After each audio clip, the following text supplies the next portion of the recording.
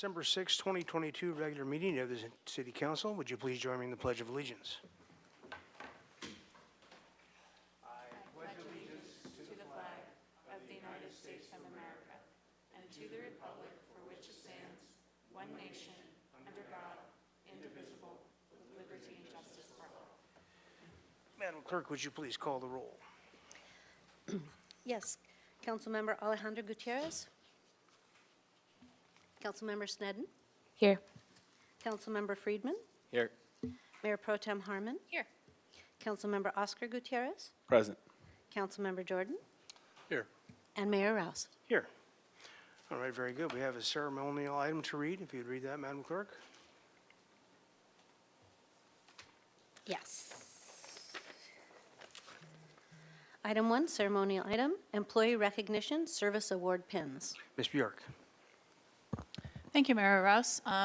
Council members, this is the time each month we like to recognize our wonderful employees for their service for the organization.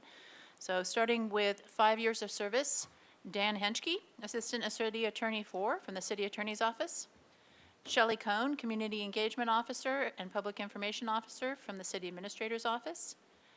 Greta Walters, Administrative Assistant, Confidential from the Community Development Department. With 10 years of service, Chris Braden, Fire Services Specialist in the Fire Department. Laura Errol, Police Records Specialist in the Police Department. Christy Velasquez, Administrative Analyst 3 in the Public Works Department. With 15 years of service, Adam Daniels, Custodian in the Public Works Department. With 20 years of service, Kathleen Kennedy, Project Planner, Community Development Department. With 25 years, Stanley Macias, painter at the airport. And with 30 years, Douglas Wilson, plumber with the Public Works Department. So I hope you will join me in thanking them for their many years of service. All right, very good. Thank you. And Madam Administrator, are there any changes to the agenda? Mayor Rouse, there are no changes to the agenda, but with your permission, I'd like to make a real quick announcement about your 11 o'clock closed session item at which you approved my appointment of Eulalia Parento as the inaugural Sustainability and Resilience Department Director. And Ms. Parento is here if you would like to hear from her. Ms. Parento, would you like to say a few words and congratulations? Thank you, Honorable Mayor, council members, Ms. Bjork. I am tremendously honored to be your very first non-acting Sustainability and Resilience Director. The team in the department is made up of extraordinary innovators, passionate earth good do-gooders, and they are really providing a huge benefit to the community and to generations beyond, and continuing Santa Barbara's legacy as an environmental leader. So I can definitively say that I am among the most fortunate to have my dream job, and so thank you so much for your support, for your brave leadership, and for this opportunity. All right, very good.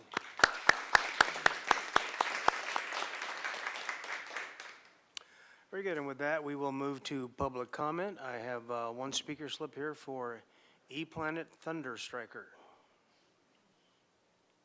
You have 3 minutes, please.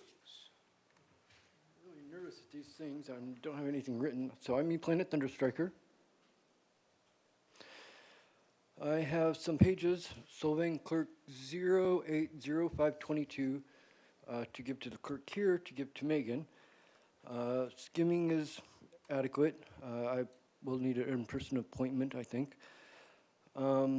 Based solely on this information, it could be the most corruption Santa Barbara's had to deal with, maybe ever, maybe in our country. As it pertains to the international community, Santa Barbara is the most corrupt county in America. Katy Perry went to India and discussed the situation she's been involved in since 2012. A person named Uma Shankar Pandey started a global citizens organization he called the World Association of Scholars. It didn't have any government oversight. I went to the Chinese consulate in LA. I made a suggestion. I dropped some information off. Extend invites to the spectrum of values for China, Russia, Syria, etc. There could be multi-proposal options for use of contested land, like a refugee camp. And what was important was countries have the option for 2 slots. One is a government individual. They stopped fighting at the border between India and China in 2020, and then China mailed seeds to Taiwan Shipping Company. And my song is Taiwan Thunderstrike.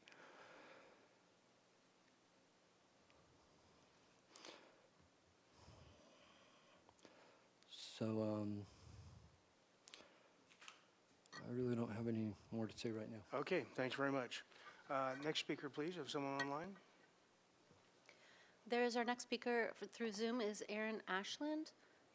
Aaron, you can unmute yourself and speak.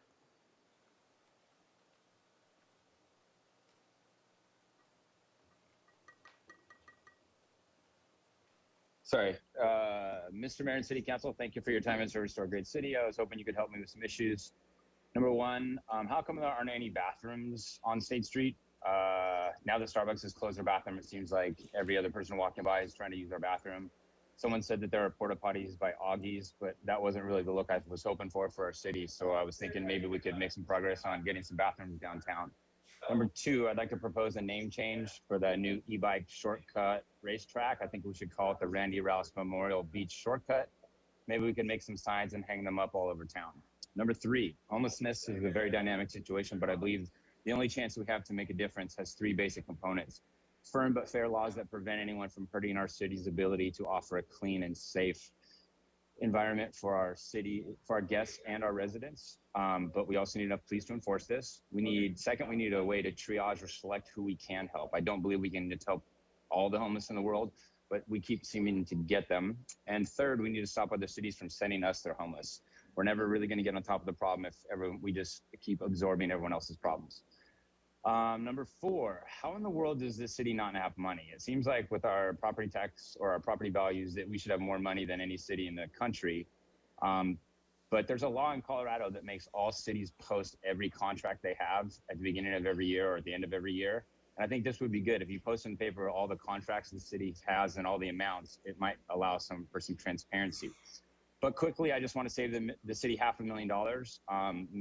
You guys decided we needed more cleaning for downtown and the promenade back when it was vibrant, like 2 years ago. But since Mr. Rouse's changes to the promenade, I don't think it's as busy as it was. In fact, it's probably back to about what it was before the promenade. So you can just nix that Joico contract for the next year and save $500,000.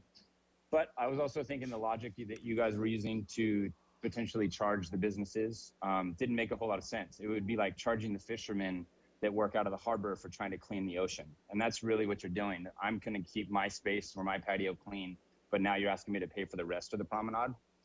Number five, since the Commissariats or whatever they were called said we needed to close 1 to 4 blocks, fix our permitting, and do a better job of merchandising, I was wondering, Mr. Mayor, if you and the Economic Destruction Department of Santa Barbara had thought about maybe helping these retail businesses merchandise, because now that things have changed and there's people driving by at 30 miles an hour on bicycles, they might need to re-merchandise their front windows, because I'm not sure, it might be hard for people to see in as they're whizzing by at 30 miles an hour. Finally, Mr. Mayor, I was hoping you'd do maybe a state of the city for us at the beginning of the year. Let us know how things are going, what you've done in your first year. You know, homelessness, how you've helped our businesses. Not sure you guys are aware, but Cold Stone just closed. So with Natural Cafe closing, it looks like the downtown is really much different than it was. You need to wrap up, please. Okay, thank you guys. I'll call back next week. Do we have any further speakers, Madam Clerk? There are no further speakers. Okey dokey.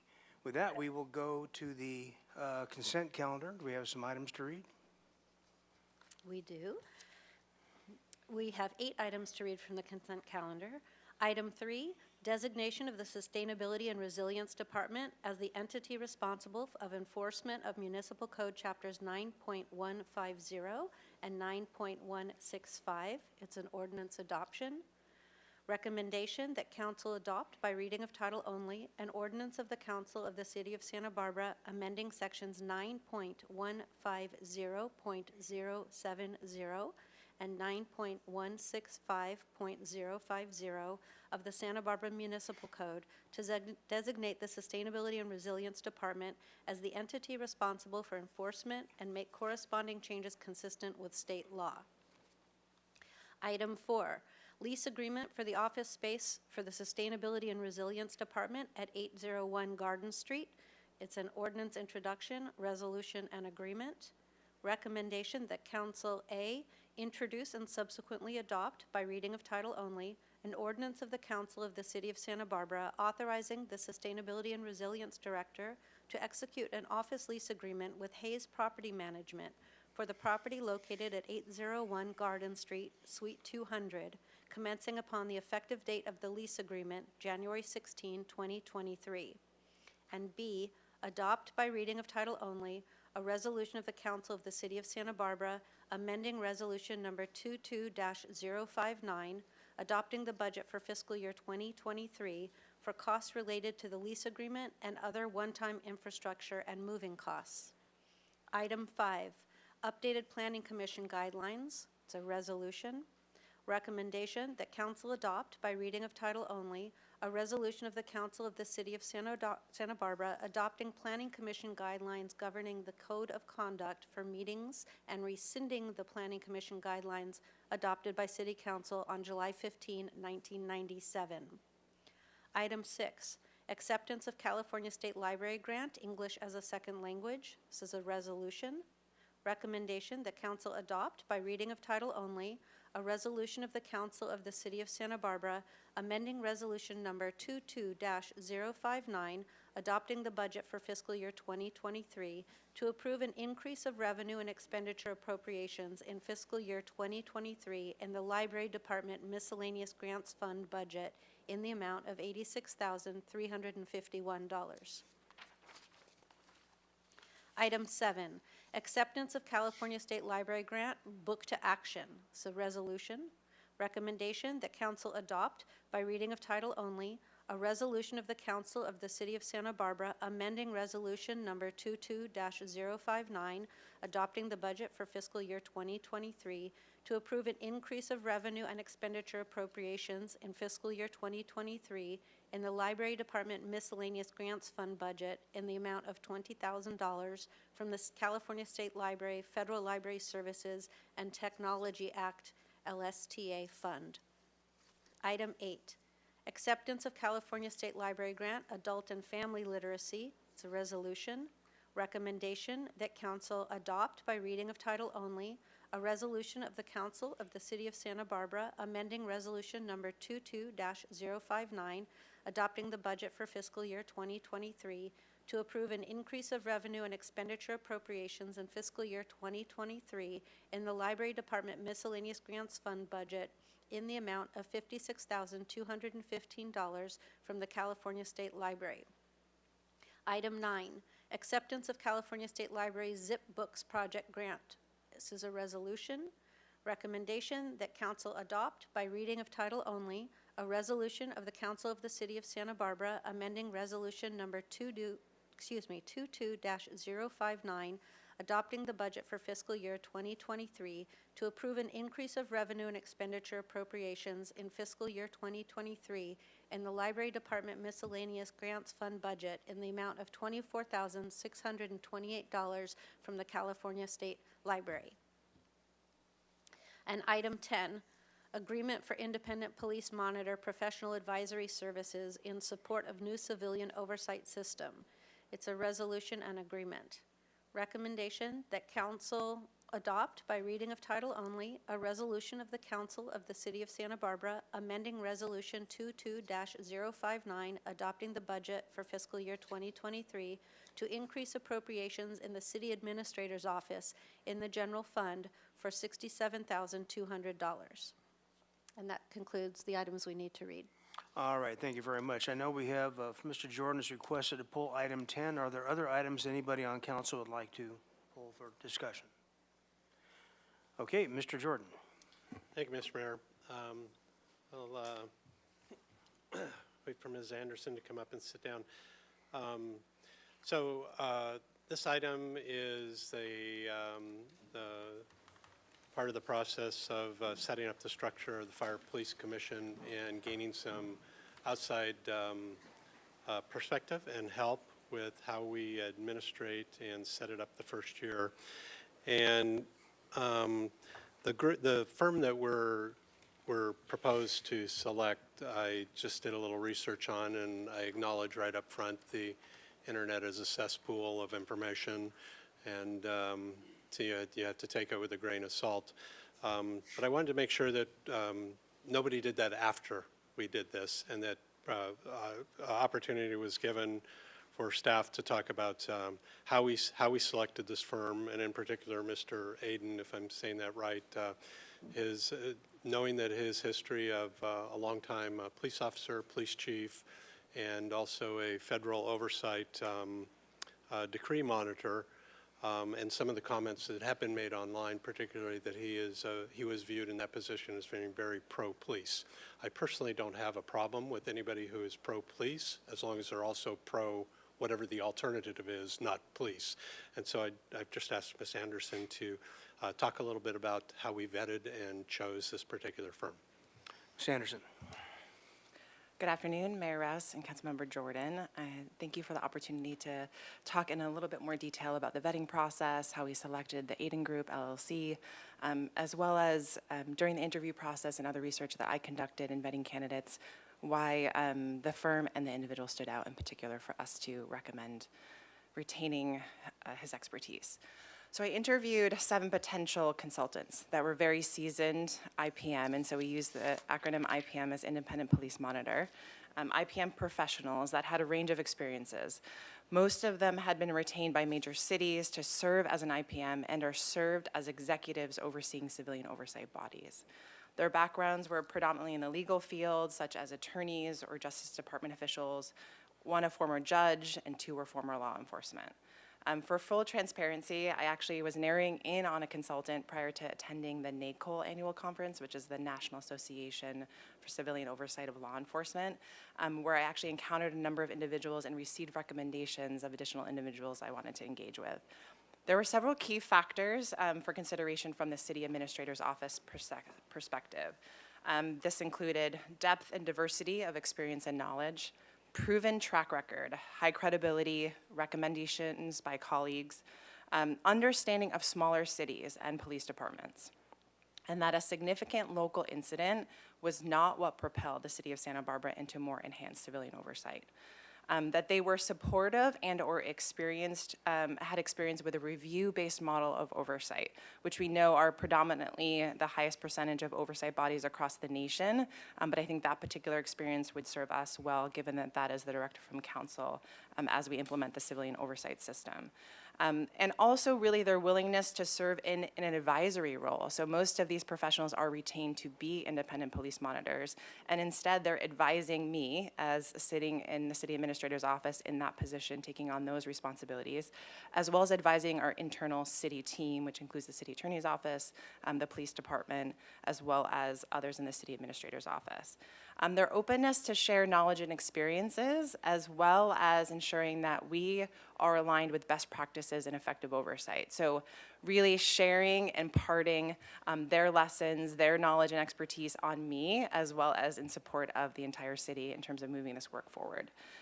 In addition to the interview process, I too Googled and researched and made sure that the work that they were doing in other cities, again, perceptions, that information, and that I was asking a level of questions during their interviews that took that into consideration as well. So I absolutely can understand and appreciate having an independent police monitor who has former law enforcement experience can lend itself to the perception that there is a level of bias. I also recognize that there was significant debate about having that perspective and that experience even serving on the commission. Most of the IPM professionals I interviewed, once again, were not former law enforcement, but Mr. Aiden struck me with both his understanding of law enforcement as well as the depth of his empathy, compassion, understanding, and lived experience regarding how the criminal justice system has disproportionately impacted historically underserved communities and people of color.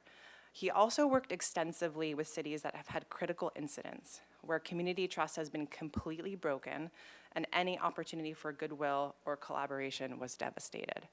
He has worked tirelessly to help build that back by ensuring that cities, even the ones that are the least proactive or willing to change, are at a minimum meeting mandated requirements. Furthermore, the fact that Mr. Aiden has the reputation, the credibility, and track record to work with the Department of Justice on federal consent decrees in several cities that have been raised to the highest level of national attention shows that he is trusted, respected, and as unbiased and impartial as anyone can be. Lastly, as we can all appreciate and understand, serving as an IPM is an incredibly difficult role. I've been told by many in this position that if you're doing your job well, you'll be disliked at some point or every point by most people. So this is because if you build trust and rapport with the police department, right, and you're really given a level of access where you should be advising on active investigations and have a level of understanding or able to weigh in on disciplinary action, to the oversight body that was not directly involved in the level of investigation, you may appear that you're always in agreement and that you're aligned to be or perceived to be pro-police, when in reality, you have been creating and developing that ideal role that the IPM should be in. So that is the response I received from Mr. Aiden in terms of the perception of being pro-police, is that he was actively advising on investigations, disciplinary action, working very closely with the police department to ensure that they were meeting federal requirements, and therefore perceived to be pro-police in that circumstance. And on the other hand, if you enter in with a more adversarial or distrustful relationship with law enforcement, it may take longer to have access to certain information. You might not be part of a collaborative decision-making process at the start. Then it could appear that you're not as productive or useful to the Civilian Oversight Commission and be let go for that reason. So I've seen other IPMs kind of managing through that relationship and that rapport with their oversight bodies as well. So serving in the role as well as advising someone who serves in that role, it requires constant commitment to communication, due diligence, research, and community engagement to be able to sit confidently in your role, justify your actions, and hopefully meet the highest of expectations. I believe Mr. Aiden demonstrates this and is exactly the experienced IPM that I want to be learning from. Thank you, Mr. Mayor, for that moment. It just continues to show my confidence in that process, and also just reiterates why you're sitting in that seat too, because I think that's a great team we'll look to. I don't need to pull it or anything. I just wanted that information. Very good. And if there are no other comments on, are there any public comments on any items for the consent? There are no hands raised. Okay, very good. I will entertain a motion on the body of the consent calendar. Moved by Jordan. Second. Second by Gutierrez, Oxer Gutierrez. And may we have a roll call vote, please? Yes, Councilmember Alejandro Gutierrez is absent. Councilmember Friedman, Yes. Councilmember Snedden, Yes. Mayor Pro Tem Harmon, Yes. Councilmember Oscar Gutierrez, Aye. Councilmember Jordan, Yes. and Mayor Rouse. Aye. All right, very good. That concludes the consent calendar. We now get a report from the Finance Committee, Chair Friedman. Thank you, Mr. Mayor. So at the Finance Committee today, we heard the recommendations on the State Street parklets and the fee structure. And there were 2 proposed staff recommendations, and the Finance Committee got stuck, and we forwarded a no recommendation to the council for consideration. Very good. And a report from the Ordinance Committee, Chair Snedden. Thank you, Mayor Rouse. We heard zoning ordinance amendments for accessory dwelling units. Many of these are to become in line with state mandates and some other cleanup language as well, and that's forwarded on to council. Thank you very much. With that, we'll move on to item 20. Have an item to read, Madam Clerk.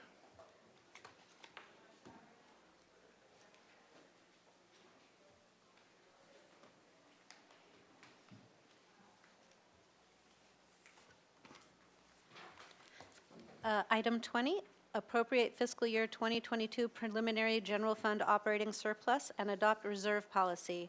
These are resolutions that council, A, adopt by reading of title only, a resolution of the Council of the City of Santa Barbara amending Resolution Number 22-059, adopting the budget for fiscal year 2023 for appropriating the preliminary fiscal year 2022 general fund operating surplus, and B, adopt by reading of title only, a resolution of the Council of the City of Santa Barbara establishing policies for reserves for the city's general fund, enterprise funds, and internal service funds, and amending Resolution Number 12-066 and rescinding Resolution Number 18-056.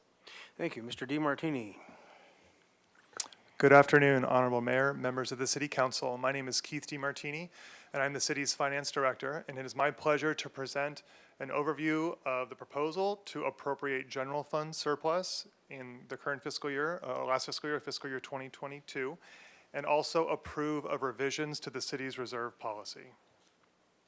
The objective is, as I stated, so we'll just jump into an overview of the general fund financials as of the end of last fiscal year 22. This slide shows an overview of the general fund revenues and expenditures as they were in the adopted budget, at $168 million for revenues and $169.5 million for expenditures, with an adopted budget deficit of $1 million. The revised budget here shows additional revenues and expenditures that were appropriated throughout the year, for additional revenues that were received and appropriated, and also additional expenditures as well, for a revised budget deficit of $5.9 million. The third column to the right shows our Q4 actuals that are being projected at this time of where we believe we will end up fiscal year 2022 at $196 million of revenue and $181 million of expenditures for a net operating surplus of $14.6 million. And there are notes on the bottom of this table that describe the major reasons as to why a surplus or a savings is being realized. First and foremost, as it relates to the adopted budget, because we do have a structural operating deficit in the general fund, Council took action to approve of approximately $6.8 million of expenditure reduction targets that were established for all of the general fund operating departments. And most of that, of those targets are being achieved through holding positions vacant. On top of what was built into the adopted budget for holding positions vacant, the city also realized an additional $5.3 million of expenditure savings, largely from additional positions being held vacant or being vacant throughout the year. The city has a rather high vacancy rate at this time, and there's been challenges with retaining and bringing new employees on board. So that has resulted in additional savings on top of the $6.8 million of planned savings that were in the adopted budget. So when you add those two together, both planned and unplanned savings, it equals approximately $12.1 million. Transient occupancy tax and sales tax continue to remain strong throughout the end of last fiscal year. as we've noted on prior reports to City Council. And just those two revenue sources alone resulted in approximately $12.4 million of additional sales tax and transient occupancy taxes above and beyond what was originally budgeted. We were projecting that they would come in above budget throughout the year and continue to revise those projections accordingly. So according to the City Council current reserve policy, 50% of year-end surplus in the general fund is to be allocated to capital. So that is why we're showing $7.3 million going towards capital, which leaves you with $7.3 million of surplus that will effectively remain in the general fund. This table here summarizes the general fund reserves and what the projection is for our reserve outlook by the end of fiscal year 22. It also shows 3 years of actual data. The first line shows the contingency reserve target, which represents 10% of our annual expenditure budget.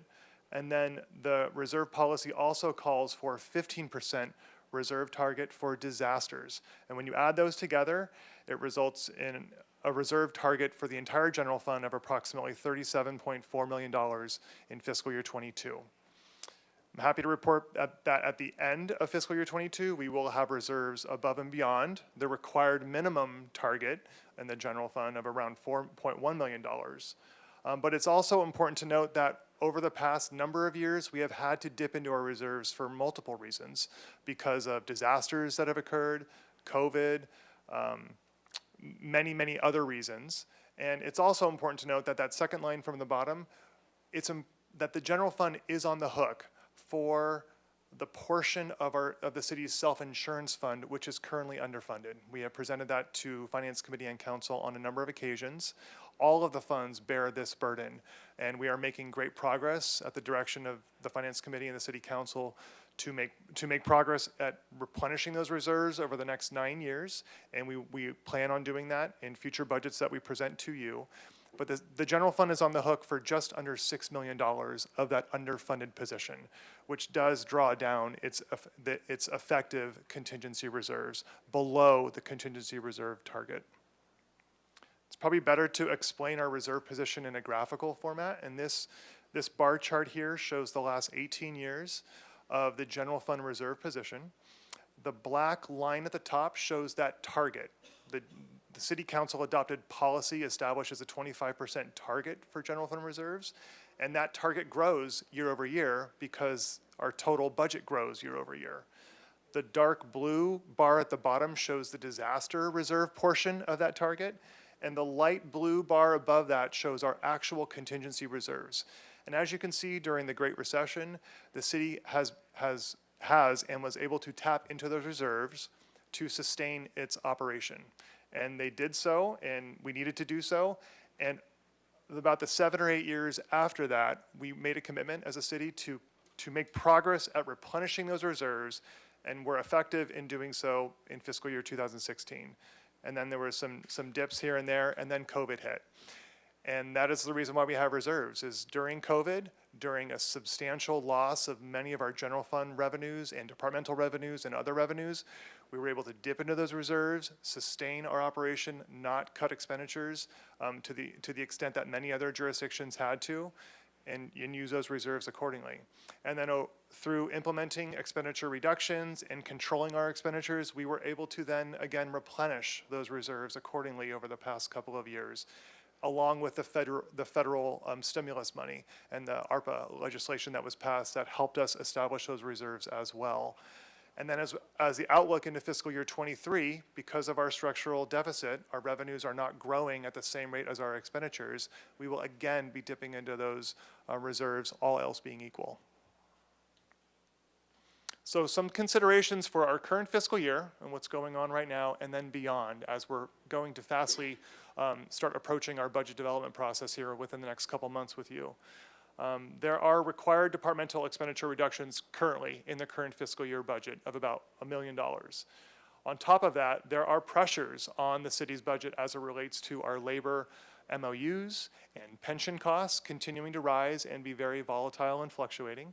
Inflation has been incredibly high for the past number of months, and it continues to be high, and that that benefits us from additional sales tax revenue related to that, transient occupancy tax, but largely it is detrimental to our city operation because it is just plainly more expensive to run our business. It's more expensive to buy materials, to hire labor, so on and so forth. We have high staff vacancy rates, so it's a challenge to attract and retain employees.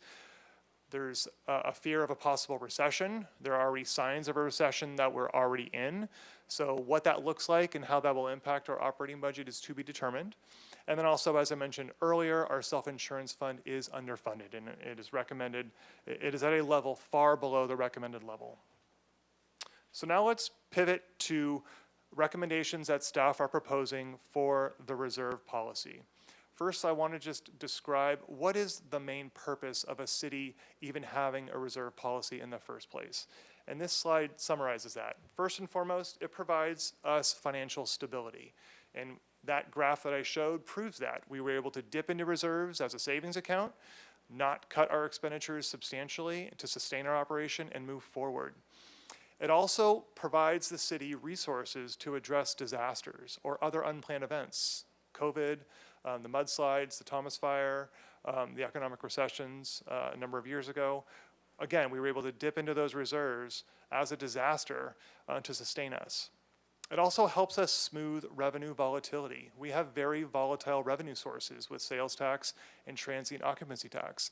And so when that revenue is very volatile, we could dip into our contingency reserves to sustain our expenditures so that we don't have to be as volatile on our expenditures.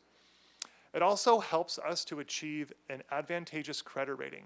We do issue debt from time to time, and we are planning on issuing a very substantial debt here in the near future for our new police facility. It's really important that we have a high credit rating so that we can get the best rate possible, and it's a more competitive debt issuance process. By having the reserve policy that we have and keeping to it, it helps us with that process. We'll have more favorable borrowing terms. And then finally, we are able to address as a city one-time projects or initiatives. Fairly regularly, City Council takes action on projects and initiatives that come before you at a regular City Council meeting to appropriate general fund reserves for a new project that might come up or a new response for something. And we have to have cash in our reserves to be able to allow the city to respond. So this slide summarizes the changes that we are proposing as staff on the city's reserve policy. And I will mention too that staff presented these proposed changes to the Finance Committee just a couple of months ago in September, and the Finance Committee unanimously voted to approve of these changes. The first one and the most substantial change that is being proposed is that instead of the general fund surplus going towards capital, as I mentioned earlier, 50% of the general fund surplus is to go towards capital improvement projects. Instead of that occurring, requiring that a proportional share of surpluses in not only the general fund, but also the city's enterprise funds, like water and wastewater, and the city's internal service funds, be allocated towards pensions. And this is a conversation we've been having about the city's large unfunded actuarial liability as it relates to our pension system. And so that is one of the largest liabilities on the city's financial statements. And so making progress to start drawing down that liability is in the best interest of the city's from a financial perspective. And then there are a number of other more minor changes that staff are recommending to the reserve policy. The changes here will effectively establish one citywide reserve policy. There are a couple other resolutions that council have adopted over the years. So we're going to take those from the Facilities Management Fund and fold it into one comprehensive citywide reserve policy. We're also clarifying the use of capital reserves and establishing a working capital reserve for replacement of infrastructure, and then also adding language to establish a rate stabilization reserve for the city's enterprise funds, which is best practice for enterprise funds within a city. The policy also adds a consideration to look into establishing a line of credit that the city could leverage in the event of a disaster. And if we were to have that, it would actually free up the requirement to have so much cash sitting in our reserves. So we could actually put that cash to better use, potentially. So it provides the language to allow us to pursue that as a goal and objective. And then finally, we're proposing to increase the general fund appropriator reserve from $150,000 to $250,000. Again, just keeping up with inflation as that target is needed to grow over the past number of years. Just a little bit more about pension. About a year ago, staff presented an overview of a proposed pension management strategy to the Finance Committee. And the mission of that strategy is to control and reduce costs of employee pensions while maintaining fair compensation and vital city services. And you can see the objectives here that we talked about at great length with the Finance Committee just about a year ago. And that third bullet here in regards to opening and administering a Section 115 trust is part of the recommendation that is before you today, is establishing a trust and then using those funds to draw down our pension liability. What are the advantages of a Section 115 trust? Well, first, a trust allows us to invest funds in different, more broader set of investments that will allow us to earn a greater rate of return than we currently are earning on the city's current investment portfolio. It's regulated by the Internal Revenue Service, and there are different rules and regulations that govern it. And generally speaking, we would achieve rates of return that are greater. It's irrevocable, meaning that when we put cash in the Section 115 trust, it has to be used to draw down our pension obligation. We cannot use it for any other purpose. So it's making a commitment that we are going to take this seriously to draw down our pension liability and use it for that reason. But to that end, we as a city have full and complete discretion over the use of it, when we want to deposit money into the trust, when we want to take the money from the trust and send it over to CalPERS to draw down our liability. We are in complete control, which is quite frankly different than where we are today, because right now CalPERS is under complete control. They retain control over how they invest the money and so on and so forth. By doing so, we will eventually reduce future demand on our operating funds. By doing that, we will eventually reduce the amount of money we have to pay on an annual basis to CalPERS for our unfunded actuarial liability, and we will actually reduce the time frame and the number of years that we will have to make that annual payment. We again maintain control and then discretion over when we disperse those funds. So those are all of the benefits in regards to administering the trust. About a month ago, staff presented the proposal as to how the fiscal year 22 preliminary general fund surplus could be appropriated. And this slide summarizes staff's recommendation, which is to retain $7.3 million in the general fund to replenish reserves. The other 50%, or $7.3 million, was recommended to be used to reduce the city's unfunded actuarial pension liability. That money would effectively stay in the general fund until at which point staff bring to council, and then council ultimately would need to approve the creation of a trust. We would then deposit that money into the trust. That was staff's recommendation to Finance Committee. This slide here summarizes Finance Committee's recommendations that were taken at that meeting to the full City Council. The Finance Committee concurred with staff to retain $7.3 million in the general fund to replenish reserves. But for the other 50%, the Finance Committee would like to have 25% of it, or $3.65 million, be transferred to the city's eventual, not yet established, Affordable Housing Trust Fund. And then the remaining $3.65 million be used to reduce the city's unfunded actuarial pension liability and also address employee compensation. It's important to note that this recommendation, as it's currently written, does need clarification by the City Council, because we need to have a specific dollar amount if you choose to allocate money for both of those items. So, to summarize, staff's recommendation before you today is to ask Council to adopt 2 resolutions. The first one would be to appropriate the fiscal year 2022 preliminary general fund operating surplus. And then the second resolution is to adopt the revisions to the city's reserve policy. That concludes my presentation. I'd be happy to answer any questions you may have. Thank you very much. Okay, questions from council. Mr. Friedman. Thank you. I have a few questions and I appreciate the report. And just wanted to make a quick statement about the Finance Committee. We really grappled with this, and there was a lot of discussion on what went into our recommendation, and it was a 2-1 vote at the council, at the Finance Committee for this. So it shows the level of discussion that went into our recommendation, but definitely appreciate where staff recommendation was. So with that, to my questions, I'm going to start off, Mr. DeMartini, on if you could just tell us what is our unfunded pension liability? Yes, Councilmember Friedman. So our unfunded actuarial liability, as of the end of fiscal year 2021, so the year prior, was approximately $287 million. It's important to note that the year before that, the year prior to that, fiscal year 2020, it was $385 million. And the reason why our unfunded actuarial liability came down so much from 20 to 21 was because CalPERS earned a 21% rate of return that year, which reduced the liability. In the most recent year that CalPERS posted their investment returns, they posted a negative 6% rate of return. So that will, in fact, increase our unfunded actuarial liability again.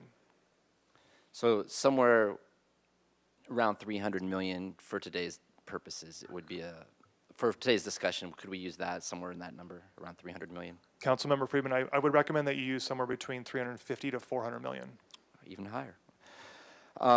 So how much do we pay annually to CalPERS to address that unfunded liability? Councilmember Friedman, the city pays approximately I believe it's $33 million annually as our annual payment to CalPERS specifically for that unfunded actuarial liability. And is that in all funds or general fund?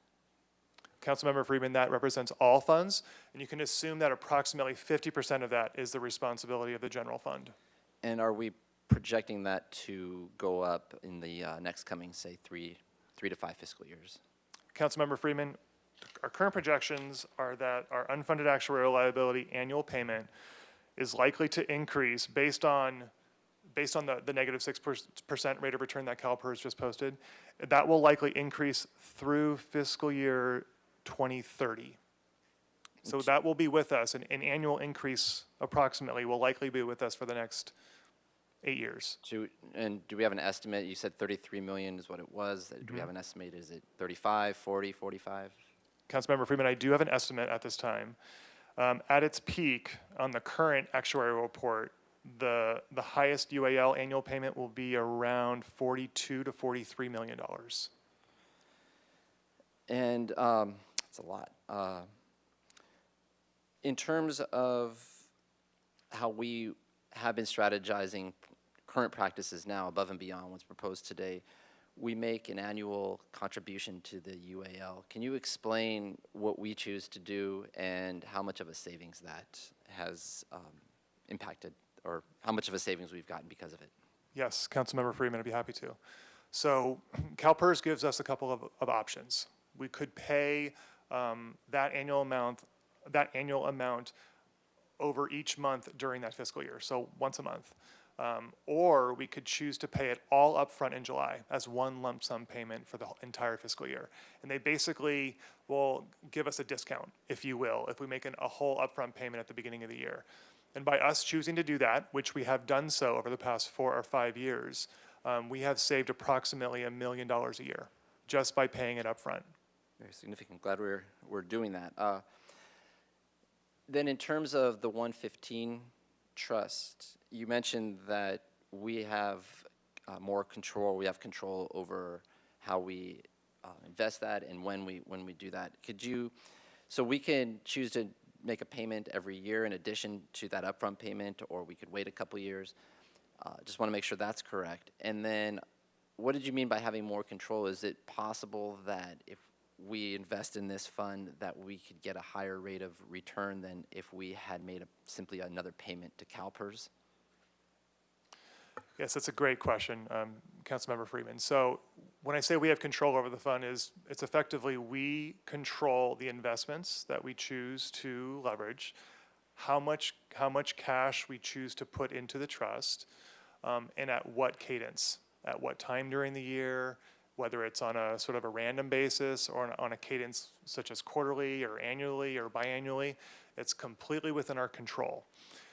Because of the regulations with the IRS on this trust, the investment options are broader. Our current investment portfolio is governed by the government code, which is very restrictive. And so on average, our city's investment portfolio earns anywhere between 1% to 2% annually, right? With the Section 115 trust, I think a realistic assumption is that we would earn closer to 4%. So more than double the rate of return that we're currently realizing on the city's investment portfolio. I think it's a best practice with the administration and management of a Section 115 trust that we as a city would get ourselves into an annual cadence. So through our budget process, be budgeting that we would transfer money from all of those funds into the trust as a commitment to do so, and then on an annual basis see where we're at with within each fund, whether we're realizing a surplus or not, make a decision about how much to put in, and then go ahead and put it in. And then we will work with our investment consultants that will be responsible for administering the trust to determine all of the different market considerations as when really it's the most optimal time to then transfer that money over to CalPERS to actually draw it down. That's how we would effectively. So there's a lot of strategy, but then we have the opportunity to get a greater return on our own investment and then transfer that to CalPERS. And what would that do in terms of the general fund? Would it reduce our liability and allow us to have those dollars stay here? Can you just articulate what that would? Absolutely. And I think it might be best to answer that question with an analogy, which is if you pay more on your home mortgage, right? If you pay more than your sort of your minimum monthly amount, you effectively will reduce maybe the number of years that you'll actually be paying your 30-year fixed mortgage, and the total amount that you pay the bank will decrease as well because you're paying less interest. That analogy is applicable for our CalPERS liability. So by paying more in any given year, it's truly an investment because it means that we're going to be paying much less in the outer years and a much lower amount in those years. Thank you. Just a couple more questions. I'm going to switch a little bit. This goes to part of the Finance Committee recommendation, which was employee staff compensation. And we are at the city, maybe Ms. Bjork, or if you want to chime in here as well, we are currently conducting a classification and comp study to look at comparable agencies. And I think you said at the top of your presentation that we have a really high vacancy rate right now, and it's very tough to retain our employees, but also recruit new ones to reduce that vacancy. So this is going towards showing where we are with other agencies. And should that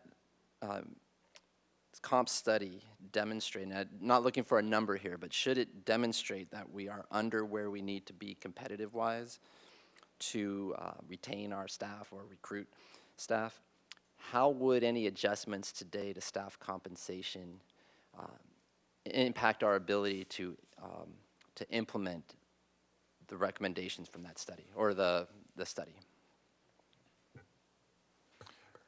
Councilmember Friedman. So again, we're at the very, very beginning stages of the citywide classification and compensation study. I do not have any projection. We have no numbers, no data at this time to even know potentially what sort of adjustment we would be looking at once we get a consultant report. What we can say, though, is that if there are actions taken incrementally now and in the foreseeable future as we get closer to needing to implement the recommendations of a class and comp study, assuming that there are recommendations to be implemented, then it makes implementing those recommendations easier. So that's one way of looking at it. And Mayor Rouse, Councilmember Friedman, I want to also add that Ms. Levy did a quick survey of some of our neighboring agencies, and we aren't alone in our vacancy rate. In fact, we were quite normal in terms of our vacancy rate vis-a-vis our neighbors. Everyone's having trouble hiring and retaining staff. Unfortunately for the county, they were at almost, I think they're at 17 to 20% vacancy rate, which we were substantially below, thankfully. And I think that's all I have for right now. Thank you. Ms. Sneddon. Thank you, Mayor Rouse. I just want to frame this by saying I don't mean these to be inflammatory questions. These are genuine questions I have. And the first is, at what point do we stop calling additional revenues one-time money? It seems to be sort of a repeated pattern that we project low, sometimes really substantially low, and then we keep coming in much higher than expected. And this is a particular surprise, but it's a pattern. So it's a genuine question. At what point do those revenues become, is there a smoothing operator that we could apply to it to have a reasonable but not, shooting for the moon expectation of what our funds might be? It just, it's a genuine question, is how high does that extra revenue have to be quarter over quarter until we can reasonably plan for it? No, Councilmember Sneddon, that's a perfectly fair question. And budgeting for our transient occupancy tax and sales tax revenues has been incredibly challenging over the past 2 years. It's a very volatile revenue source. And the level at which both sales tax and TOT remained strong towards the end of last fiscal year 22, were not at all really considered in many of the economic projections that we review on a continual basis. And so it was way stronger, like abnormally stronger than we would have ever assumed. Because those revenues are volatile and they pay for core city services such as police and fire and Parks and Rec and library, budgeting them aggressively is not appropriate, because then it would mean that we're dipping into our reserves if we don't actually meet those targets. But your point is very well taken. Now that the economy hopefully is stabilizing, although there's fear of a recession, right? So taking all of those considerations and then coming up with a projection.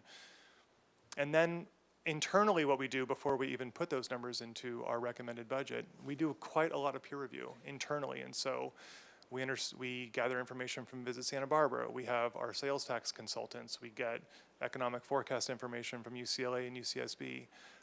We have other consultants that we work with, and then we peer review it internally, and then we bring it to Finance Committee for their, so we do vet it, right? And on a quarterly basis, we revise that projection based on new information. So that's our process, and happy to, again, continue to refine. Yeah, thank you. And Mayor Rouse, Councilmember Sneddon, I do want to point out that if you look at the difference between our planned and unplanned savings and our actual revenues, you see a delta, a difference of 300,000.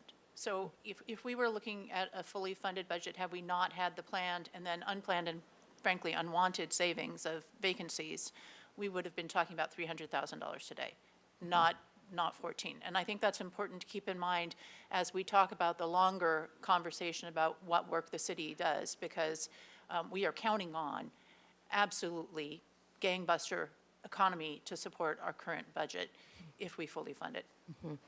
Thank you, and I appreciate that. And I'm not suggesting that we not be conservative, but I'm suggesting that maybe our version of conservative might be overly restrictive. And then, could you just speak to, I guess another, again, do not mean this to be inflammatory, but it happens at this time of year that we have already completed our bargaining with our bargaining units, and then we get the surplus information after the fact of that, and I'm understanding you can't project that and what happens, but is there a shift, or what would be the ideal time of year when we would know when our surplus is, that we could be discussing that? Yeah, Councilmember Sneddon. So staff brings a quarterly projection to both Finance Committee. It's presented and it comes to Council on consent every quarter. So it comes in, I believe it's October, and then again in February, and then again in April, right? So on a quarterly basis, we have updated information to make a projection if staff believes that there will be a surplus or a deficit. As far as the actual year-end surplus, that gets presented to the Finance Committee. I believe it's in October as well. maybe it's in early November. So that really is the time frame if we know at the end of the year if there's a surplus. Thank you. And that's consistent, October, November, that's a time period for that? Yes, it Okay. is. Thank you. And then there was discussion at Finance Committee with the question, and there was going to come back information to look at how these funds could or might be applied to wages. And I know that was a question that was left out there, but I didn't see new answers, so I'll ask it. How could it be, or what are the mechanisms for that?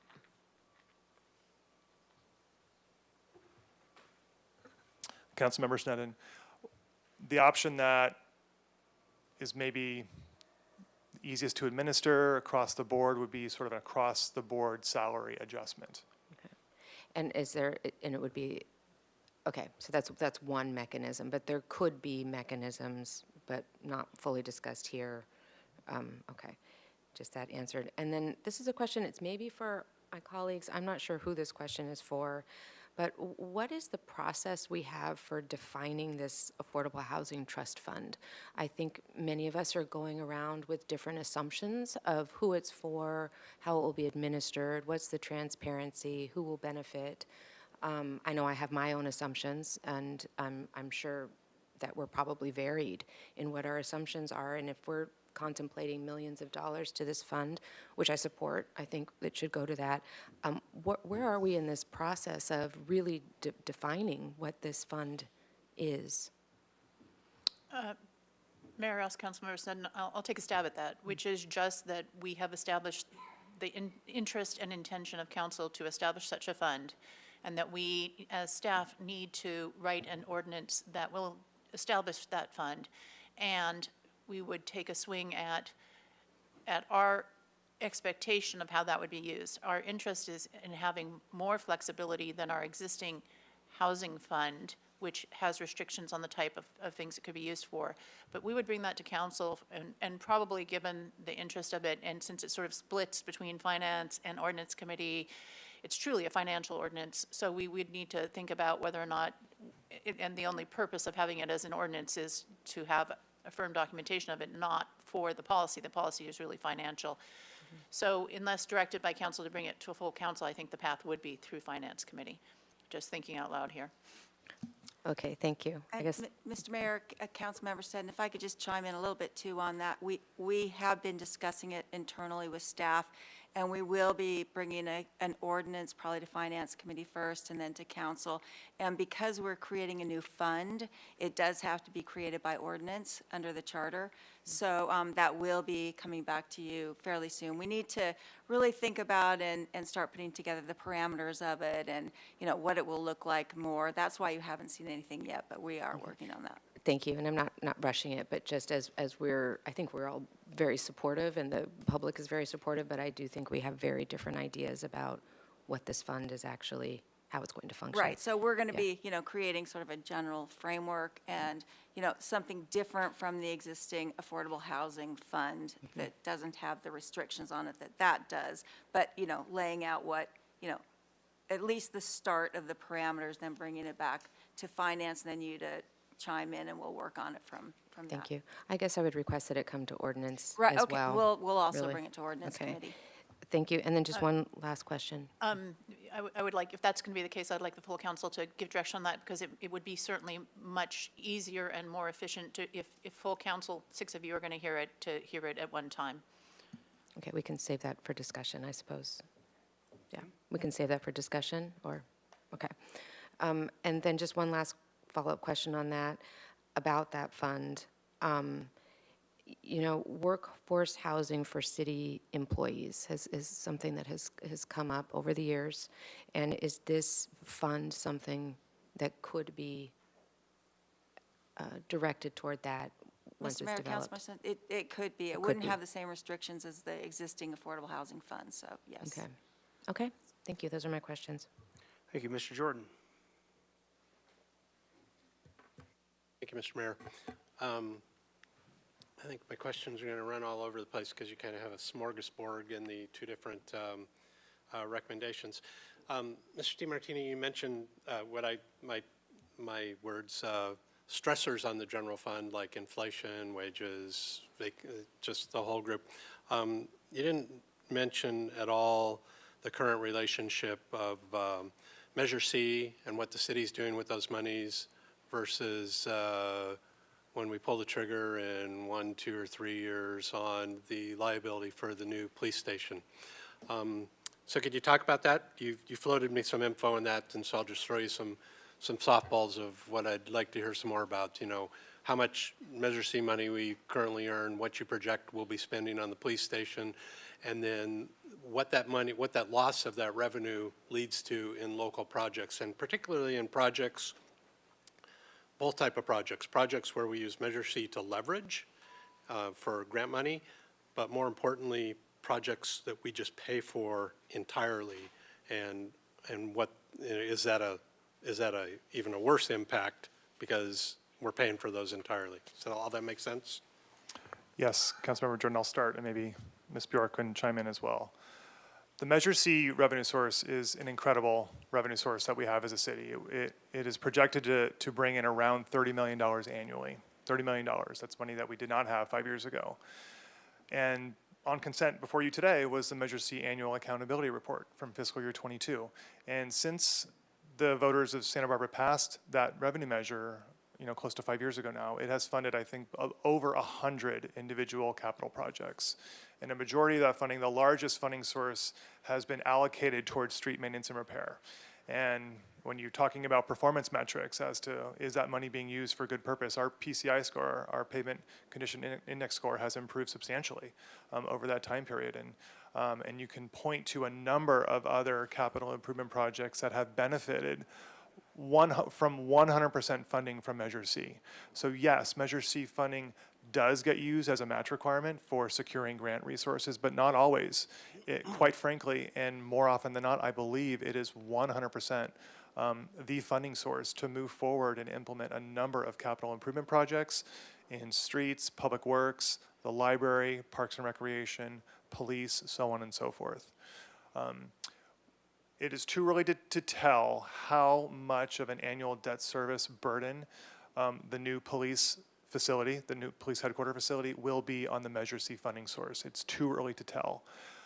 A good guesstimate, sort of a frame of reference, my recommendation would be to assume it will be about a quarter of the full funding source, of the full annual funding. So about 25% of our annual revenue that we get from Measure C will be allocated to the annual debt service payment we will be required to make on the new police headquarters building. Now that money that proportional amount will go down over the years, right? Because as Measure C will hopefully continue to go up, our debt service payment will stay flat. It will be a set dollar amount for 30 years. So that burden will kind of lessen in the outer years, but that's a good assumption for right now. But my point of asking about that obviously is that, well, how many years do you think this is away before we get there? Are we getting close? So I'll defer to, actually, Mr. Maurer is here and can give you a closer timeline on the police station debt, on the police station building. But first, before we get there, I do want to say that Measure C is our only funding source effectively. We have a little bit of money that comes in elsewhere for maintaining our roads and sidewalks. And there will be a continuing cost on that. And the sooner that we pay that, the less it is in the long run, right. Somewhat like the UAL. So currently the projections are needing $15 million a year for road funding right off the top. And then once we get to a pavement index of 80, because the underlying part of the road is in better condition, the work needed to keep it in good condition is less and the cost goes down. So it's very much in this council's and this community's interest to get that work done faster than slower. Of course, we have a capacity issue. So, and I think I don't want to drag him all the way up here, but my point is that that's not on a liability sheet that's in front of us yet. At some point in time, we take a hit to our operating budget, general fund budget, such as Measure C monies, and we will then have the choice of either having prepared or not for that eventuality of $5+ million a year in continuing our upkeep, or not, right? And that will be just like a future MOU, that will be just like a future cost of inflation. That one is coming, but it's not really reflected here as a stressor or on a balance sheet yet, correct? Yes, Councilmember Jordan, I did not list it on my summary slide. I mean, there's probably about 20 other things that we could talk about that we will get into in detail in the upcoming budget cycle. And we did, in our Measure C budget for fiscal year '23 and the current fiscal year budget, I believe we did assume, at least maybe it's the next fiscal year, an assumption for the annual debt service payment beginning. In our Measure C summary table in the adopted budget, I believe it goes 3 years out. We have a number in there. We have it sort of built into our Measure C planning. There are more projects that need funding than we have resources for. And so it will be another trade-off conversation that we will work with City Council on as to what are the highest priority capital projects for Measure C funding. And do we have, or have we planned for available general funds to replace the loss of Measure C funds, right? Councilmember Jordan, that's an option to consider. We have not yet planned for that. Okay. Then I think to kind of ask a follow-up question to Councilmember Snedden's question on, in particular, TOT. I sent you some information this morning that I asked Visit Santa Barbara to prepare, and I have a little trouble with their bar graph increments, but I'm just going to take a guesstimate at it. But they have 4 months worth of data, so July, August, September, October, actual dollars, and it seems to me to look like we're maybe 2 million ahead of budget in what we've collected. And I get everything that I should get, I guess, but one of the things I get is the reason you take a conservative point on that is exactly how you explained it. And that, you know, the alternative is you only have one source of funding if you overstated your revenues and followed those with your expenses. But in regards to when you can do that, is if you had to pick a time, isn't after the end of the, isn't a review at the end of the third quarter, so that's January, February, March, April, is at the end of, no, wait, do you follow where I'm going? Mid-spring, before the summer season, before the last 3 months of the annual year. So if you've made it that far and you're running a surplus, isn't that a pretty good time to say that I'm going to do pretty well this year in that regard because my big months are still coming up in regards, I'm assuming if it's in regards to TOT, it's also in regards to sales tax. Councilmember Jordan, those are all, yeah, it's very valid points. And I believe that we can develop a really good projection of where we're going to end up actually earlier than that. And so as part of our budget process, once December is done, moving into January, that's when departments are working on their budget proposals for the next fiscal year. At the same time, we are working on a projection for the current fiscal year. And so that work begins in January. So we'll have 6 months worth of data from July through December. So we can base a projection on transient occupancy tax, sales tax, and really all of our taxes and all of our revenues using 6 months of data. I think that's reasonable. We understand the cyclicality and the seasonality of our TOT revenues. We understand it. We work with Visit Santa Barbara very well to refine those projections. And so we can put a projection together and present that to you all in February. So you'll have that information earlier. And the only caveat, of course, would be some natural disaster, shutting us down again or cutting off the coast or destroying the electrical or recession. On and on and on, yeah. Okay, I just have one more subject, and I'll if Ms. Levy wants to come up, she can, but I think you saw the same information too. So I asked for some staff vacancy and separation information, and you guys were kind enough to get that to me today. And I'm going to extrapolate a little bit. So over the last 3.5 years, we lost 130 people to retirement, and the same amount to what I'm extrapolating as went and found another job, and that's resignation and new jobs. And that's 135 people. And all the other reasons that the other 84 people left for were less than what I'm presuming is go and find a new job. And by far, 50%, little over 50% of those were all in police and public works, right? So what's the, because one of the things on here is a combination of actuarial liability reduction and employee compensation. We recently did an ordinance-based wage increase for specific segments of those that we knew were impacted and having a hard time with retention. What's the dynamics of targeting exactly where we know people are leaving Public Works and Police versus everybody for some type of employee compensation versus taking steps now in advance of the wage study thing and actually starting to bridge that gap that we know we're going to bridge? I mean, I guess I'm just looking for some advice here on, as there's like a whole menu of items come up here, what are the pros and the cons of each one of these actions in that area?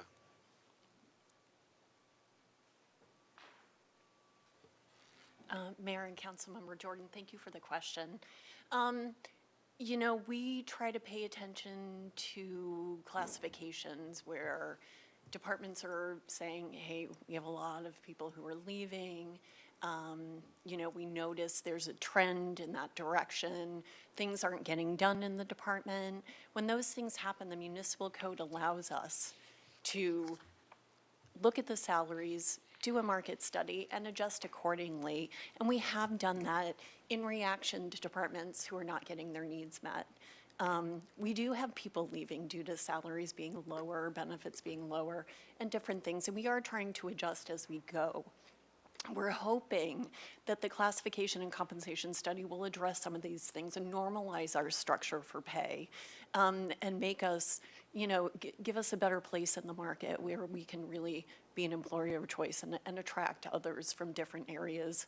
We're in a very unique position as to where we are and housing and commuting. So those are all the factors that employees will take into consideration when they're being offered a higher wage or a lower wage that's closer to home. So is the longer we wait, the bigger the gap get, or not? You know, we're trying to be more proactive and less reactive, but it's difficult. The classification and compensation study should take about a year based on what vendors are telling us, and then it's a matter of implementation. So we are addressing salaries as they come up and as we are notified from departments, but it is, you know, it's difficult balancing the budget concerns with, you know, departmental needs. And Mayor Rouse, Councilmember Jordan, I want to speak I specifically. saw you stirring. I want to speak specifically to the 2 units that you talked about where we use the municipal code to make administrative changes. Across the organization, we're having vacancies and people are having to pick up additional work or work's not getting done.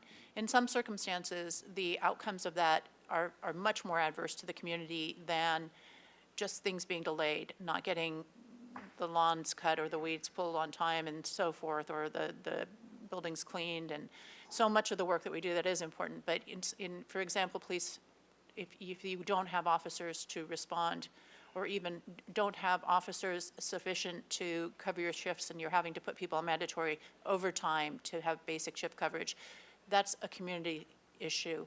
Similarly, in Public Works, where we made adjustments to engineering pay, we have a substantial amount of money that is grant funded that has timelines. If we don't get those projects done on time and aren't able to deliver them, that money, as well as the money that we've invested to get that money for grant, for bridges, for transportation projects, for a number of different things going on around the city that are fundamental to the community, would be at risk.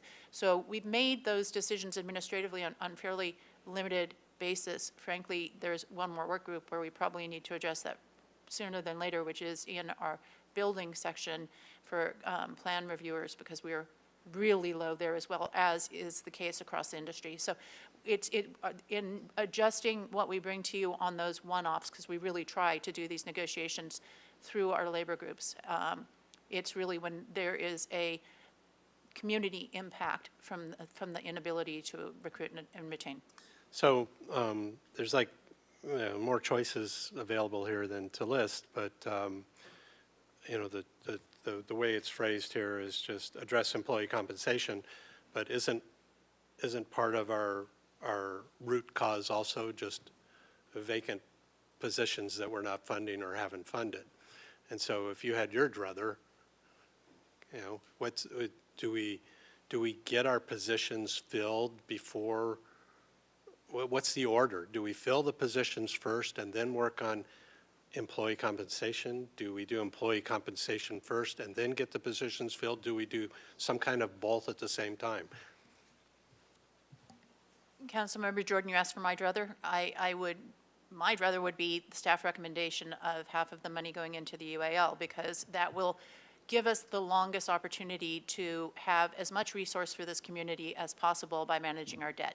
That said, if we are talking about the priority of pay over filling positions, I think paying the people you have now is important and would be my preference, particularly given that we have a structural deficit and we may be looking at doing business differently in the future, and I would be reticent to fill positions where those vacancies may come into play in how we address ongoing challenges between budget resources and budget needs. Okay, thank you. Thank you, Mr. Mayor. Ms. Harmon. Thank you, Mr. Mayor. Just one question that sort of keeps coming up for me. I have to admit, I'm a little bit uncomfortable feeling like we're sort of negotiating salaries from the dais without labor representation as part of the conversation, and I'm really struggling with their absence. And I'm wondering, so there was a suggestion that was put out there, one sort of easy way to manage this would be 1% increase across the board. But then I think, how would that play out, right? A 1% increase for our lowest paid workers is much smaller than the 1% increase from our higher paid workers, and I have no sense of whether that increase is justified or more justified on the higher end versus the lower end. I mean, there's just so many questions. So what I'm getting at is, what are the other options for that? Can we do reopeners? I mean,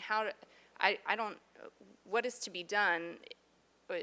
Are there other ideas for how this could be allocated in a way that truly is responsive to the needs of our employees and manages it in a coherent way? I could start with one other option, which council approved of not too long ago with the use of the American Rescue Plan Act funds, with your approval of severance pay for employees, which was a flat dollar amount. That's another potential option to implement per employee. I'm sorry, pandemic pay, excuse me. Not severance, I apologize. That's a whole new thing. Pandemic pay. Pandemic pay for all employees was a flat dollar amount. And that would be a one-time allocation One time, rather than an ongoing. not ongoing. That's another way to implement it. And to the issue of reopeners, certainly we could do that. It's a tremendous amount of resource needed. And then there's issues of who goes first, who gets to agreement first, how do you make sure it's equitable across all boards? And I know that's something that council really tries for, so that's a challenge. I would be very reticent to go to reopeners. I think for a relatively small adjustment, I think that's a challenge. All right, very good. We'll go to public comment. I have some public speakers here. We're going to do 3 minutes at the dais on this subject. Zach Smith is our first speaker.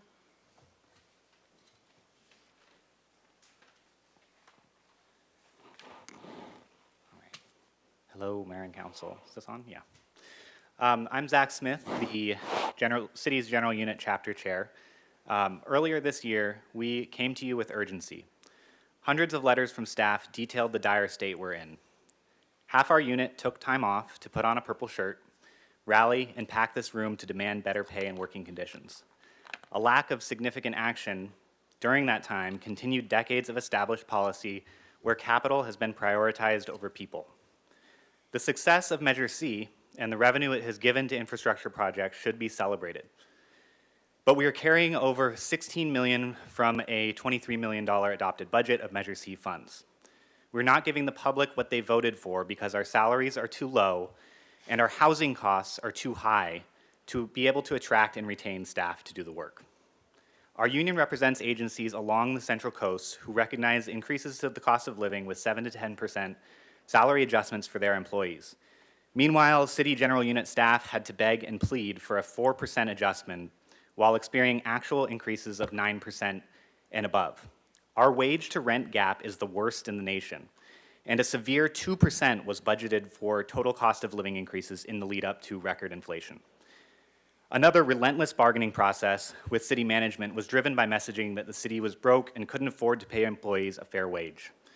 The result was a contract with inadequate cost of living adjustments passed by general unit members with the narrowest margin our unit has ever seen. Now we have a massive surplus while I work alongside a critically needed network team in IT that only has 1/3 of our positions staffed due to an inability to retain and attract employees. To move forward together, we need to operate in the same reality. We can't continue to say we're broke when bargaining salaries in February and then be suddenly flush with cash when funding reserves in November. The Finance Committee's recommendation to put 50% of the surplus into reserves does not take seriously the need to put your hand on the wheel and change direction. If we want to lower the cost of living while combining the city's infrastructure goals with human outcomes, the newly created Affordable Housing Trust needs to be funded appropriately. 25% of this surplus is not enough to do that. A meager 12.5% budgeted to salary increases also won't make much of a difference closing our wage to rent gap, but we will take all the help we can get.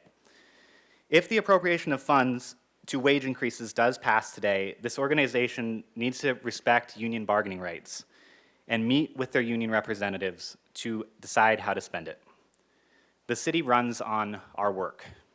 To expand the good work we're already doing, please use the entire $14 million discussed today to invest in us with a significant commitment to both housing and wages. Thanks for your time. Okay, next speaker is Rod Fredericks.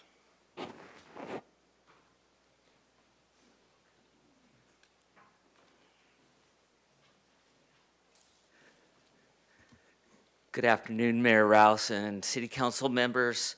Rob Fredericks with the Housing Authority of the City of Santa Barbara.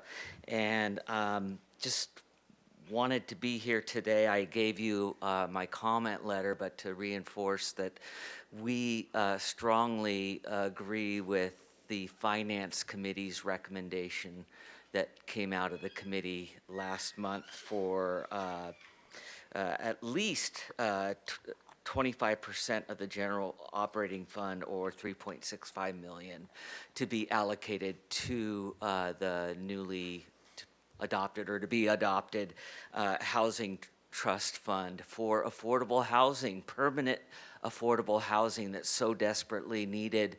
You know, I hear daily from your constituents, our community members, that they cannot survive here in Santa Barbara because of the high cost of living, and the major component of that is housing. So we would appreciate it if the full council could support the Finance Committee's recommendation, and you know, recognizing that the budget issues do fluctuate from year to year. So how can we do something on an ongoing basis? I don't want to lose track of that conversation either, from the housing element update, goal 8, that says let's identify an ongoing source of revenue. Maybe it's transient occupancy tax, maybe it's something else, but I don't want to lose track of that either for us. So thank you very much for your time. Thank you. Next speaker is Wendy Santa Maria.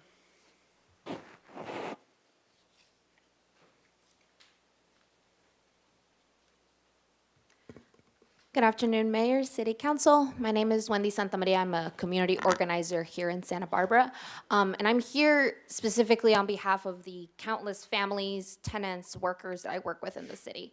As you already know, our city's in a very dire crisis, a housing crisis, a wage crisis, all sorts of crises. And Understandably so, I understand the want for putting the money into the reserves for just in case, but for emergencies, right? But we're already in an emergency.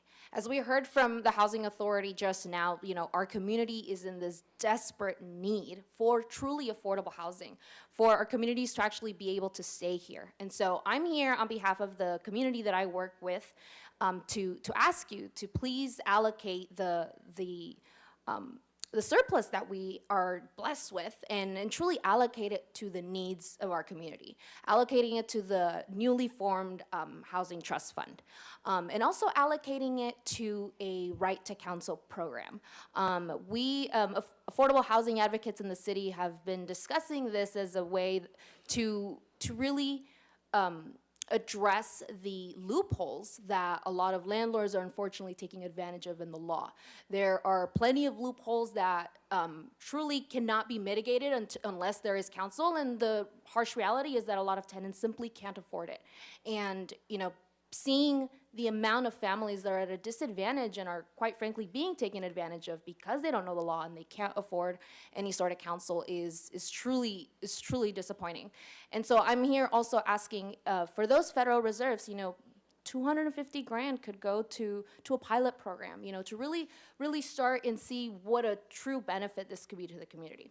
And at the end of the day, we also stand with our city workers in asking for, a better pay, and, the way they keep this city going is, the same way that they take care of us, we should take care of them. So again, I'm here asking, Mayor, City Council, for you to please consider allocating these funds rather than to the reserves to the, crises, to mitigate the crises that we are currently in terms of our housing. Thank you. Thank you. We have one more speaker that's here. We also have some folks online. At a quarter of, I'll cut off the online speaker acceptance. So raise your hand if you're online and you wish to speak. Our next speaker is Stanley Zankoff. Great job. All right, Hello thank you. again, Yeah, I was City wondering if I was gonna get Hello again, City Council, Mr. Mayor. My name is Stanley Zankoff, and I'm a longtime tenant, working class neighbor here. I'm also a co-founder of the Santa Barbara Tenants Union, and I'm here to uplift the request by many others who are asking you to use this budget surplus to address the very painful and real rent wage gap that we have in our city, instead of putting it away in reserves.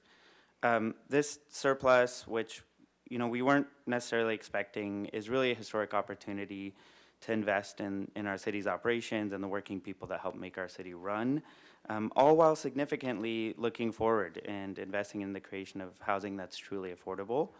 And so specifically today, I call upon you to shift that funding being proposed to go towards capital reserves, and instead really think it's imperative for you to prioritize funding for three things. One, the newly created Affordable Housing Trust Fund, which you've heard from numerous groups and individuals. Two, better compensation for our struggling city workers, just to echo the sentiments said before. And as Wendy just mentioned, a $250,000 pilot tenant right to counsel fund, which would help tenants have a fighting chance in our legal system. So first, funding the Affordable Housing Trust Fund is a really common sense and historic opportunity to leverage a surplus to build 100% affordable, deed-restricted housing. And I won't go off on this point, because I think all of you understand why that's so important to our economy and a thriving community. So I'll move on to echoing the sentiments from Zach Smith and Wendy Santa Maria to urge you to invest more in the pay and benefits of our underpaid city workers. People deserve to live where they work, and this is an additional way you can do that. And last but not least, a $250,000 allocation to go towards a tenant right to counsel program would really help tenants stay in their homes. I think many people don't know that tenants don't have a right to legal representation in cases where they're served with bogus eviction notices, illegal renovations, and more. And so more often than not, they're expected that they just won't show up to court. And when they don't, they're out of luck, out of their homes, and oftentimes forced into much higher rent or pushed out of town. This leads to a lot of tenants who are just sadly arbitrarily and improperly evicted from our homes. And we see this every single week. We have a tenant help desk on Zoom every Thursday at 6, and we have anywhere between 4 to 15 different cases of just people who happen to have heard of us and know to go there. And We so need you to many. wrap up, please. And Yeah, oh, sorry about that. And so many of those cases would be significantly helped out by a tenant right to counsel program. Thank you. Okay, we have some online speakers. We do. We have 7 speakers. I'll read the first 3 in order so that people can be prepared. Linda Honigman will be first, followed by Nadia Abushanab, followed by Jessica Wishen-Delarbre. Linda Honigman, you can speak, unmute yourself and speak now. Thank you. Hello, Council. I'm Linda Honigman, Housing Chair for the League of Women Voters, Santa Barbara. We appreciate the opportunity to comment on the use of the $14.6 million surplus. In our recent letter to the Finance Committee, we requested that $7.3 million of the surplus be placed in the new Affordable Housing Trust Fund as an important response to the city's ongoing housing crisis. The League supports the largest allocation for this new fund that is feasible. This fund should be clearly designated to support nonprofit and public agency developers to build 100% permanently affordable projects at the very low to moderate income levels. Such an immediate investment by the city will have a powerful multiplier effect. State and federal subsidies can be better leveraged, which can also generate sizable matching philanthropic donations. Other key reasons why funding for affordable housing is urgent include 1 in 2 low-income family households in the city are severely cost burdened, which means they pay 50% or more of their income on housing. Newly constructed market rate housing will remain unaffordable in a high demand place such as Santa Barbara. Thousands of applicants are waitlisted with the Housing Authority. In 2022, there were more than 8,000 applicants on the Section 8 waitlist. New housing production has been inequitable across income levels. 85% of almost 1,600 units permitted between 2015 and 21 are market rate or suitable for above moderate incomes. 15% or 232 units for low income residents, and only 1% or 4 units were for moderate incomes. Future housing targets are unlikely to be met and could lead to less local control. Bridge funding is needed until a permanent revenue source is enacted. The infusion of cash can increase the success rate for grants and jumpstart projects by public and nonprofit developers such as the city's Housing Authority, Habitat for Humanity, and People's Self-Help. More affordable housing is the key to meeting climate goals. We look forward to working with the city on a fully transparent and public approval process for allocating these affordable housing trust funds to build 100% permanently affordable projects for income restricted housing. Thank you. All right, next speaker, please. Our next speaker is Nadia Abushanab. You can now, one moment, please. You can unmute yourself and speak. Good afternoon, Mayor and City Council members. My name is Nadia Abushanab, and I'm here on behalf of SB-CAN, the Santa Barbara County Action Network. We at SB-CAN support the Finance Committee's recommendation to allocate a significant amount of the surplus to the Affordable Housing Trust Fund, as other speakers have already mentioned. And we urge you to allocate at least the $3.6 million that they recommend, but as much as is possible would be preferred and would make the most difference. Due to remote workers with high incomes moving to this area in the age of COVID, out-of-town investors buying up properties left and right, and rents and housing prices skyrocketing well ahead of wages, it's clear that the market will not provide appropriate and affordable housing in Santa Barbara, and at least not at the level that we need it to. We know that the only option going forward is finding dedicated funding sources to build 100% affordable units for the long term. And this is a very unique opportunity with this 14.6 million budget surplus to make a substantial difference to the housing crisis. Also, as we know, in addition to building units, we need to increase protections for renters and increase the enforcement of what protections are already existing. And for this reason, I'd also support the allocation towards a right to counsel pilot program to increase the likelihood that tenants do not get evicted illegally and help them stay in their homes.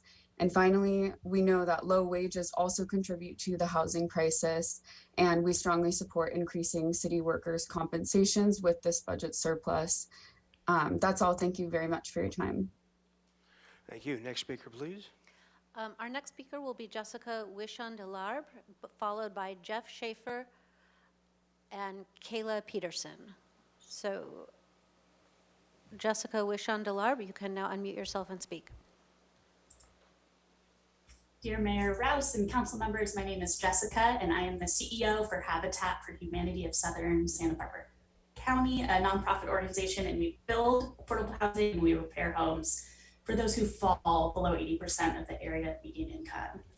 We know affordable housing is desperately needed, especially for the lower income levels, and we stand with the other nonprofit organizations, community members, and the Housing Authority in the support of an allocation of at least $3.6 million from this year's budget surplus to the city's new fund for affordable housing. 2 in 5 family households, or 30,000 households in the city, are considered lower income, and most cannot afford the market rates of new construction. Our community experienced a significant loss with the elimination of the redevelopment agency's funding in February of 2012. And we see this as an optimal opportunity to invest in a dedicated affordable housing funding source at the local level. We hope you'll make this your legacy as council members and vote yes for the highest amount possible. Thank you. Thank you. Next speaker, please. Our next speaker is Jeff Schaefer. You may now unmute yourself to speak. Good evening, Mayor Rouse. We just lost you.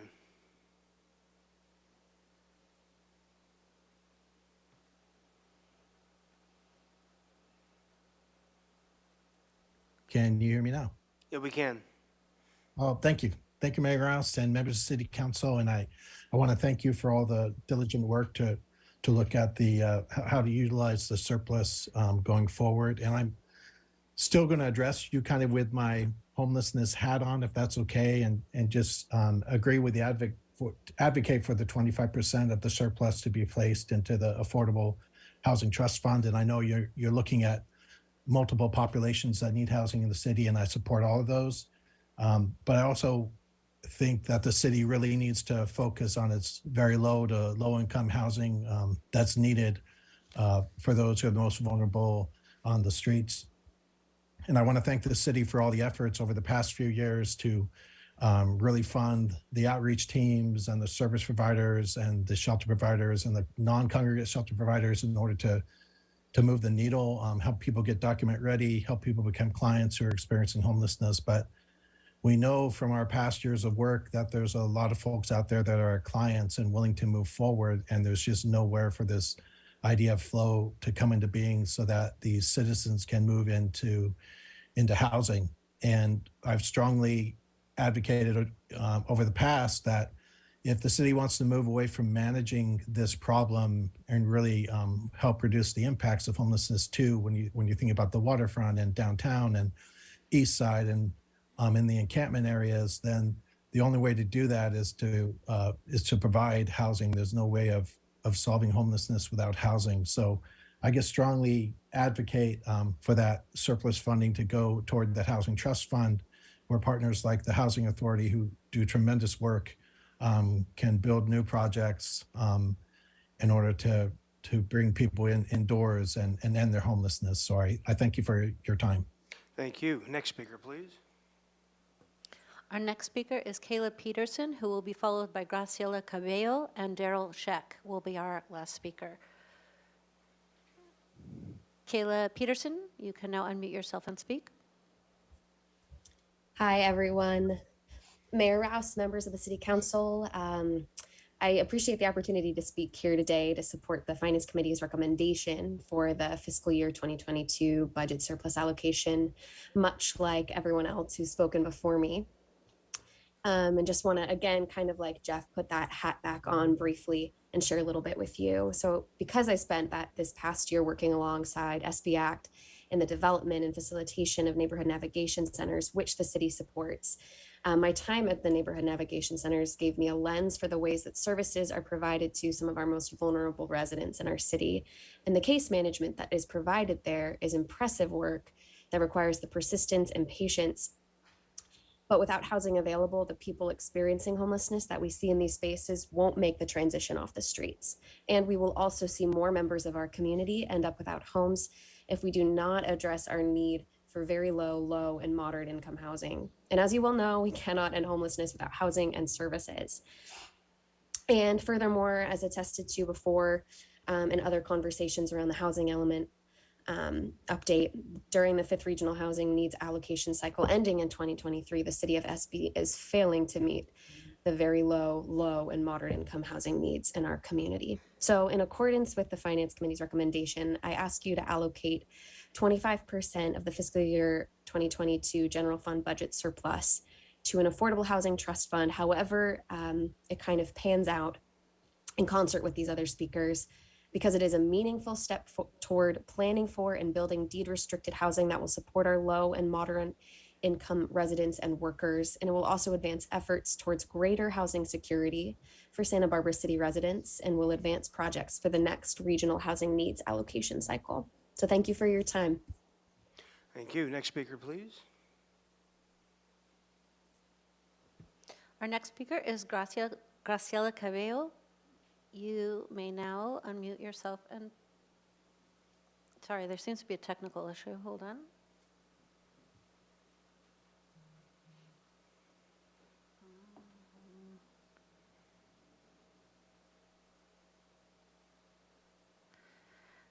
Graciela Cabello, can you unmute yourself and speak?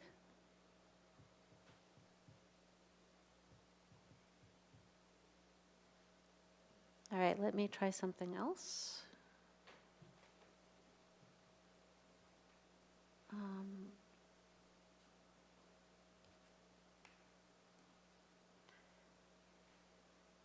All right, I think I need to promote you to a different standing. Can you stand by one moment?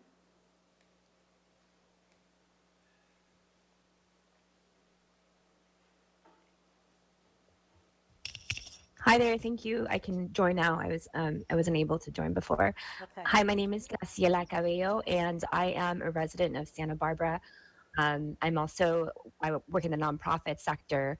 And, I've just been watching what's been going on over the last couple of years with the housing situation.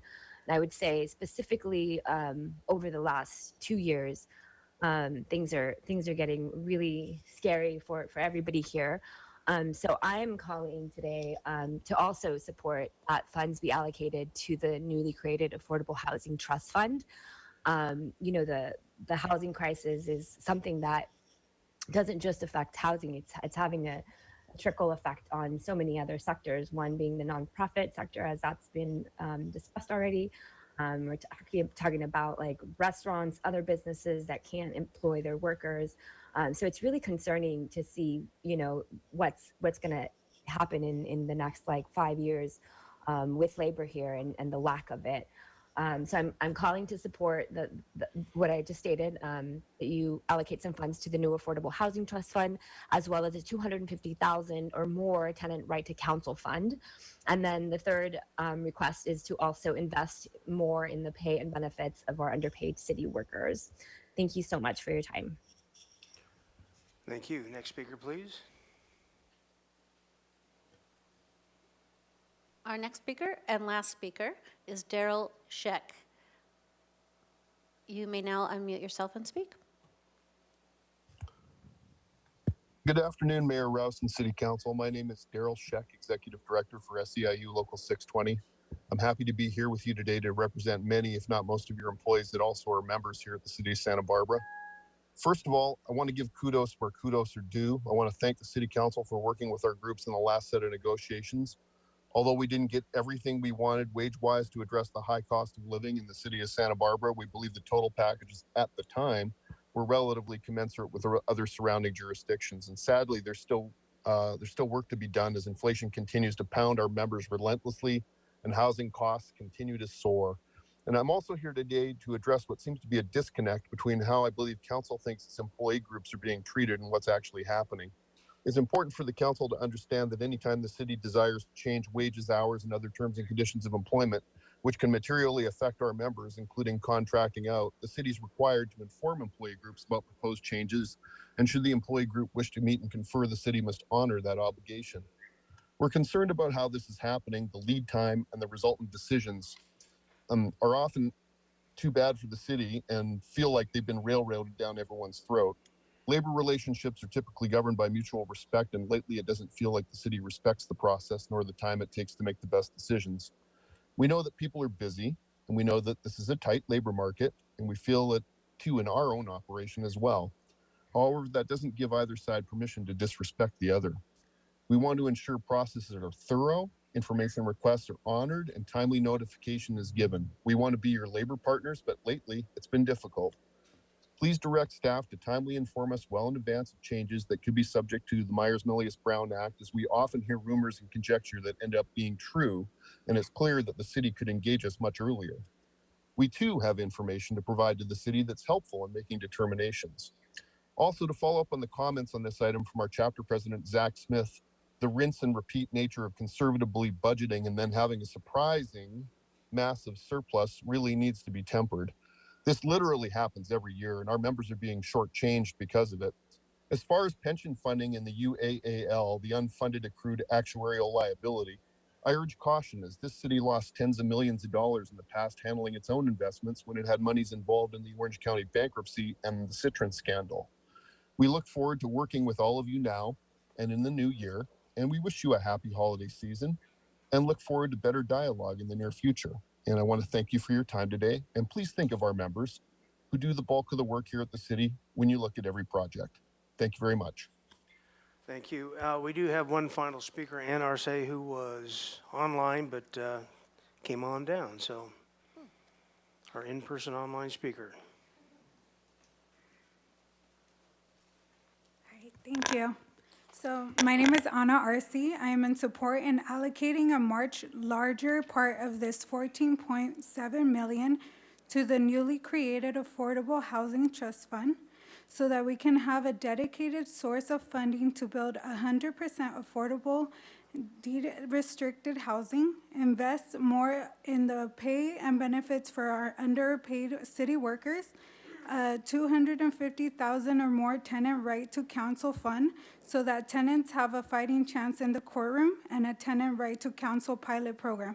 And helping our struggling city workers in this effort, we will help and be able to live where we work. I have worked in different capacities with houseless folks here in Santa Barbara County. I have worked with youth and their families who were displaced during the pandemic. I have had those unfortunate phone calls with parents and who call me and tell me, hey, Anna, is there an opening at a shelter? Hey, Anna, has the housing list gone up? I've received those phone calls, and I have had this fortunate task to have to tell them that they're still on the waiting list.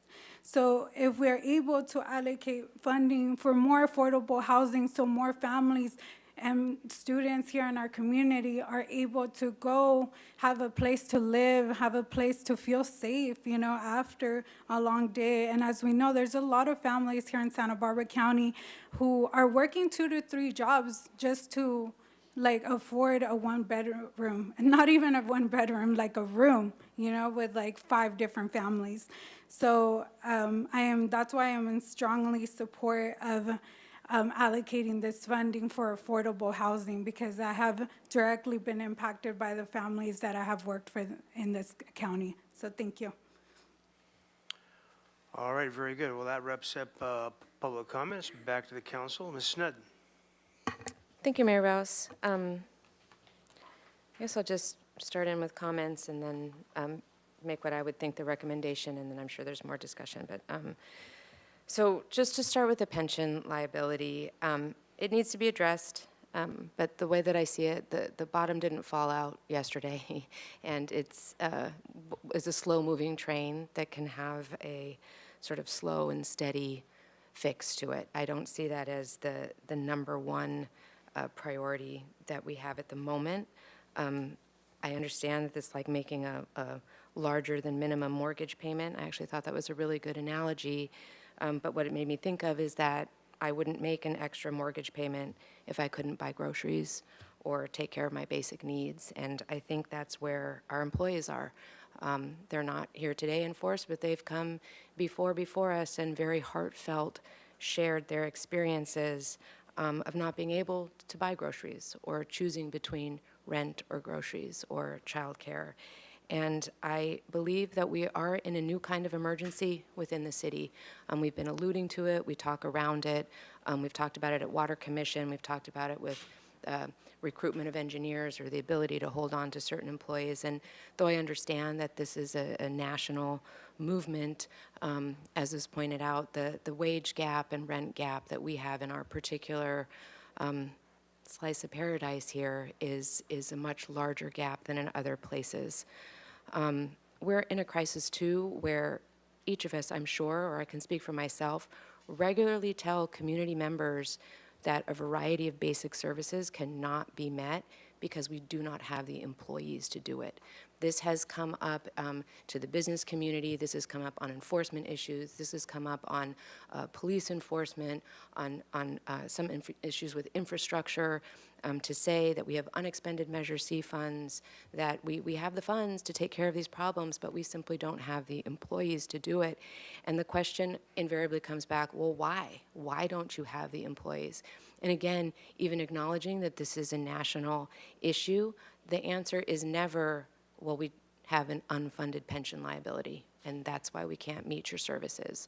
The answer is, and increasingly loudly, I think, is the answer is we simply do not pay our workers enough. And that has been over a sustained period of time. Again, it's not just that the bottom fell out yesterday and we're facing this. This is a sustained issue, just like our pension liability is a sustained issue. And I believe it deserves much more attention to funding than we've been giving it. I think that the 115 Trust can take its time. I don't think it needs to be the highest emergency priority at the moment, although I think it does need attention. So my recommendation would be, first of all, $250,000 right back to CDBG, the money that we took from them to create this Affordable Housing Trust Fund. I would like to see that go back to the Community Development Department to be made whole again, now that we have this surplus money that we're considering for our Affordable Housing Trust Fund. Then no more maximum 25% to either reserves or the 115 Trust. I think when we're splitting it to both and both, it's too high, and especially for the messaging of the current new kind of crisis that we're in with our city employees. That would leave 37.5% to the Affordable Housing Fund, and then 37.5%, and I would call it city employee crisis pay. I mean, we're past the pandemic, but we are continuing to squeeze our employees over the long term in a way that I don't think is sustainable. I don't know what the structure for that would be. I don't want to pretend up here to bargain. I just think it needs to be addressed. And then my last comment would be that for the Affordable Housing Trust Fund, that it go toward, and we'll just keep reiterating this until it's actually formed, to building and preserving permanently affordable housing. I would like this fund to also, this ordinance to go to finance and to the ordinance committee, or just straight to council. I think we all have interest in including details in there. I would like this fund to consider options for workforce housing for all city employees.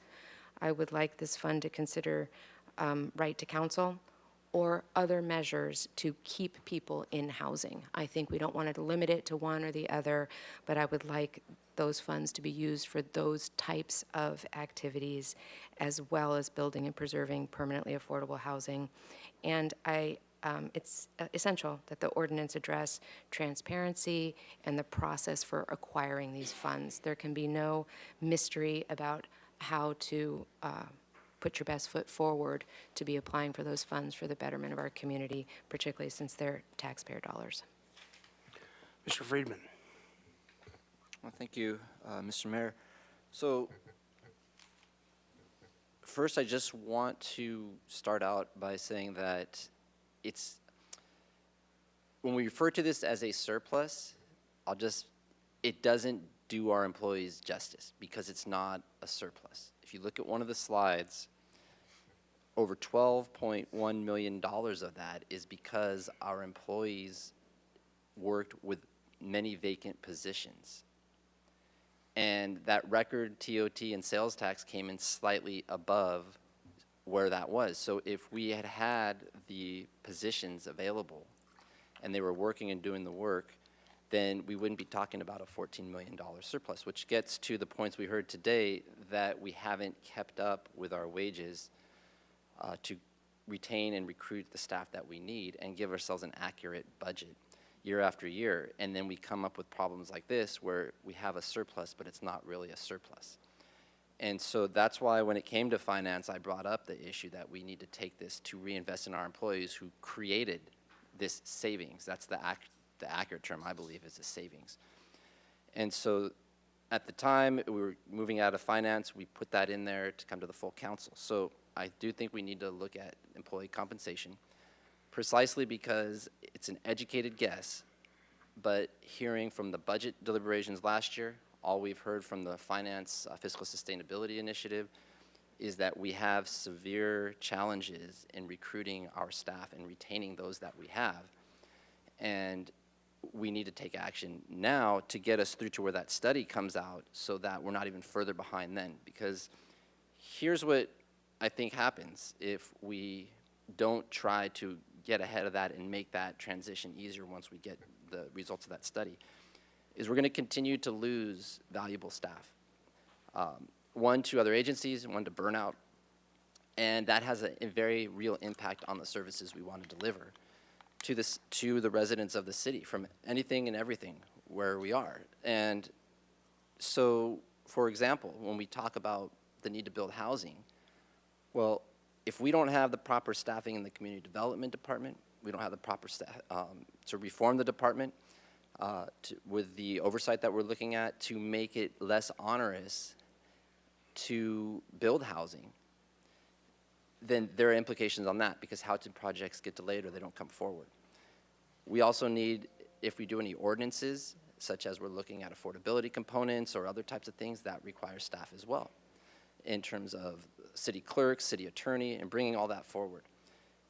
The other thing is that we have to have one foot right now as a council to look at the immediate need, but we also have to look at where we want to be 5 to 7 to 10 years from now. And if we make decisions just based on today, that's great, but then there are going to be unintended consequences a few years from now. And so we really need to be careful of what we do with this today. The other component is if we continue to have staff leave, then we lose what any organization looks for structurally. You have staff that are starting out, you have those in the mid-range, 5 to 10 to 15 years, who have built up institutional knowledge, built relationships in the community, and you have those who are on the tail end of their careers, and as they transition out, you have a nice flow that comes in. And we're at risk of losing that if we don't really address these. So that's in terms of the staff compensation, and that's why I felt it was important to include that in the Finance Committee recommendation that came here. In terms of the new Affordable Housing Trust Fund, I think we have a solid recommendation out of the Finance Committee. It is important that we fund that. When myself and Councilmember Harmon brought that fund forward, it was with a two-step in looking ahead to this discussion today, because we needed to get the fund, or the direction to establish it, it's not fully established yet, with an ongoing funding source of the 250,000 to initial seed, plus looking at contributing something from the savings that we're talking about tonight.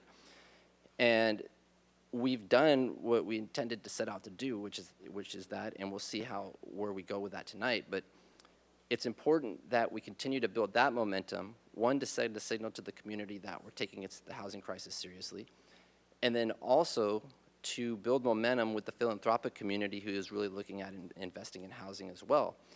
And the more that we look at it, the more they will too, and we can bring those synergies together to maximize the impact. So that was where part of the discussion we had at the Finance Committee is to keeping that going forward.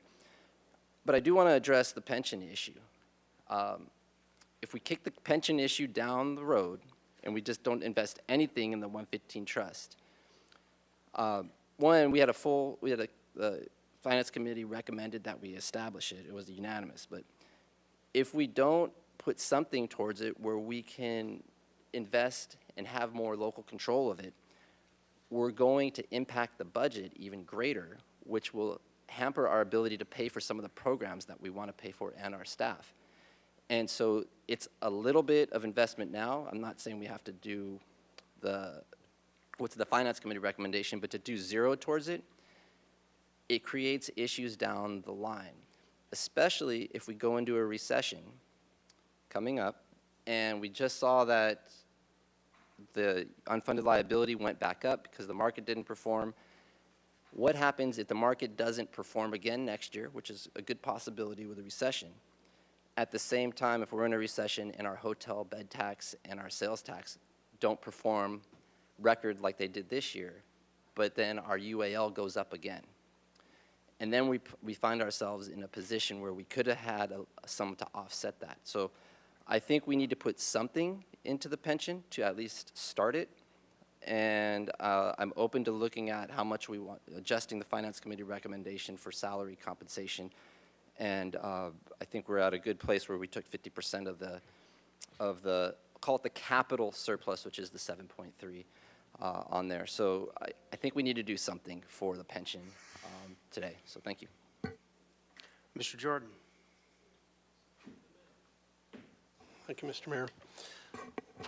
Well, this is going to be interesting, as I'm somewhere between both of you and staff's recommendations. So I think it's crucial to support staff's recommendation in regards to the reserve contribution. We're already looking on paper with the best information we have at this time. We're already looking at a $4 million deficit next fiscal year. I would like those reserves ready to go for that and the self-insurance fund. After that, I'm sitting on a fence and just waiting to be nudged in one of 5 different ways after we get through talking about this. But I also agree that a significant amount of money should be set into the into the pension trust, the 115 trust. It is money that pays us back in the future years, every year, at an undetermined amount as of right now, but it continues to pay us back rather than cost us something if we just took no action. And I think it needs to be started. We need to have that control for all the reasons that Mr. DeMartini laid it out. I also agree that we need to begin funding a housing trust fund. And I'll tell you my numbers in a second on my math. And then I also think that it's time to begin closing the gap on what we know is going to be a gap on wages. And it may not be as much as you've heard suggested. It may not be as much as people want, but we have to begin closing that gap. So Councilmember Snedden was nice enough to actually just put out percentages, which I translated into numbers, but I'll just tell you where my math has been after listening to the conversation up till now. So that would be $7.3 million to reserves, in line with the top line of the staff recommendation. And then the numbers I received this morning for not, so, and I'm saying this without knowing that I'm really characterizing this correctly, for not including the ordinance adjustments we made for police, law enforcement in the field, and engineers. So every other city employee, I was told there was about $860,000 per 1%. And so I'm rounding. So if I said 3%, that's about 1.75 million. 1 million to start the Housing Trust Fund with a commitment to look at that no later than April, but as early as January for revenues exceeding our budget, particularly TOT at that time. And then the remaining 4.25 million to the 115 Trust. That's kind of how I would break it up. I guess what I'm really saying there, when in response to Councilmember Snedden, the way she's putting her percentages, I'm saying my number one priority is the reserves. The second one is the pension reduction action. The third one is the employees, and the fourth one is the Housing Trust Fund. And even at the numbers I gave you, those are all, in my mind, very significant contributions and actions to take. Thank you, Mr. Mayor. Ms. Harmon. Thank you, Mr. Mayor. Well, I guess I just want to start, I think what I'm about to say is maybe like the very definition of an unpopular opinion up here, but I have to say it again and again. I feel like I'm constantly ringing this bell, but I personally believe that we need to have a serious conversation about where we have pegged our reserve policy. I so understand the theory behind it. I understand and very much appreciate the approach that tries to ensure that we are covered no matter what in any possible circumstance. But my fear is, by maintaining such a high reserve requirement, what we are doing, the outcome on the ground is not just saving for a crisis down the road, but currently creating a crisis for not just our city employees, but our residents as well. And so I would love at some point, and you know, again, I realize that I may be very much in the minority on that issue, but I have felt over the years and continue to feel that our reserve requirement is too high in light of the crises that are facing our community members. So I have to put that out there. So with that said, in terms of how I see this money, I guess I'd like to maybe just sketch out sort of my ideal, and then it sounds like my guess is we'll probably have to do some negotiating up here. But in general, I think my preference is very much along the lines of what Councilmember Snedden laid out. I think I would say I am almost very much in lockstep with her on those percentages. On the Affordable Housing Fund, I mean, we have an incredible opportunity. I said this a couple of months ago when we talked about this. I'll say it again now. This is the chance for us to truly hit a home run and have incredible impact that can be leveraged and multiplied. And it's an investment. You know, I think we often think about our reserve policy, we're investing in the market, and it's off in this sort of ether, and we see this return, and okay, that's good, it's necessary, but this housing fund is an opportunity for us to invest in our community in a tangible way, and that provides unlimited return. So, you know, for me, I am so passionate about this concept, and I have been for years, and it's such a profound moment, I think, for all of us. And the community consensus around this concept in just the last few months is like nothing that I have ever seen, and I think is reflective of the seriousness with which we are all understanding the housing crisis and how it is affecting real Santa Barbarans day after day after day, and our community is changing in light of that crisis. So to the extent that it is important to us to keep Santa Barbara, this is what we need to be doing with our money. So I really appreciate the allocation suggested by Councilmember Snedden and agree with it wholeheartedly. I also agree with her about the need for clarity about this fund, and we are in many ways putting the horse before the cart before the horse, whatever it is that we're doing. You guys, I'm very tired today, so thank you. You know, it is a bit unusual to fund the program before we have the structure of the program in place, but I think moving forward in this way is a recognition of the crisis, and I fully believe, and myself would require for my own comfort level in moving forward, that we have full transparency as described by our colleague, and absolutely support this framework coming to the full council rather than moving through a committee first. I think, you know, we're all very passionate about this. That makes good sense to me. On the allocation, the 37.5% allocation to city employees, I also support that allocation. I will say, though, I'm very troubled by this approach in general.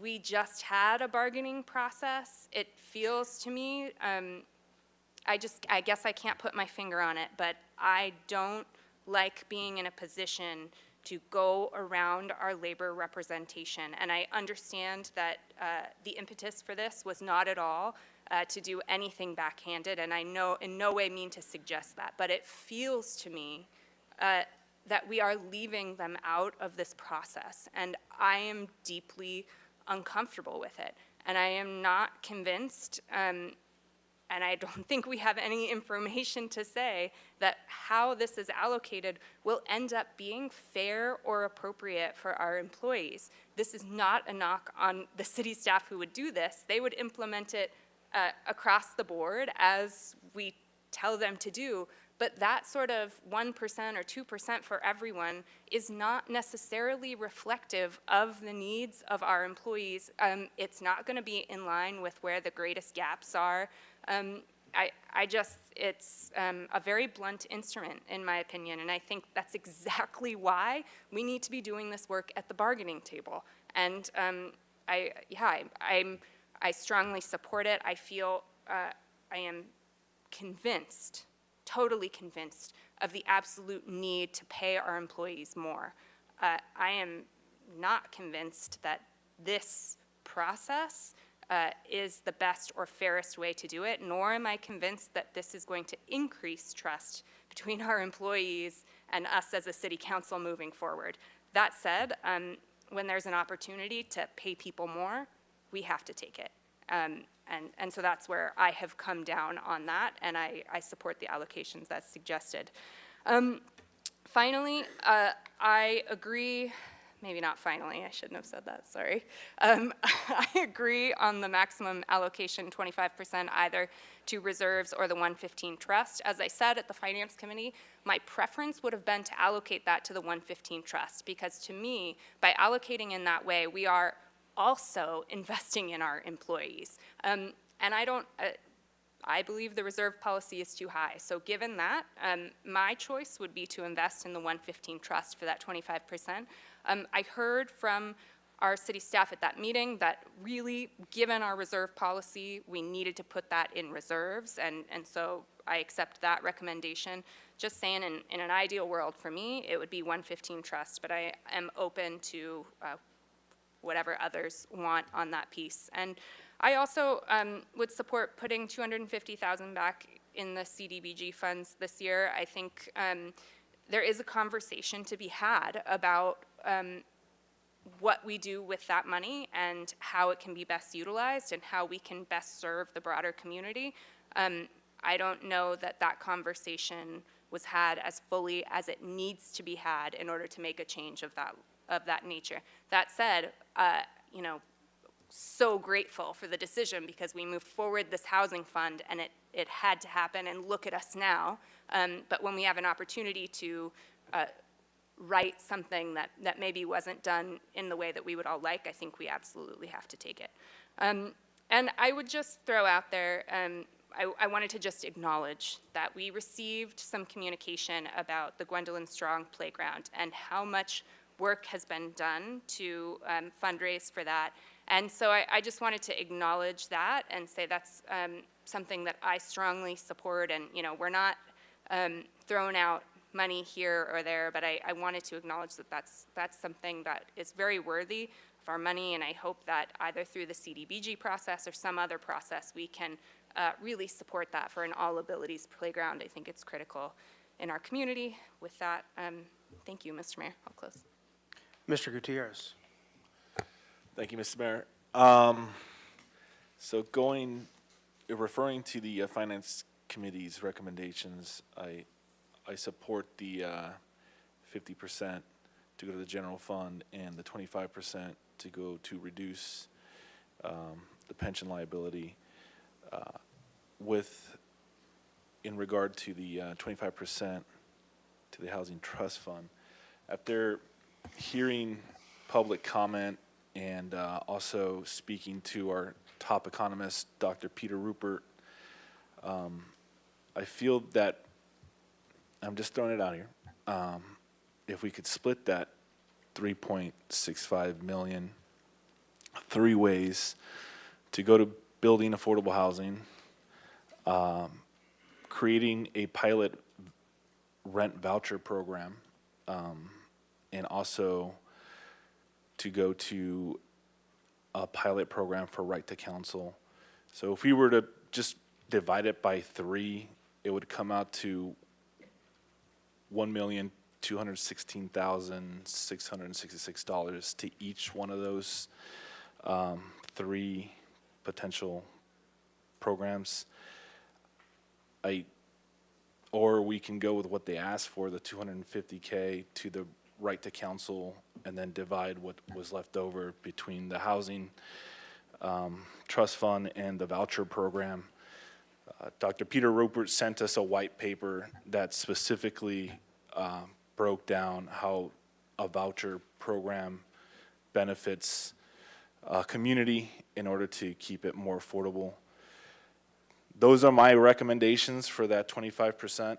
I know it's kind of complicated, and I don't know, maybe at the very least include the voucher program and the right to counsel into the general housing trust fund for discussion when it comes to us on the ordinance committee and also the finance committee. Those are my recommendations. I see your lights on, but I got a couple of comments I want to put in at this point in time. So the reason why and actually I proposed the capital fund coming out of surpluses was to avoid just this, the game show aspect of what goes on with a budget surplus. This throwing money around at different things is one of these things that is a maddening exercise, number one. But number two is, what staff originally recommended are knowns. We know we have reserve deficits that we need to fill. We know we have a pension obligation going forward. The other things are all worthy. Housing authority or housing fund is very worthy. Employee compensation is certainly worthy. But we have, number one, a wage study pending. And number two is we don't know specific projects that are coming up. Yes, those are all crises, but we're not going to manage by crisis, I hope. We're not going to manage by crisis. Not only that, but this deficit, as Mr. Friedman pointed, this surplus was, as Mr. Friedman pointed out, was basically a part of structural staff ways to cut the budget before so we could survive into this year. We had a nice surprise with some surpluses, but we have another, state of California is going through the same thing. We're already $24 billion in the hole this year from our $97 billion surplus the year before. It's important that we keep the organization strong so that we can have good bargaining situations with our bargaining units. We can't just throw a number out there. We can't bargain from the dais. That's not fair to the labor parties. It's not fair to our staff that does the negotiations. And it doesn't make any sense. We have no idea what you would do with a plug number and how you would distribute it and make it fairly. Good luck with that one. So, yes, those are things we're all conscious of, but it's prudent, and it makes sense to fund the knowns, the known monies that we owe going forward. We need to show some discipline. So I don't know where I'm going to be on this vote today, but this parsing these numbers by 5% here and 37% there and whatnot, like I said, this is an insane little game we're playing up here, and is why we're here an hour later than we're scheduled to be for this. So with that, I'm going to turn this over to Mr. Jordan, but I'm particularly frustrated by this exercise. Well, I can't follow that. I just, this will just vex you more, but I was closest to you, by the way. But good for you. In the conversation on right to counsel, I totally agree with that too. But I've been looking at that from another standpoint, and that's that I'm completely mystified when I read stories, anecdotal stories, next door postings on people being illegally evicted or their rents being raised, and we have a local ordinance. We have a combination of two ordinances. We have a state legislation and a local ordinance, but I have seen not a sign of our city attorneys or our particular involvement in then being ready to handle what the stories are I see on the street. So a right to counsel might be the answer or the step, but somewhere on my wish list too that I failed to talk about here too was just stopping people from having a housing crisis by not having them tossed out illegally or not having their rent jacked up 15% or 20%, but not knowing where to go for the city to handle its own ordinance. So I just wanted to add that, so I had that on the record. Thanks. Mr. Friedman. All right, so I'm going to take Councilmember Gutierrez, I just want to understand where you came in, because I think you got us to an eloquent addressing all these, and I do think the right to counsel, especially if we included it as part of the housing fund, because we're trying to get ongoing, so that could be an appropriate use as we develop that ordinance. In this way, it wouldn't be part of the general fund discussion every year, so we know that's how it's funded, so it wouldn't have the ebbs and flows of pressure. But can you go over, the way I understood it is you looked at the Finance Committee recommendations and then you kind of went with those but split it up. But could you just go over what your recommendation is again? Because I think we could get there, and I think it'll address a lot of these needs. Yeah, I agreed with the 50% and the 25, the 50% to the general fund and the 25 to pension liability. It's the 25%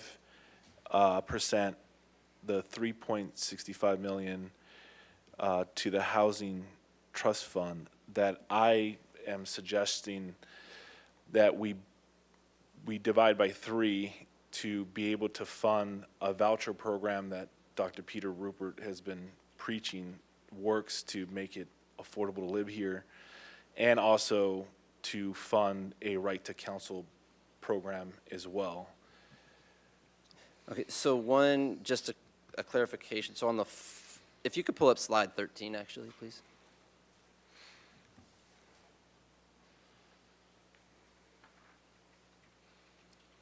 So on the first bullet, you're supportive of that, what you're proposing. The second bullet would be where we would put these other two issues in there. So this is where I need some clarification, because on the fourth bullet, which is the 25, that is the pension and employee compensation. So each one of those would be about 12.5%. So basically staying with the Finance Committee recommendation, but giving specific direction on the affordable housing component. Correct. I'd be supportive of what you're proposing.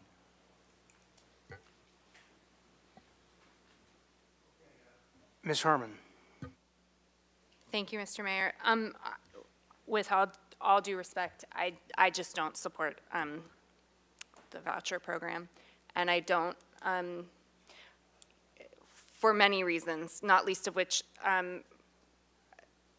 administering a voucher program is hugely expensive. We already have an existing voucher program that has incredibly difficult to place people. So that's a whole other policy conversation that I think we need to have and shouldn't be made on the basis of allocating funding. It's quite a big policy change, actually. And it would take a lot of convincing for me to get to the point where I was comfortable with it. I don't think I support it. Don't think I would. But more to the point, I think for me, on the Affordable Housing Trust Fund piece, the point of this is to build affordable housing. That's really what we are looking to do, to set aside money and a framework that allows our affordable housing providers to create deed-restricted housing where it does not exist. Now, I absolutely support the right to counsel component of this. I think that makes good sense, particularly because we cannot build housing overnight. So in that period, when we are funding housing projects, but it's not yet out in our community, that type of a pilot program can be used as a bridge to serve our residents in the interim. We know it's necessary. So on that, I agree, and I think that's something that could be written into the framework of this housing trust fund, and I, in fact, would very much like to see it. So I won't be voting yes on the split to the housing vouchers. If we want to have, my suggestion would be to Councilmember Gutierrez, and I think you know a lot more about that than I do. It might be something that you bring up in the context of the framework of the Affordable Housing Trust. So when that comes up, I feel like that's an appropriate debate to have. Do we write that into the framework of that policy? We can have that debate at that time, but I'm not comfortable allocating it specifically in that way today. Snedden. Thank you, Mayor Rouse. I'm going to continue to try to pitch percentages. And it seems to me there are 4 competing issues. We have reserves, the 115 trust, the housing fund, and wages. I mean, we could just make it a quarter, a quarter, a quarter, a quarter for each of those. Or I want to capitalize on maybe the support that I have from Councilmember Harmon, the $250,000 to CDBG, and then I'm hearing that 25% isn't enough for either the reserves or the trust. So I would be asking, what number would that be? Say 30%, and then to make the math easier, just the remainder split between the Affordable Housing Fund and city employee crisis pay. And I can make that a motion but I don't think we're there yet. Oh, I'll make it a motion. Okay, that's what I'll move. I'll move it. All right, very good. Well, that's, Through Mayor, Yes. Councilmember Sun, could I clarify, when you're talking about the $250,000 to CDBG, do you mean the housing or the human services grant money that was? I do. Yeah, Thank you thank you, very just to much. clarify. Thank you. Say that again, the Human Services Grant, that's how we want to Correct, refer to human that. services Thank you. grant funding. And since you're making a motion, Councilmember Sutton, can I clarify that you first take, if I'm understanding correctly, take the 14.6 million, subtract the 250,000, and then divide the remainder? Correct. okay, so is that in the form of a motion then? Yes. Okay, very good. Do I have a second? I'll second that. Okay, second by Harmon. To the motion, I still struggle with the idea of taking a plug number and throwing it into an ongoing expense, i.e. employee compensation, especially away from the bargaining table and the way we would normally do things. I just don't think it's a good precedence, and I don't think it's got any clarity whatsoever. And we managed to distribute some pandemic pay to folks when we had some ARPA money to do so, and that was fine. But that was a one-time allocation. Salary raises and whatnot are not one-time allocations, they're ongoing. So I think we have to be you're talking about a one-time allocation. So then you would have to have some kind of a distribution process about how we would do that. Madam Administrator. If you're talking about a one-time distribution, it would be a bonus as you did with the pandemic pay. Okay, I did not understand that before. Is that clear to the seconder? Okay. Then to, okay. Mayor, also, if you would like numbers, I've just done a real quick, you would have 14.35 million to split, I think you said 4 ways, which would result in 3.57500 for each of those 3 ways, if I did my math right. 4 ways, 4 ways. I'm sorry, that wasn't, the motion that I ended up making was for 250,000 for Human Services grant, and then the remainder, 30% to either reserves or trust, and then the remainder split between Affordable Housing Fund and one-time city employee crisis pay. I'll figure that one out if you'd like. So that I understand it, so it'd be 30% to split between the 115 fund, the pension fund, and then reserve? Well, it was one or the other. One or the other, so you wouldn't do both of them? I would not do both Okay. of them. Is that how you understand as a second? That's- Okay. Uh, Mr. We would need you to tell us which of those as part of your vote. And frankly, as your administrator, I will tell you that my highest priority for this money is sending the full 50% to reserves as you have in the past.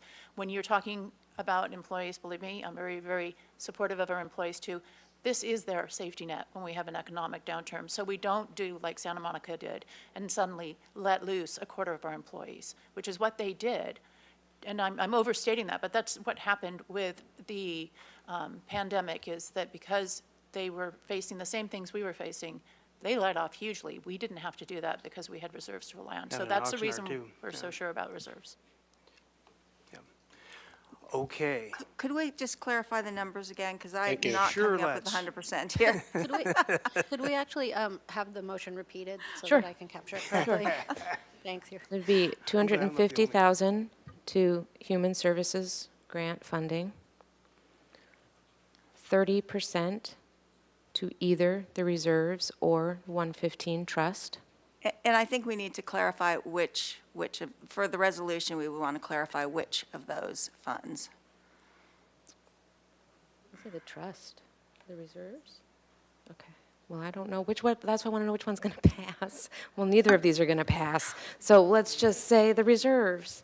And then the remainder split between Affordable Housing Fund and city employee one-time pay.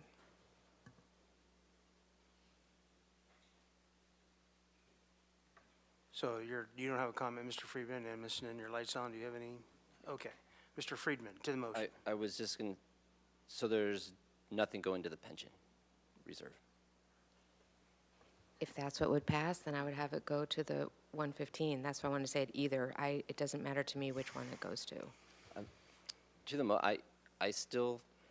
I think the Finance Committee rec and going where Councilman Gutierrez went, but taking out the portion of the voucher right now and having that discussion later, I think it addresses a lot of the needs. And it would be, and I am going to say this, I think it does need to be ongoing compensation. And this is where I differ with the mayor on this. I agree with what you're saying, but the difference I have with it is there's risks if we continue to stay where we are, and there's risks if we go down this road. But when you look at, say we want to recruit people, and that's one time, they're going to wait a year or not. So the more stability we can build into our rate structure and get us closer to what we're most likely the comp and class study is going to go, the better off I think we'll be there. But I think if we go back to where Councilman Gutierrez was with the Finance Committee rec, taking out that, I could support that. And it also would include, as part of it, keeping in the portion of the right to counsel, because I think that's where we could look at that, because I think that was supportable in terms of the Housing Trust Fund. So I think that's a way to go, but we'll see where this vote goes. All right, well, once again, we certainly aren't alone between any public sectors or any private sectors when it comes to recruitment and retainment. I had a long conversation with the Deputy Secretary of Commerce last week, or 2 weeks ago. And within the Biden administration's cabinet, they're talking about this as a national issue as well. So this isn't just us. Now, I realize our situation is exacerbated by our lack of affordable housing, no question about it. But I'm really reticent to think that we're going to solve this playing a numbers game up here on the dais this afternoon. I really think building and maintaining the strength of the organization is the best thing we can do, both for the taxpayers and our staff, in terms of being able to make sure that we don't have to go through what Ms. Bjork talked about before, that other agencies had to do. We had to do back in the, whenever that was, in the mid-90s. So don't want to be in that position again. Mr. Jordan. I'm still needing some clarification. I just want to make sure. I heard it said a one-time employee compensation. Is that a phrase somebody used? Well, I don't understand how it's one time, because, right? It's just it's a raise, and then we piggyback on top of that raise when we do the next MOU? No? So it's just a pandemic pay check? Okay. And Ms. Bjork, you did the math. I'm sure it's like 4.3, 5.02, 5.02. Pretty close? That's pretty much what I have. I have 4.305 for Yep. either okay. reserves or Section 115, and then 5.022, 500 for each for pay and housing, and 250 for human services. Okay, thank you. All right, very good. Well, do the makers of the motion agree on what the motion is, number one? Okay. And does the clerk and city attorney understand the motion as well? So we have this disconnect. Yes, thank you. Okay, very good. It's time for a vote. Ms. Kovacs, if you would do a roll call vote, please. Yes, Councilmember Friedman. No. Councilmember Snedden. Yes. Mayor Pro Tem Harmon. Yes. Councilmember Oscar Gutierrez. Aye. Councilmember Jordan. No. Alejandro Gutierrez is absent. And Mayor Rouse. No. Is that a 3-3? 3-3. Motion fails. So Penalty kicks? So the motion fails. Mayor Rouse, if I may suggest, you might want to split the two pieces, the reserve question from the Finance Committee unanimously recommended the reserve portion. If you count your votes both ways, you might want to take that apart from the other half of the money. Okay, I think that's a worthwhile suggestion. I'll go to the pleasure of council on that. Mr. Gutierrez, your light's on? Yeah, I was gonna make a motion for what Councilmember Friedman suggested just recently about what the Finance Committee recommended with the 50% going to the general fund, 25% going to the pension liability, and then using the 25%, removing the voucher part of it since it's not been fully ironed out yet, but allocating 250,000 of that 25% to go to right to council, and the rest can go to the housing trust fund. So basically, the only part I'm asking for a modification is the 25%, the 3.65 million, correct, to subtract 250,000 to go to the right to council, and the rest goes to the Affordable Housing Trust Fund. Okay, that's a motion by Mr. Gutierrez. We still need to discuss Ms. Bjork's suggestion. I'll let you see if you have a second first. Is there a second to Mr. I just want a slight clarification, because we had the 250,000 back into the human services, so that would come out of the 50%, because that wasn't addressed. And then the 25% for the housing trust fund would take out 250 from that for the right to counsel. And then this is where we need to actually clarify. In the bottom bullet, which says 25% to use the city's unfunded pension and address employee compensation, we actually have to split that into two separate bullets. So it could be 12.5%, so to one and 12.5 to the other, or wherever we get to. So I'd say, let's just, right now, for the sake of where we are, 12.5% to the employee compensation and 12.5% to the pension. And the other 250s, if that works. I agree with the modifications that Councilmember Councilmember Freeman And just council members, suggested. since it came up on the previous vote, is that one time or ongoing in terms of employee compensation? I'll see where the council is, but I think it needs to be ongoing because that's going to get us closer to where this study is going to take us. Yeah, I agree. So I'll second the motion. So do we, if there's a motion and a second, do we understand the motion? Could you clarify? I'm confused with the change to the 25% pension liability. You split that in two?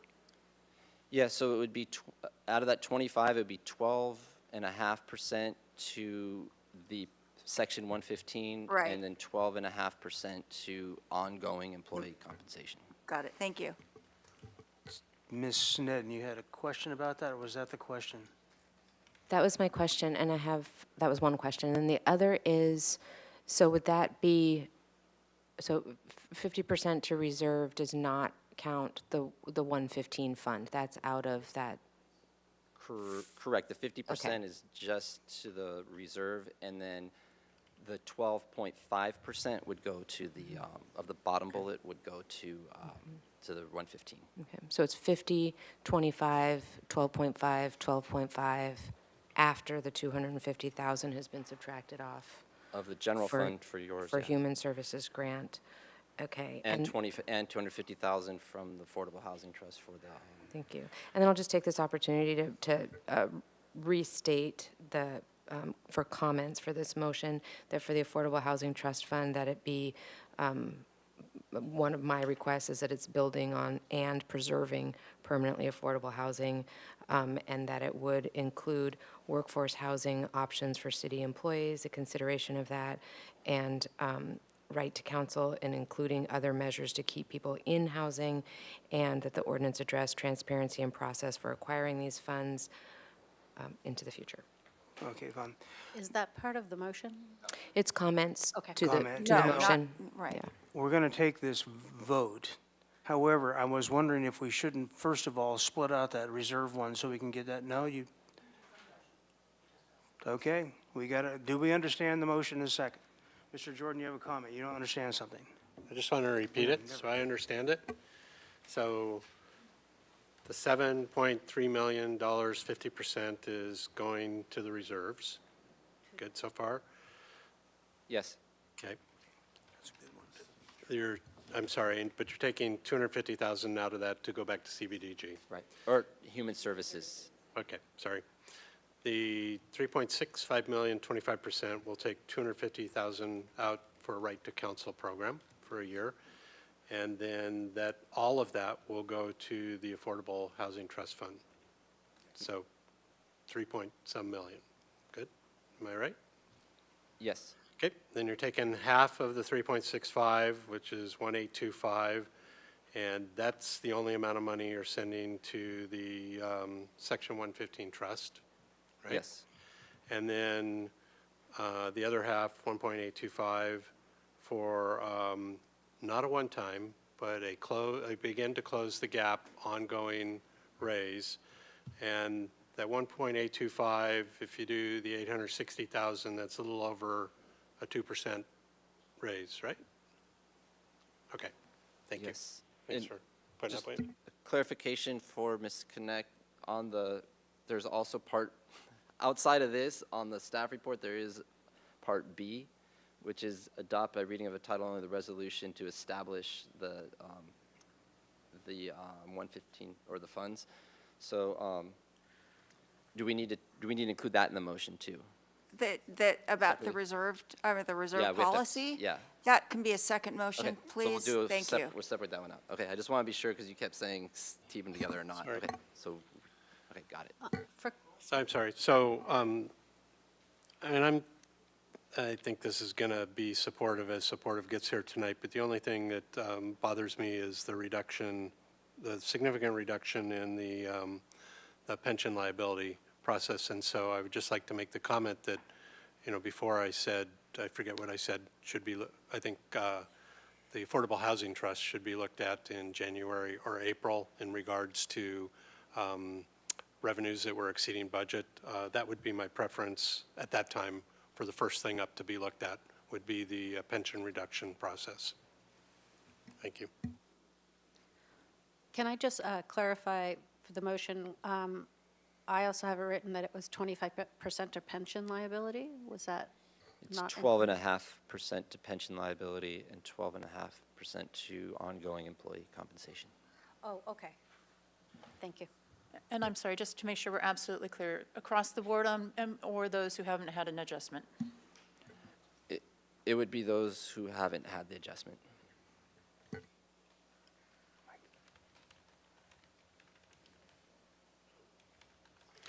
All right, we have a motion and a second that somebody probably understands out there.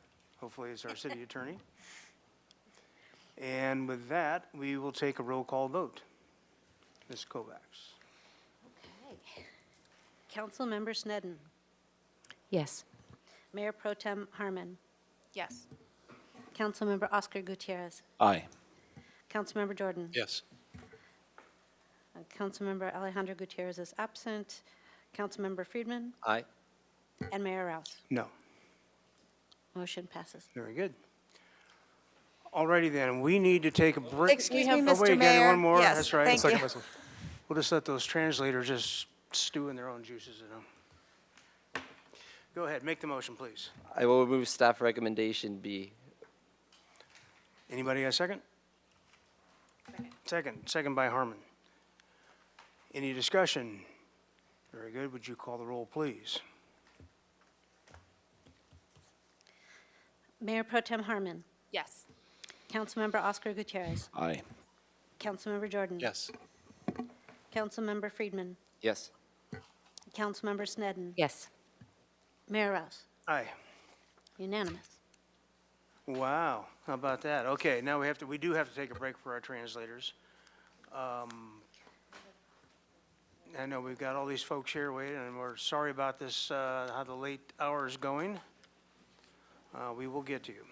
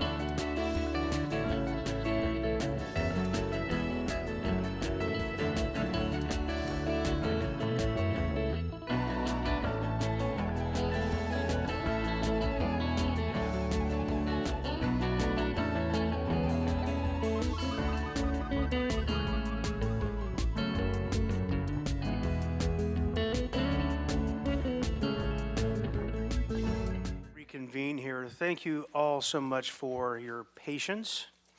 Some of our patience were a little thin up here, but that's the way we roll. And we're going to be doing the interviews for the Fire and Police Commission. I have a little quick something I'd like to say, and that's before we begin the interviews, I want to take a moment to emphasize the distinction of serving on this newly reconstituted Fire and Police Commission. In October, we extended in October, an extended community engagement process culminated in new duties and authorities of oversight being assigned to the commission. It also elevated the prominence of the commission, and, if appointed, you'll be conducting meetings in council chambers that will be televised to the public. The new role requires a comprehensive orientation and training program for commissioners to understand better the work of the Fire and Police Department, but also to feel confident facilitating the meetings on often complex and sensitive matters. It is also important that if you are appointed to serve, you are in support of a review-based model of civilian oversight. This means that you will be reviewing data on the number of internal and external complaints received and subsequent action taken, as well as the number of officers disciplined and the level of discipline imposed. The Commission will not be advising on active investigations nor recommending disciplinary action. Commissioners will be able to discuss individual investigations with the police chief only once those investigations are disclosable under the California Public Records Act. It's also critical for us to hear from every applicant as we continue the vetting process and prepare to make appointments for next Tuesday. Be mindful of the time, and if follow-up questions are asked, you are clear and concise in your answers. We will be interviewing applicants in alphabetical order by last name. Though we have one applicant joining us by Zoom, we will begin there. Thank you for your time. It says this afternoon, I didn't mean to say this evening. We are grateful for your interest in serving the city of Santa Barbara. So, all that being said, I won't be calling on you in alphabetical order except for our one Zoom person who's actually in Puerto Vallarta on city business for us as a sister city applicant. But I'm going to ask that you keep your comments. We've all reviewed and read your applications. You keep your comments to under 3 minutes. I'm going to ask the indulgence of my colleagues to try to be very economical in your answers and very pointed. You don't have to ask questions of every applicant, but you're certainly welcome to do so. And with that, we are going to begin with our Zoom applicant, which is Scott Burns. Mr. Burns, are you there? Mr. Burns? Yes, I am. Okay, very good. Go ahead, Mr. Burns. You have 3 minutes, please. Okay. Thank you for allowing me to attend via Zoom as I am in Puerto Vallarta and sister cities. While the police and fire department do a very good job, the purpose of the commission is to make sure departments don't get so wrapped up in the details of their work that the departments forget the community's perspective.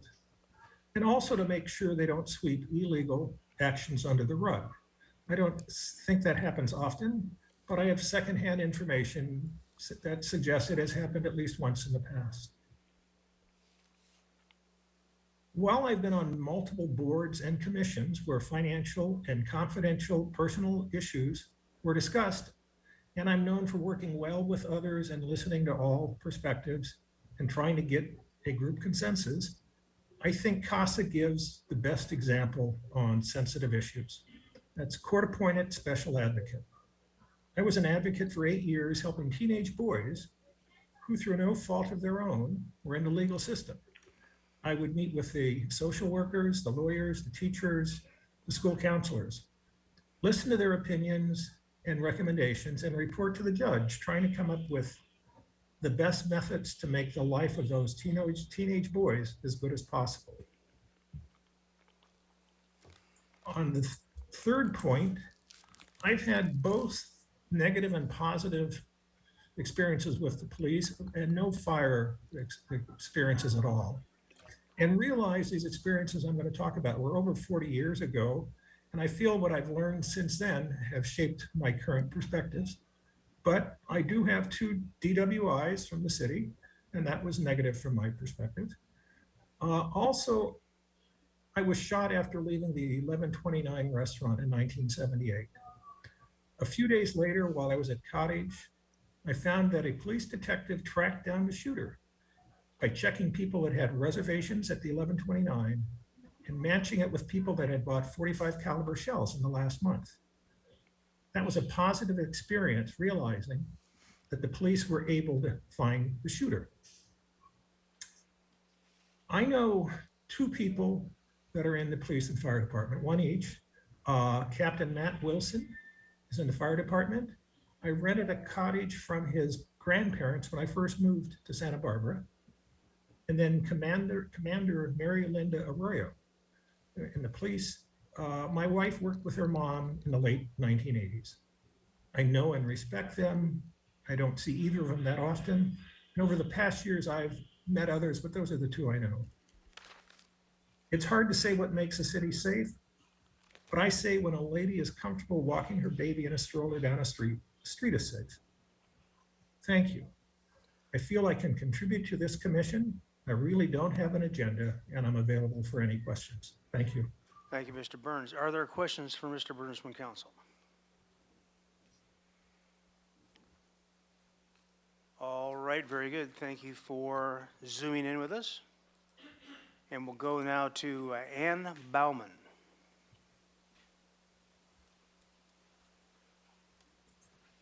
Ann Bauman here. Okay. Blanca Flor Benedict.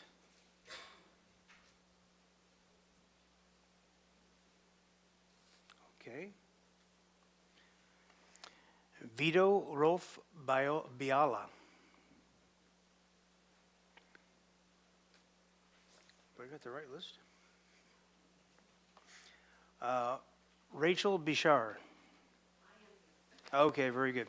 When you come up and forward and you're at the dais, there's a little counter on there that says 3 minutes and it counts it down. If you could kind of keep a little eye on that for you, if you would, please. And, oops, turn your mic on. Okay. My voice is a little Please go strong. ahead, Is that Ms. fine? Bishar. Okay, I'm going to adhere to the instructions from the administrator's office not to repeat anything I had on my application. Good evening, Honorable Mayor and esteemed council. I consider this transformation of the Fire and Police Commission to be one of the most important changes in our city government in recent times. Because this commission will be charged with reviewing and evaluating completed police department investigations of complaints or questionable incidents, the findings of this commission will have a direct effect on each member of our community. Unfortunately, whether it is the public or private sector, in general, too many initiatives fail at the implementation stage. This is why I, for the first time, have been moved to become involved in our local government. It is imperative that this commission succeeds and serves as a bridge between all parties that comprise our community, the claimants, the police department, and our residents. For this committee to succeed in all parties' eyes, it will require transparency, clear communication, and accountability. The necessary competencies include the ability to analyze and interpret data, maintain fairness and justice, and clearly deliver findings. Above all, respect and consideration of all parties will be required regardless of their backgrounds or histories. The information I included in my application addresses my background as well as my multi- and cross-cultural experiences. I hope my application demonstrates how I could contribute to the success of this commission, and I am open to further discussion of my experience. Thank you for your time, and I greatly appreciate your consideration of my application. Thank you very much. Are there questions for Ms. Bishar? A, I think I answered A. Yeah. So I can answer. That's up to you, Mr. Gutierrez, if you'd like to ask one of those questions. Sure, I'd be more than glad to. I'll go from bottom up. I do not know anyone who is a current member of the fire or police department. I have had a positive experience with the local fire during the Jesucita fire since I lived right there, and the way they handled everything was very impressive. So that is my experience with the fire department. As for the multicultural inclusive dialogue, I'll work backwards. I currently, for about the past decade, I am an instructor with a university that one of the missions is to serve the underserved. It's an accredited bachelor's through doctorate, and I chair dissertations with different groups on different topics. Going back from that, I worked internationally with a Fortune 5 company. I had a 24-country division, Central America, Latin America, and the Caribbean. I managed staff in all of those and produced documents in multi-languages, as well as learning that just because someone speaks a language such as Spanish does not mean that they're all the same from the country. Each country is unique in how you deal with them. And then I'll end with what's the best place that you do have interaction is the family. For over 50 years, my family has been a multicultural family. By multicultural, that does define the unique languages and origins and customs. And in my case, we have 3 unique geographies, Finland, Egypt, and Honduras, and with 3 unique native tongues of Finnish, Arabic, and Spanish with the English. So I feel that I have a pretty nice experience over 50 years in all different aspects of dealing with that. Anything else? ¿Me puedes decir tu nombre, por favor? ¿Qué? ¿Puedes decir tu nombre, por favor? Mi nombre? Sí. Raquel. ¿Quieres? Mi nombre. Sí.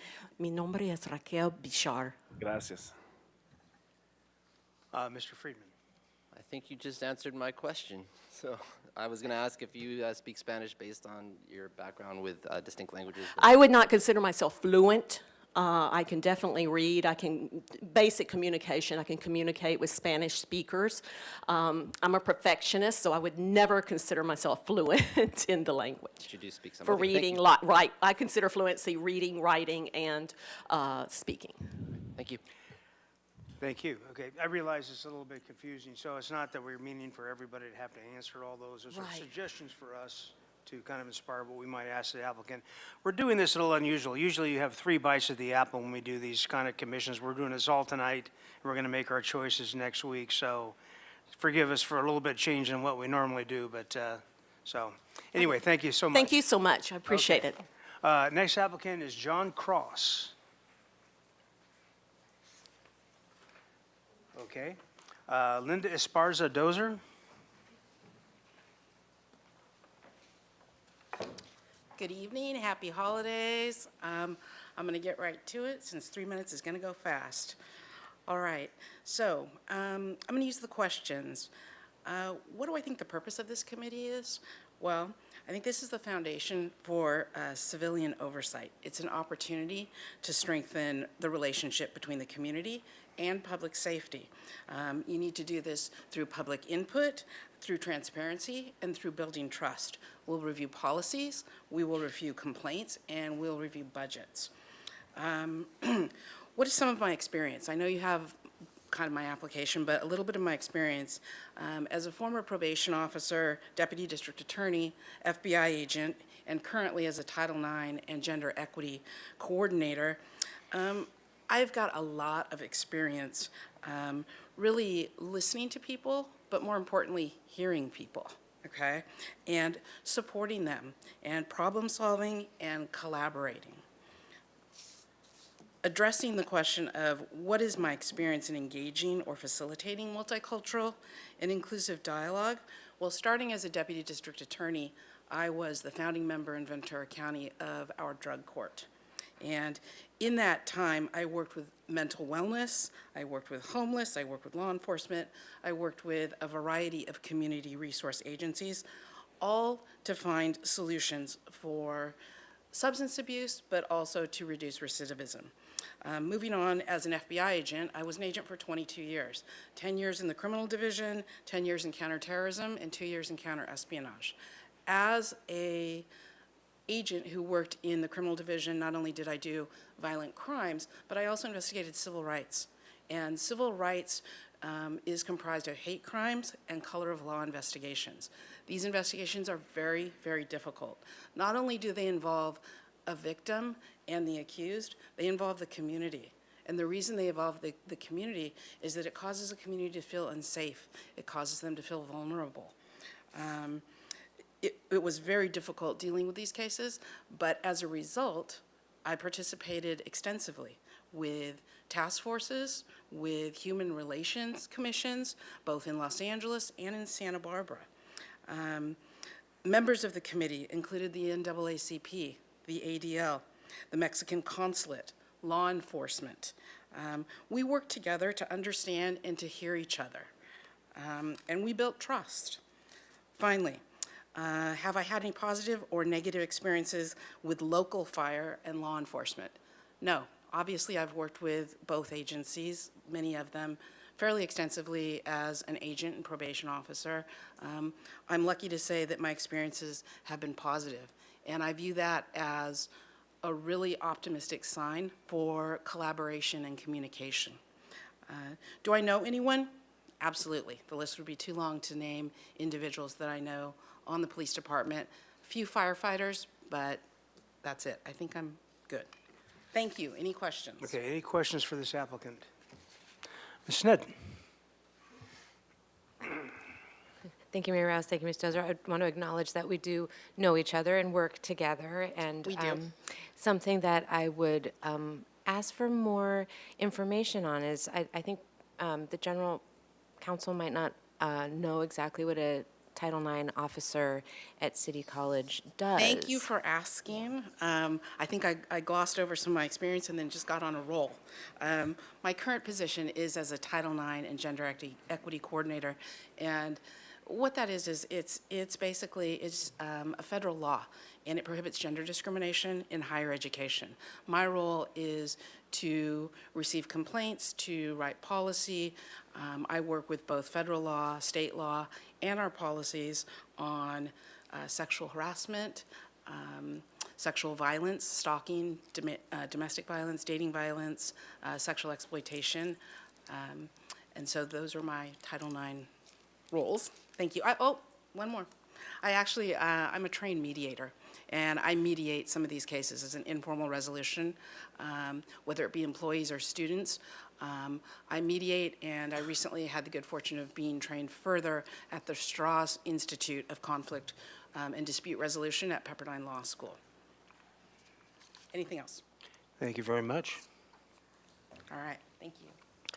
One thing I also failed to mention in the outset, too, is the focus has been on police and police commission. This is police and fire. So if you have any related experience, or if you don't have related experience, please let us know about your fire relationship as well.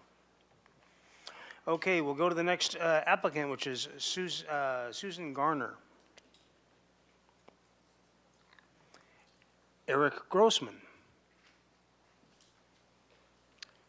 All righty. Paul Hanna.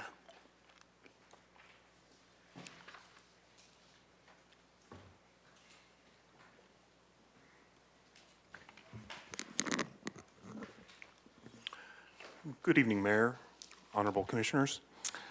So I'm going to do the same thing and go through the questions like the previous applicant did. A little nervous. That was quite the speech to follow up.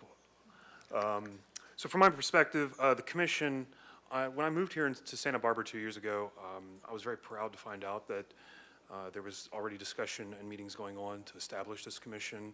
I had done some research into such commissions in other cities and was hoping that there would be one in the town that I came from, but they hadn't established one yet. So when I found out that there was a commission here that was sort of in the works, I was very proud and happy to hear that.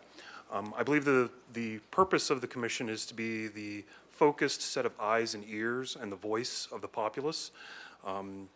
The council, city council, is already sort of an eyes and ears, but the commission becomes more focused just on the fire and police departments so that they can catch things that maybe you overlook or are not aware of.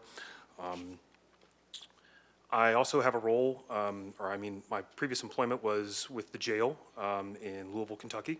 Louisville Metro Department of Corrections.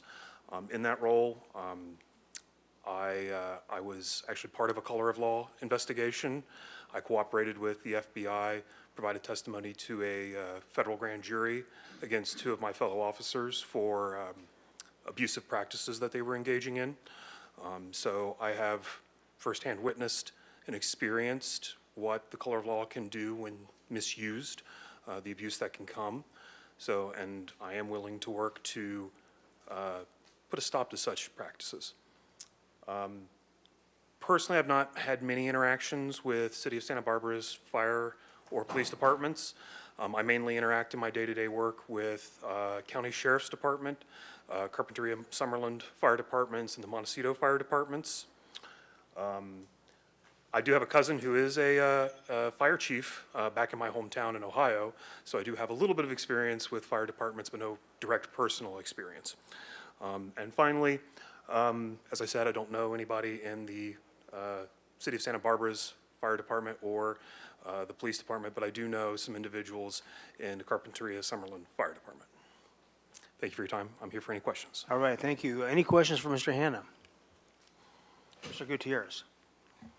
Thank you, Mr. Mayor and Mr. Hanna. You said you served on other committees and commissions in the past. Is that what you said? I must have misspoke, no. Okay, thank you. Okay, anyone else? Okay, thank you very much. Appreciate that. Thank you. Richard Heller.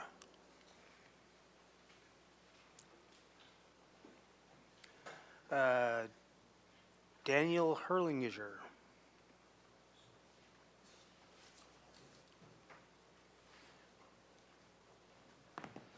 Good evening, Mayor Rouse and members of the council. I'm Dan Hurlinger, a resident of Santa Barbara for the past 24 years. I want to serve on the Police and Fire Commission because I'm interested in community service and believe in my understanding of what the council is trying to achieve, a level of citizen oversight and transparency. I'm willing to devote the time and energy to serve on the commission. I am a retired healthcare executive, as CEO of the Central Coast region of CHW, which is now Dignity Health. I work with more than 3,000 employees, physicians, and staff, our unions, and with first responders, particularly in the areas of disaster preparedness. I served 6 years in the United States Army Reserve 308 Civil Affairs Unit, a military government group trained in public health and safety. For 17 years, I have been on the city's Rental Housing Mediation Board. I served as chairman for 1 term, and I have conducted numerous mediations for tenant landlord disputes. I have also done voluntary mediations for the Santa Barbara and Ventura County small claims courts. For the past 18 years, I have served on the board of CenCal Health with 2 terms as chairman. We are the county-operated health system. We serve 220,000 Medi-Cal recipients in Santa Barbara and San Luis Obispo County. We administer a budget over $1 billion. In 2005, 2006, I served on the Santa Barbara Civil Grand Jury. That was the year just after Katrina. We focused our reports on disaster preparedness. We pushed, with subsequent grand juries, for the new emergency management center. During that time, we had extensive interviews with police and fire officials. I've had 2 positive experiences with first responders. We live on a cul-de-sac on the Riviera with 7 homes. In 2008, when the T fire hit, we lost 4 houses on the cul-de-sac. Mine was one of 3 that were saved. So our family is forever grateful for that. The other was the response from paramedics and firefighters for a family emergency who arrived actually in minutes and took my wife to the hospital.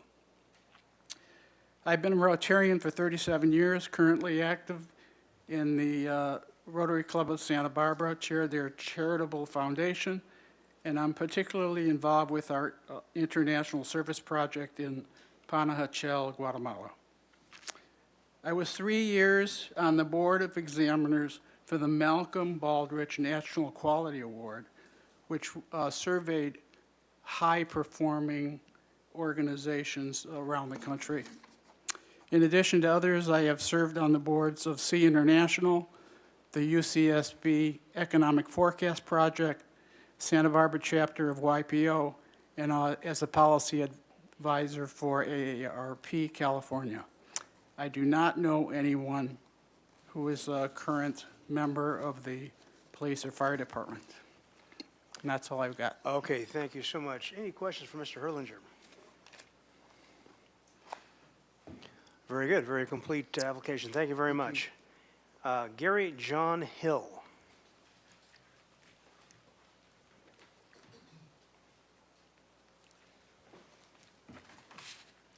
Good afternoon, Mr. Mayor and members of council.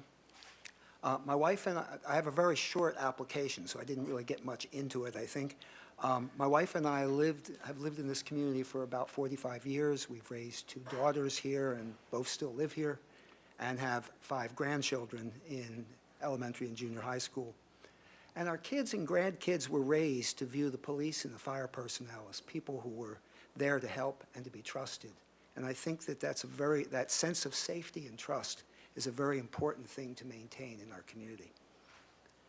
I think the purpose of civil oversight of the police and fire department is to enhance the various Santa Barbara communities' understanding and appreciation and trust of those institutions in order to facilitate greater collaboration and effectiveness. And to do that, I think you need 3 things in the commission. You need watchwords of sensitivity, objectivity, and fairness. Sensitivity both to the community concerns and to the working environment and expertise of the professional fire and police personnel. Objectivity in carrying out the enumerated functions, which are quite extensive in the council's proposed resolution, and fairness, acting with due care and consultation with the city administrator in review and making recommendations to council. I practiced business litigation in Santa Barbara for 37 years, taken hundreds of depositions, often in complex and institutional systems, and I've presented the results to judges and juries and expert tribunals, and have been in many, many mediations. So I think I've developed the skill for listening to what is said and what is left unsaid, and for being able to ask probing questions in a manner that encourages people to be forthcoming. As a lawyer, I have expertise in constitutional law, evidence, and due process, but I have a great deal to learn about police and fire procedure and operations, but I'm a quick study. So over the last 10 years, I've been engaged in teaching mindfulness and meditation and Buddhist philosophy, psychology. I'm one of 4 guiding teachers at the Open Door Sangha in Santa Barbara. And part of that training was graduating from a 2-year intensive program in community leadership, which focused on exploring the biases of white privilege, racism, sexism, through readings and very intensive group discussions. And frankly, I was one of very few old white guys in a cohort made up primarily of activists, people of color, and members of the LGBTQ community. So I had the opportunity to experience the anger that was aimed at me as a representative of my status and race. And that allowed me to not only learn a great deal, but also move beyond that to a sense of shared human values. There was a lot of shouting at the beginning of those 2 years, and I ended with a lot of hugging. So I think I can listen deeply and empathize with almost anyone. So I'm out of time, and I'd be happy to answer any questions that any of you. Thank you very much. Are there questions for Mr. Hodges?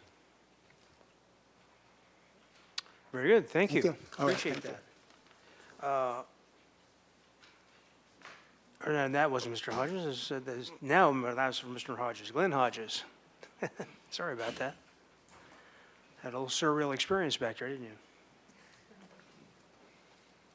Good evening, everybody. I'm Glenn Hodges. I've been a longtime resident here since '79, and I've owned my own business since '86. And from my perspective, this commission is as transparency. I think that's great for our community, and I've seen a lot of changes over the years, and this is probably my first time ever stepping up for public servant. I have raised 4 children here, and I think that this commission only strengthens our community. And in my experience, with the fire and police, I've had 3 break-ins at my business, have positive experience with the help I've gotten and all that. And the fire experience, I haven't had too much other than the yearly fire inspections, and I haven't had a negative experience with that. My experience, I've served on a nonprofit board from 2016 to 2018, and we had to make a lot of difficult decisions it was a nonprofit with budgets and just difficult decisions, and that's what I would say that owning a business since '86, I've had to do a lot of difficult decisions as well. The interest, like I say, the interest in this to belong to this commission would be just to give back to the community that's been really good to me. And I don't know anybody on the police and fire department.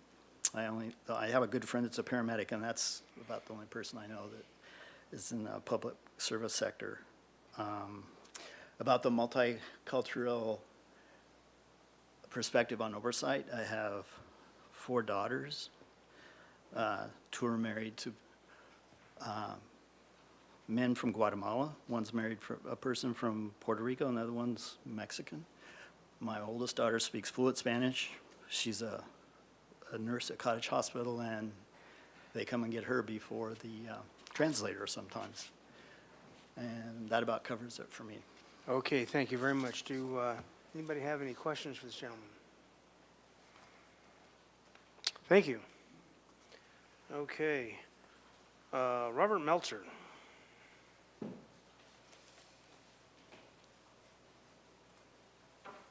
Good evening. I think you lost a few candidates during the budget discussions there.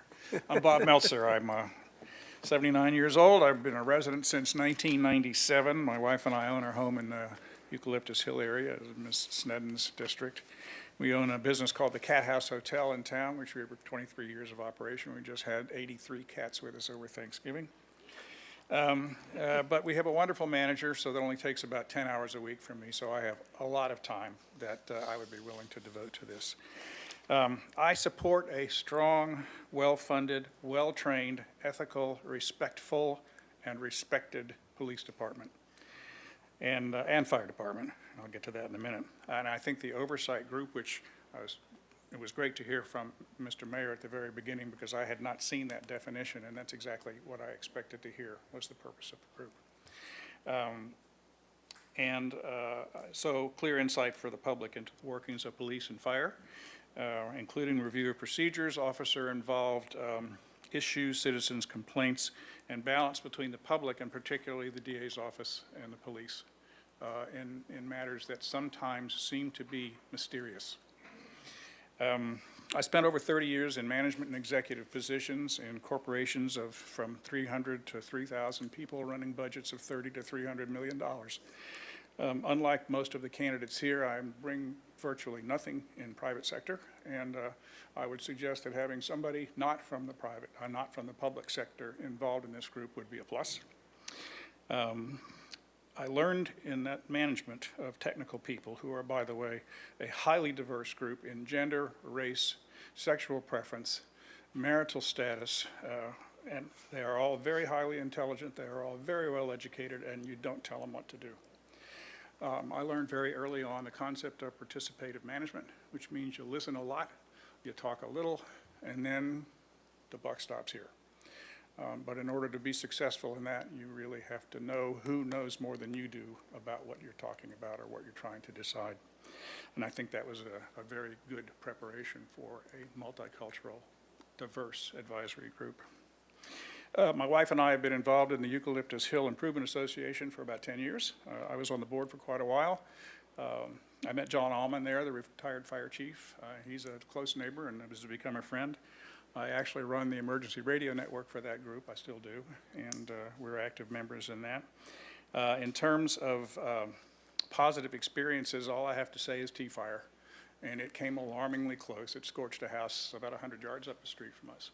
And if it hadn't been, happens to be that the fire crew was from Merced, that was at the top of our hill, but if it hadn't been for that crew, our house most probably wouldn't be there. I have nothing but the highest respect for them. Chris Braden from that group comes out to our house about once a year to inspect us for fire safety, brush removal and all that. I also had the opportunity to meet Lori Lunau and Adrian Gutierrez when I was on the board of DHIA. My experiences with the police have been minimal but positive. The only one I can think of specifically is we had this strange dude wandering around our street in the dark one night, and two officers came up and very politely encouraged him to go elsewhere.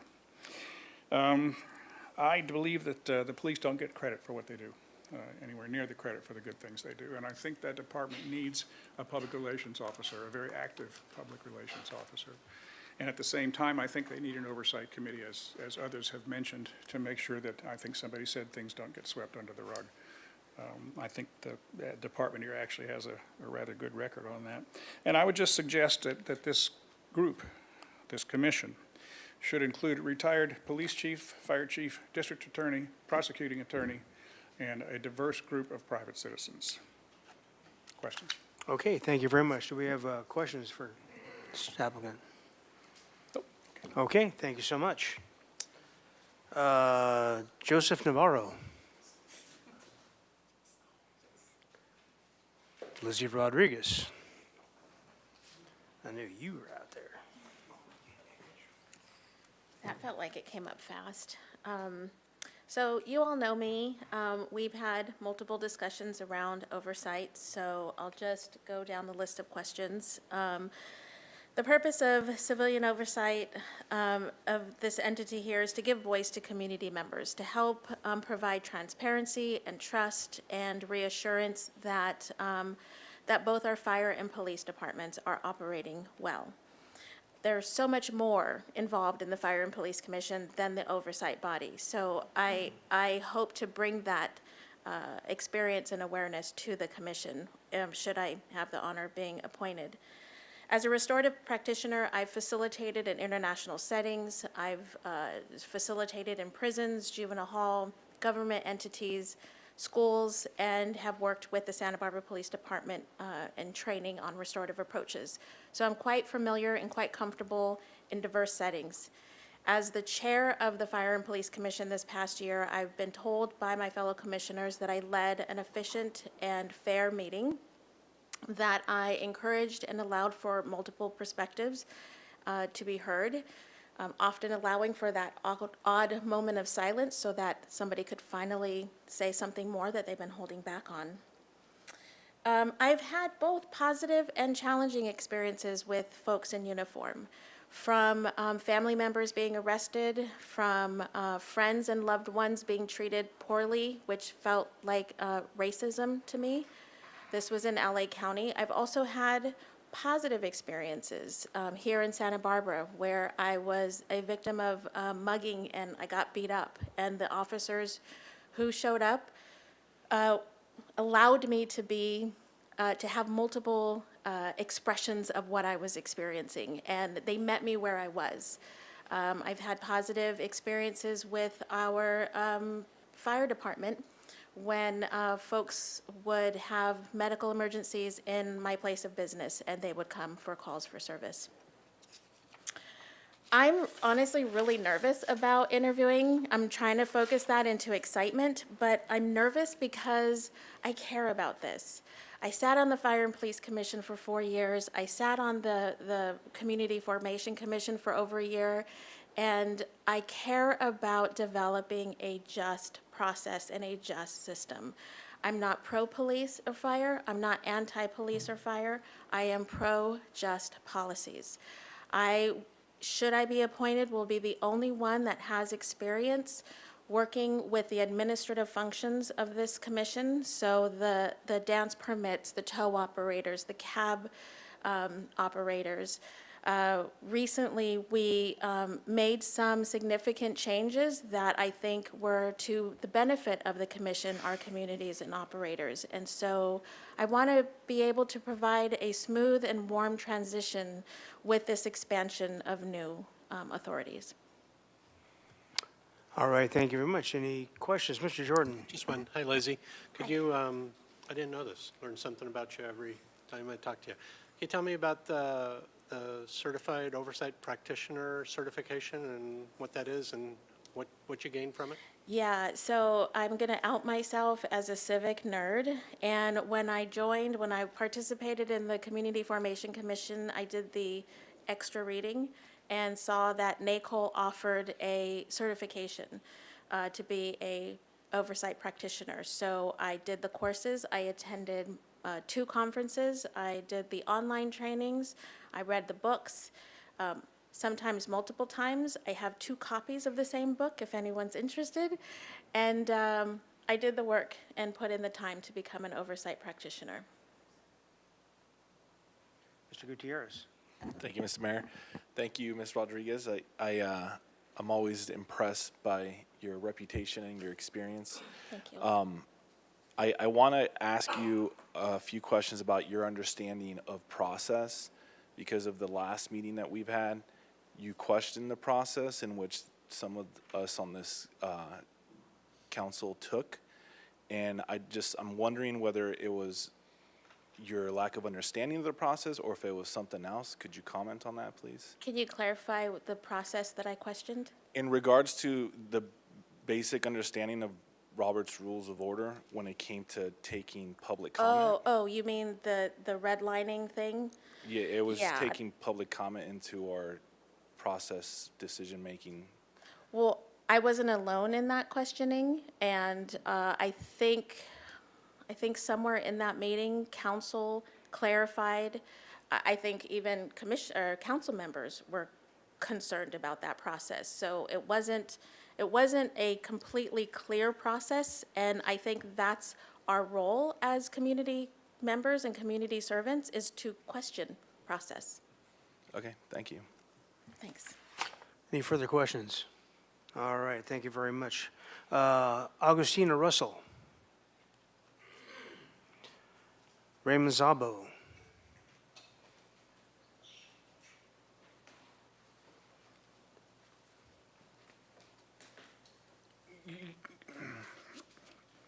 Good evening. I've had an interest in public safety for quite some time. To serve my city where I can provide insight and knowledge that could promote the well-being of its citizens would be a privilege. This is why I want to be appointed to the advisory group. From my perspective, I believe the purpose of the advisory oversight group is transparency between the police department and fire department as well as the public. We would engage the police department and fire departments if there are complaints. We would go over those complaints and review them. I've had experience in multicultural and inclusive dialogue with multiple groups with low-income housing. A few years ago, we were involved in relocating about 20 families, and they were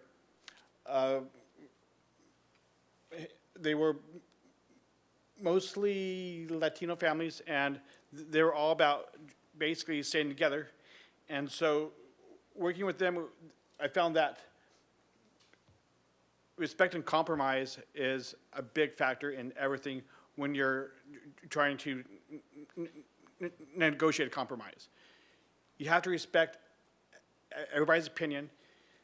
You might not agree with it, but respecting it leads to open communication and open dialogue. I've had no negative experiences with the police or fire department, other than I've had 3 cell phone tickets a few years ago. Other than that, my interactions with the police department have been extremely great. And I do know one officer on the police department, that is Officer Greg Hans. I donated some ammunition to the SWAT team about a year ago. That's about it. Are there any questions for me? Questions, please. Ms. Sneddon. Thank you, Mayor Rouse. Thank you for your application. I'm just wondering if you could give us a little bit more detail on serving on or memberships to community organization of the National Rifle Association. What's your Yes, affiliation? I have been a member of the National Rifle Association for, I would say, at least the last 3.5 to 4 years. I am a NRA CCW instructor, rifle and pistol instructor as well.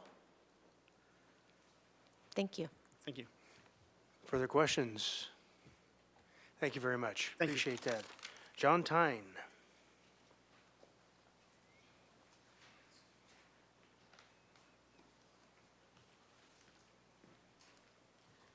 Good evening, Mr. Mayor, council, staff, and our youngest observer in person here. So, my name is John Tyne, and to address your questions, from my perspective, I think that public safety is one of the most important things that City Council does.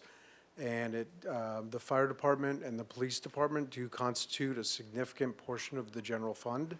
And it's important for the City Council to ensure that both the fire department and the police department are run efficiently, make sure that the decisions that are made are delivering services to our citizens in this town as efficiently as we can. But it's also important that those services be delivered equitably and fairly, and notwithstanding the race or the sexual identity or the age or the gender of the individual who is in distress or who is alleged to have perpetrated a wrongdoing, they must be treated with respect, and we would all want ourselves to be treated. I know that the commission would have certain requirements that would involve promulgating rules and regulations or recommending them to City Council.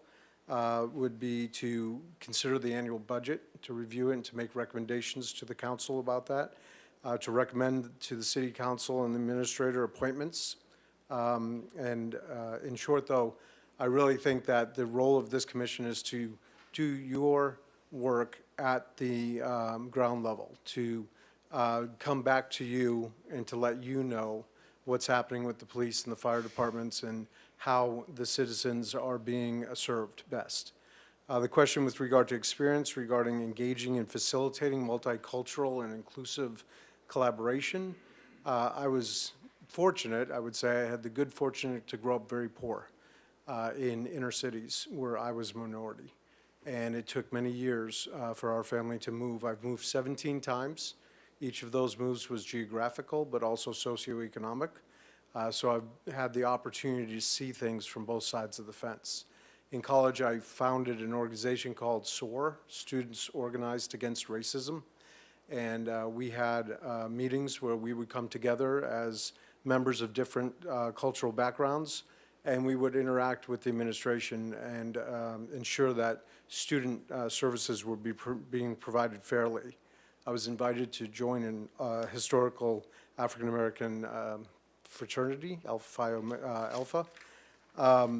Over my career, I've served in many leadership positions, including representing individuals at Leadership Santa Barbara County, where we taught collaborative processes.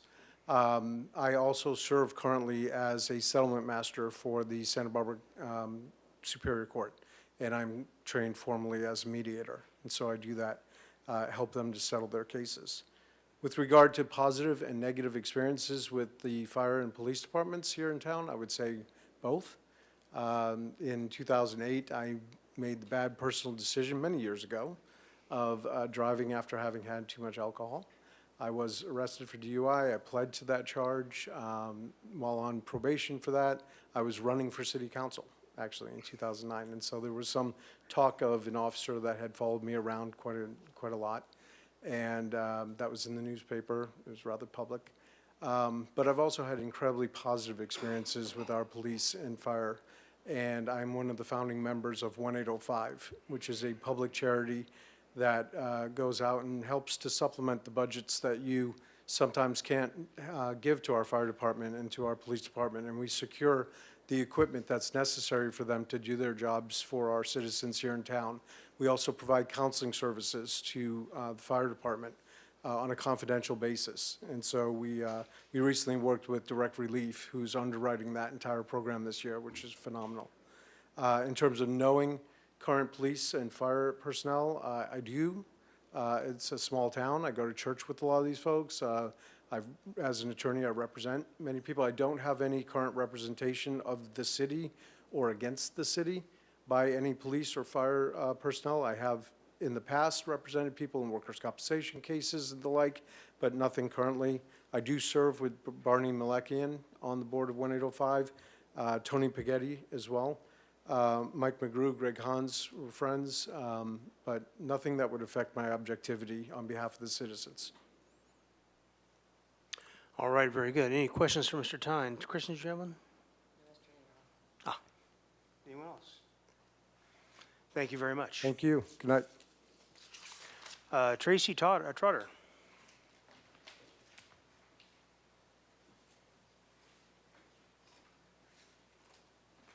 Mayor, council, the last time, I'm going to start this off with something out from left field. The last time I was here, the mayor was on council and none of you were here. That was the last time I spent 4 hours here. I can only say to each and every one of you, all these people that come up and talk about their wages, they ought to find out what you get paid. You should be paid double. So let's move on to, you have my resume, you have my letters of what I've done, but listening to 4 hours, I was with Randy. I needed a butter knife. All right, from my perspective, what do you think the purpose of the civilian oversight? I think it's something that has been a long time in coming. I think you need the right people on the committee, people who have experience in all aspects of the fire and police departments, not necessarily here. I'm going to go to have you be, what is your experience in engaging in or facilitating multicultural? I spent 40 years as a cinematographer or in the commercial field, director of photography. I filled up 8 passports. I dealt with crews from all over the world, from every ethnicity that you can think of. So we would have crews from 5 to 100 people, and I had to deal with them as the cinematographer on their conflict resolution. And when you're working 13, 14-hour days, believe me, you run into conflict. You know, you guys are doing 4 hours and you see, you see some of the patience that goes on. Try 15. Okay, do you know anyone who is a current member of the Santa Barbara Police? I have one young officer that I taught in film school. I taught at Brooks Institute after leaving the motion picture industry, and his first name is Bruno. That's the nature of our relationship. Have I had any positive or negative experiences with local fire or law enforcement? Not really. The fire experiences I've had, I lived on East Mountain Drive, right under the Tea Gardens, and you deal with the Montecito Fire Department or the county on a yearly basis. You want to keep things away from your house. I don't know in the Tea Fire that would have made any difference. It basically melted the stained glass in our house. So, you know, it's like, it's been a positive experience. Now, in dealing with the police and fire departments from other jurisdictions, I did do 6 to 10 years of promotional things and training videos for the Fire Department of Los Angeles as well as the police. The fire department was for recruiting. They wanted demographics that were other than male on their forces. And in the police department, it was on training protocols. So that's my experience in dealing with them. I basically believe I can well represent the stakeholders of Santa Barbara, both law enforcement and the public. I believe compassion and law enforcement go hand in hand. So that's it. You Okay. guys have my resume. You can check it out. Thank you, any questions for Mr. Trotter? All right, thanks very much. Thank you. And Ana Alicia Zepeda.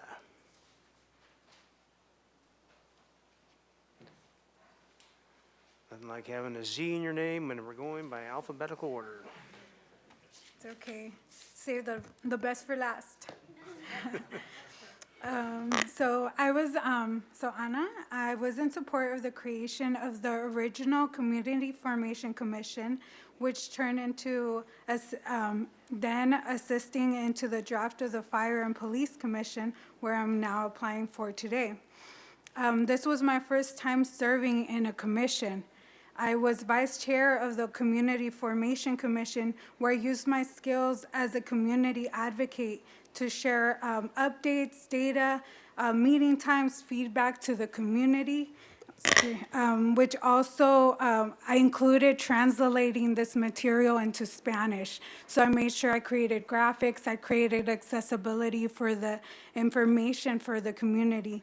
I also my purpose would be to create a bridge of resources from myself into my community to provide ways on how to have transparency within the community and the fire and police department.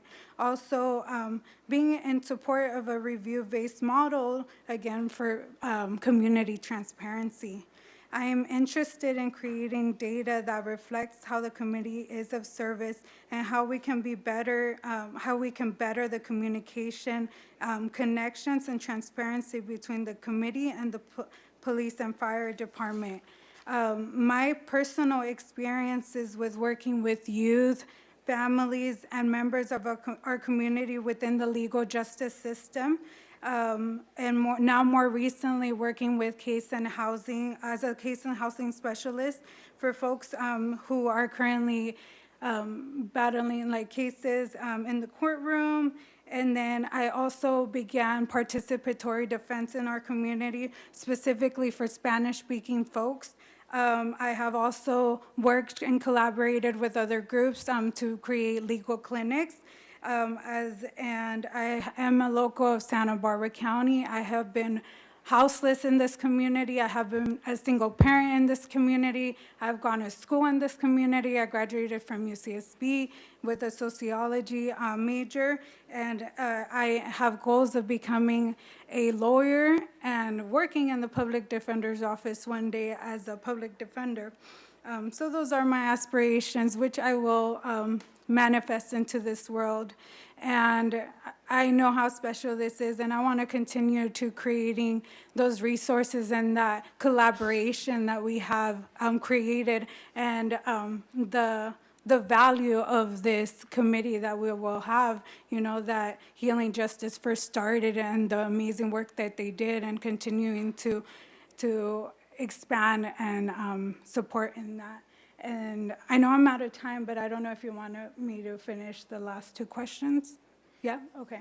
So any positive or negative experiences with local law enforcement and fire department? Well, positive experiences recently at the Avocado Festival. They had a fire truck there, and it was amazing. It was fun, and we got to wear the hat and everything, so that was really cool. And also another positive experience, which is more personal to myself, when my young son passed away, I had the detective, law enforcement be very sensitive to my situation, and they guided me through the whole investigation and the process.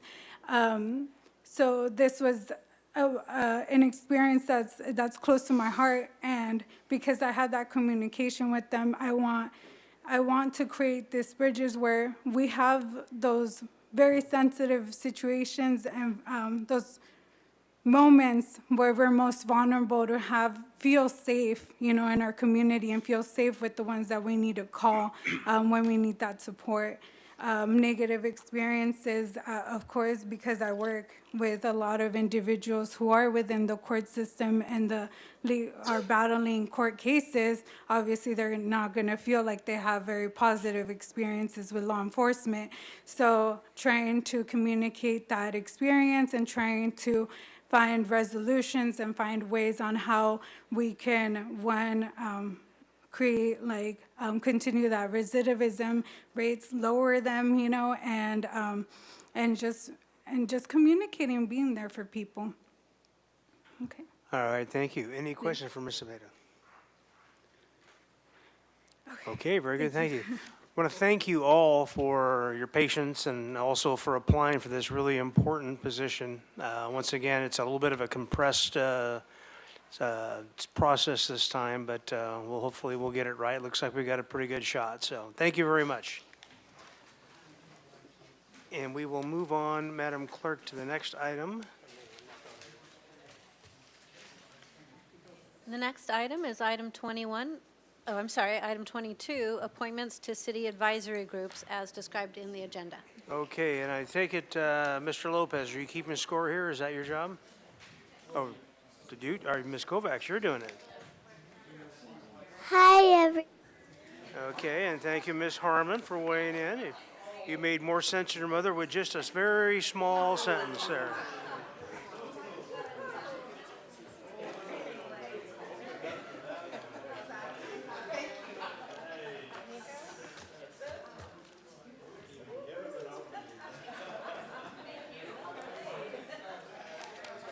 You're getting away with it because you're cute, but remember, ask your mom, it doesn't last forever.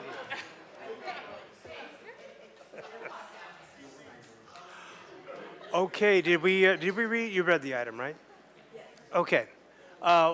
We are going to do our committee appointments, and we'll go through these by committee, and we'll when we have more than one vacancy and one applicant, we'll have to do a bit of a voting situation. You will be tracking that, right, Ms. Kovacs?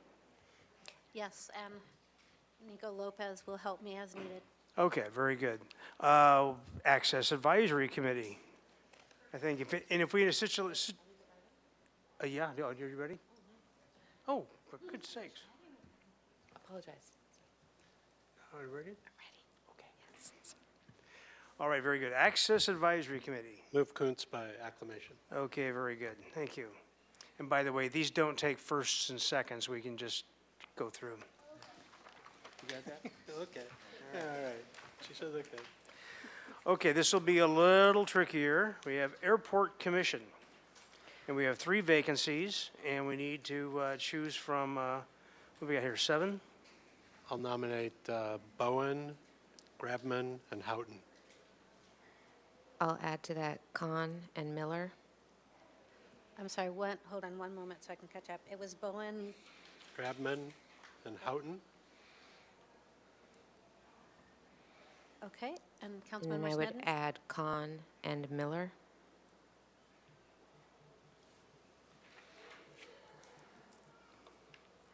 Any more nominations? Okay, very good. The best way is for you to call the roll and have us do our nominees, or do our, vote for our people. Right, so on this commission, there are 3 vacancies, So you'll name 3? and you have 5 nominees. Right. So, So you will, each of us will name our, who we vote for, and then the scorekeeper will hit the tote board. Okay, Ms. Kovacs. okay, Councilmember Jordan. Bowen, Grabman, and Houghton.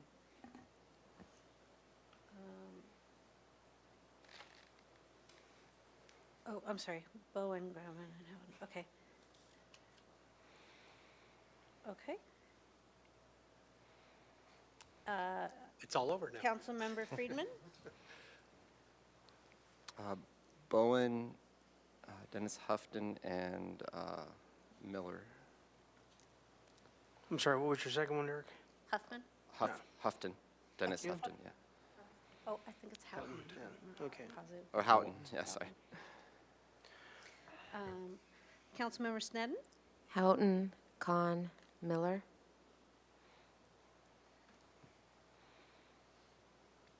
Okay. Mayor Pro Tem Harmon?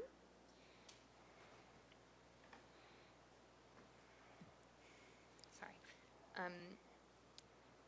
Grabman, Houghton, and Khan.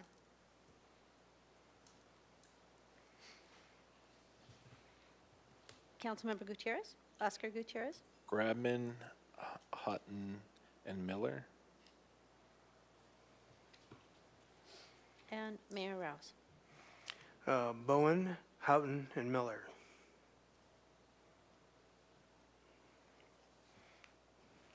Okay, one moment. And You going to confirm each Mr. other's Lopez, count? can Yeah. I confer with you to make sure that we're on the same page? Okay. So on the first choices, were you ranking in your, no ranking, okay. So 1, 2, 3.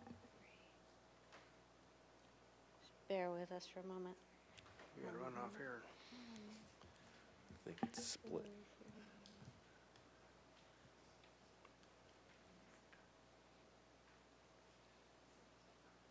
Need an electronic tote board, that'd be so cool. Mr. Lopez, I know you've done this before when I haven't, so I have Houghton as a guarantee,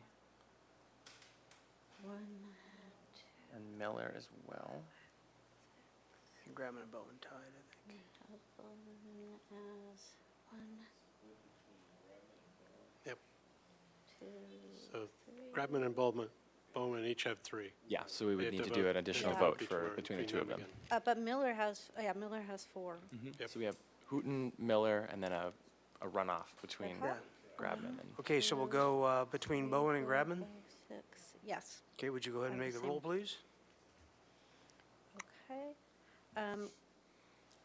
Councilmember Jordan? Really? I have to go first twice? Come on, you don't- Bowen. Oh, That's should I- okay, go ahead. Should I move Bowen. it on when it's the same? That's fine. It's not Bowen. that Yeah. complicated. I'm sorry, did you say? Bowen. Oh, okay. And Councilmember Friedman? Grabman, Councilmember Snedden? Grabman. Mayor Pro Tem Harmon? Grabman. Councilmember Oscar Gutierrez? Grabman. Mayor Rouse? Bowen, so it's Grabman. Grabman. Very good, thank you. ABR, we got nobody. Arts Advisory Committee, we have 2 applicants. Do we do ABR by acclamation? Dee Dee Calderwood? Wait, I thought there was, is there somebody on your sheet? There's no applicant. By, Thank you, apologize. jeez, Louise. Yeah, this is the update. Okay, Arts Advisory Committee, we have 2 candidates and 1 vacancy. We'll go ahead with And Ms. nominations. Kovacs, if you want to just call roll, I can help with the tallies, and then we can confer over here, so we have a double, and then you don't Yeah, have that'd be to double easier, right. multitask. Very Okay. good, thank you. Councilmember, she's not here. Friedman? Serena Lee. Councilmember Snedden? Dorfman. Okay. Mayor Pro Tem Harmon? Dorfman. Councilmember Oscar Gutierrez? Dorfman. Councilmember Jordan? Dorfman. Mayor Rouse? Lee, looks like it's Dorfman. Very good. Building and Fire Code Appeals, nobody. 3 vacancies for Citizens Oversight Committee. We have 1 candidate. Move by acclamation. Thank you. Second. Oh, I don't second. Okay, Civil Service Commission, once again, 2 applicants, 3 vacancies. Move by acclamation. Moved by acclamation, thank you. Hold on, sorry, did William actually show up? No. It's just Charles and Friend. So there's 3 vacancies, but only 2 showed up. Julian Sarafian? Serafian? Yeah, he sent us an email saying that he would like to serve on that as well, if available. Yeah. But you could serve Was on that something he did verbally with you, or was that? No, he sent us all an email. Mr. Mayor, Councilman Oscar Gutierrez, so he did send an email over the weekend saying that he would be willing to serve on both the Civil Service Commission and the Parks and Rec Commission, but his application only specified the Citizens Oversight Committee, and when he interviewed, he only interviewed for the Citizens Oversight Committee and didn't at that time say he was interested in any of the other committees. So according to the guidelines for the boards and commissions, it says that if you want to serve on other committees, you should specify that during the interview process. So these are just guidelines. It's up to the council what they want to do. But, sending an email that late in the day and not specifying that during the interview process is a little bit, outside the norm. So it's up to you, but I just wanted to raise that it's. And Mayor and council members, I'm going to join in with Ms. Connect, because I also think it's a little bit of concern. It's out of process and not what we usually do. It's not very transparent, and you haven't had a chance to ask questions specific to this board, so you really have no idea about their opinion on this specific board. That said, Ms. Connect is correct. If you want to appoint him regardless, you can do so. But I think we both want to caution you that it's very much out of keeping what we've done historically, and therefore very much out of keeping with what your applicants would expect you to do up here. All right, very good. Pleasure of the council. Anybody? Mr. Gutierrez? I just want to say that when he did apply, he did specify his legal expertise of being a Harvard-educated lawyer, and this Civil Service Commission has to do with a lot of legal, what's the word I'm looking for?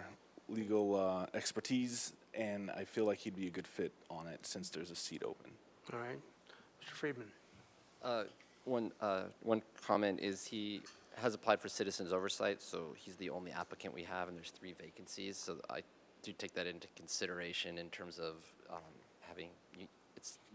can't be prohibited for serving on more than one at a time. Actually, I did it 10 years ago, but that's one thing to consider. And the other thing to consider, and it came up in another sense, but I read this in an article today. He's applying to serve on the school board.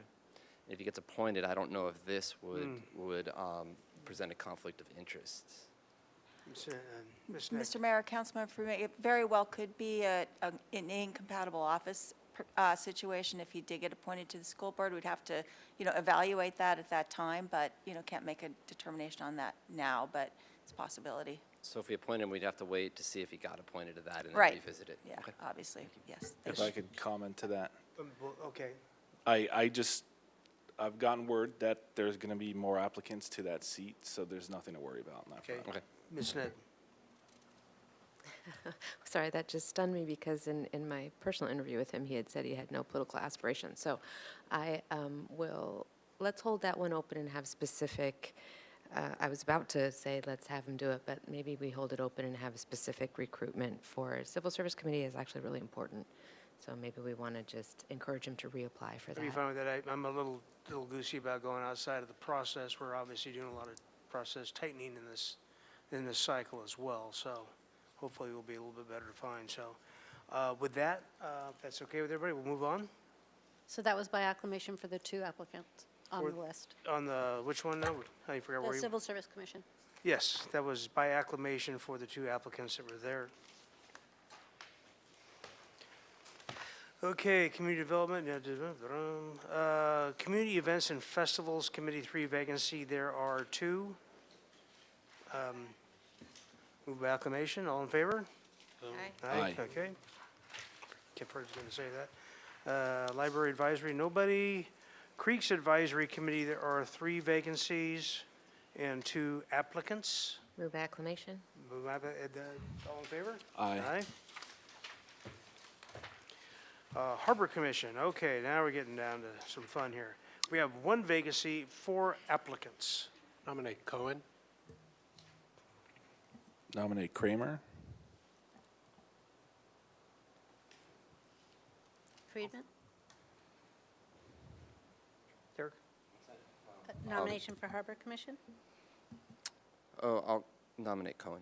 I thought we were just going. She was already nominated. What's that? I know that's a, Yeah, those 2 guys jumped in. okay, they jumped in. So are those the only 2 then? Yes. Or, okay, Cohen. Snedden, Councilmember Snedden? Kramer. Mayor Pro Tem Harmon? Cohen. Councilmember Oscar Gutierrez? Kramer. And Mayor Rouse? Kramer. Did I get a vote? Just wondering. You did already. Did I? You said Cohen. I nominated. You I didn't Oh, vote for anybody. Did you want to, I would like to vote for Cohen, Okay, then you guys can sort that out. It's a tie. You're welcome. go ahead.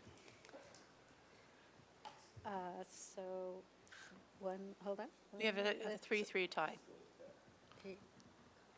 Mara? Should we We discuss? re-vote it again, or? Do we discuss? No, well, so wait, the- those are nominations, so. This is voting for the first candidate? I would assume that the people nominated should build a case for why they're qualified over the other. Is that right? I think generally we make the case for who it is we're supporting, right? If it's tied, yeah. There's nothing to prohibit us from voting again, right, after we have this discussion? Correct. I'm sorry, my mic was not. So where are we at here? You have, it's a tie. So Councilmember Jordan nominated Ms. Cohen, and Councilmember Oscar Gutierrez nominated Ms. Kramer. So Mr. Jordan, go Let's ahead. go ahead and have the vote Oh my then. God, I'm going Okay. to lose in the wrestling match. So, as a liaison to the Harbor Commission, I've had an opportunity to watch the dynamics down there, and I feel it's time for a new perspective. Someone who brings a fresh look, and I would say my perception of Suzanne is a more environmentally progressive and friendly look at the harbor operations, the dynamics of how it interacts and engages with the community. I mean, I know both people. I just have a much better feeling for the next 4 years with Suzanne Cohen in that position, in the direction that the harbor generally is going right now. Okay, let me just ask you a question though, because she is part of a BAP, do you think that's a conflict? I don't. Because she's operating a business in the harbor, so Right. she'll have to make decisions about As that. as our other harbor commissioners. Okay. Already. Well, I don't, And it actually, I don't feel like that's ideal, but that's, well, no, but hers is a $250 annual contract with the city. still a BAP, so So, they got to vote yeah. on. Okay. Any other comments? Councilmember Oscar Gutierrez? Yeah, I feel that Elizabeth Kramer, she's been serving for about 15 years now, and or she has served for about 15 years, and I feel like she's in good standing with the harbor as far as I know, and I feel she represents the harbor and the people who frequent there really well. And as far as I know, she doesn't have any conflicts. Could be wrong, but I don't think she has any conflicts. So. Ms. Snedden? I'll just say that I'm sort of really torn between the two, and each one of those swayed me one, swayed me the other, because they're both so highly qualified, and we would be honored to have either of them serve. So I had nothing to add there, sorry. Mayor Rouse, just in the event that it may help, your guidelines do suggest that your appointees serve 2 terms. So just something to consider in terms of your guidelines. Right, that's understood because, per those terms, I mean, they're not official term limits because we do hold over, but that is a consideration, you're correct. Mr. Friedman? Thank you. First, I just want to say I think very highly of both candidates. In particular, Ms. Kramer, I did serve with her on the Harbor Commission, and she has, back about 10 years ago, and she has always provided a strong voice there for a lot of issues. In this case, Ms. Bjork just went where is my deciding factor here, in that we do have the guidelines for 8 years. There's been a couple extensions on here, but one of the things I think that makes our city stronger is when we have new people coming in and participating in local government, in our city government, understanding city government and how it works. And this would be an opportunity to do that. And Ms. Kramer has been on there for 16 years, so that would make it 20 years. So I think part of the role is to get as many people as we can who are interested in serving on there. So that was my deciding factor. Thank you. Okay. So, how does it stand? Do we want to revote, or we want to, okay, very good. Ms. Kovacs. A revote? Okay. We'll start with Friedman, Cohen. Councilmember Sneddon,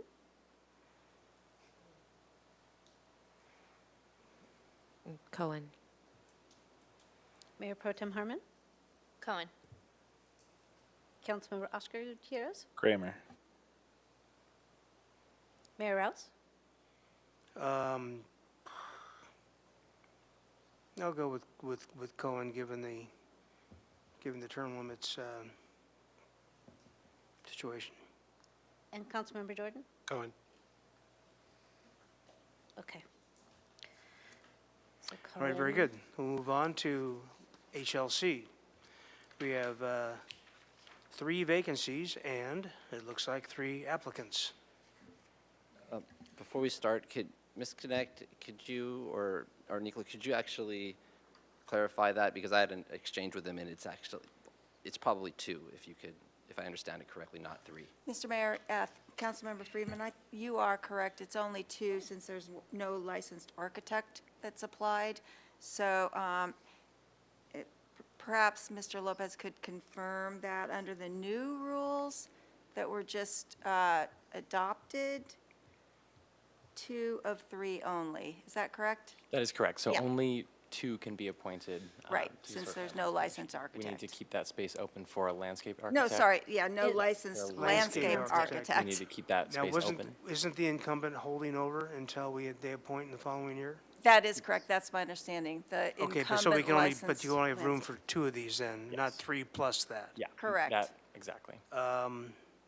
Okay, I didn't understand, because it says 3 vacancies, that's why I was kind of confused. I know, Yeah, So it's- one of those is the incumbent Yeah, then? one of those is the incumbent, and no one is qualified for that spot, so we can't. Okay. Uli and Dordan.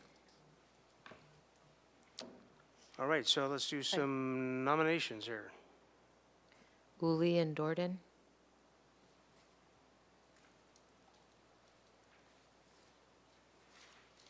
Any other nominations?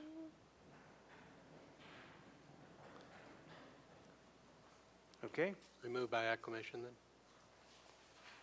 Those all 2? in favor? Aye.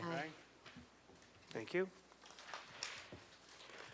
Library Board, 1 vacancy, 4. Mr. Mayor, could I go back? So you nominated by acclamation No, Dordan, but you have one more. no, I did Uli and Dordan. Julio, Uli okay, and sorry. Dordan. Thank Uli you. and Thank Dordan. you. But it Those are was the only not 2 by that got nominated. acclamation. They were nominated, and then there were 2 nominated, and so they were moved by acclamation. Thank you. All right, Library Board, 1 vacancy, 4 candidates. Let's go with some nominations, please. Amber Caldwell. Nominate Harris. I'll put 1 in for Chang. Actually, no, I'm gonna remove Chang on to nominate for Parks and Rec. Yeah. So anyone else besides Caldwell and Harris? Okay, very good. Would you go for a vote, please? Yes, Councilmember Friedman, Caldwell. Councilmember Snedden. Harris. Mayor Pro Tem Harmon. Harris. Councilmember Oscar Gutierrez. Caldwell. Councilmember Jordan. Harris. And Mayor Rouse. Harris. All right. All right, very good. So it is Harris. Okay, after the Living Wage Advisory Committee, 2 vacancies, 1 applicant. Vermeer. Move by acclamation. Okay, all in favor? Aye. Aye, very good, thank you. Neighborhood Advisory Council, heated race between 1 person for 6 vacancies. Move by acclamation, all in favor? Aye. Very good, thank you. Parks and Recreation Commission, I nominate Chang. okay. I think we can also, since there's 1 applicant and 1 vacancy, we can move by acclamation. Move by acclamation. All in favor? Aye, thank you. Planning Commission, 1 vacancy. I'll nominate Boss.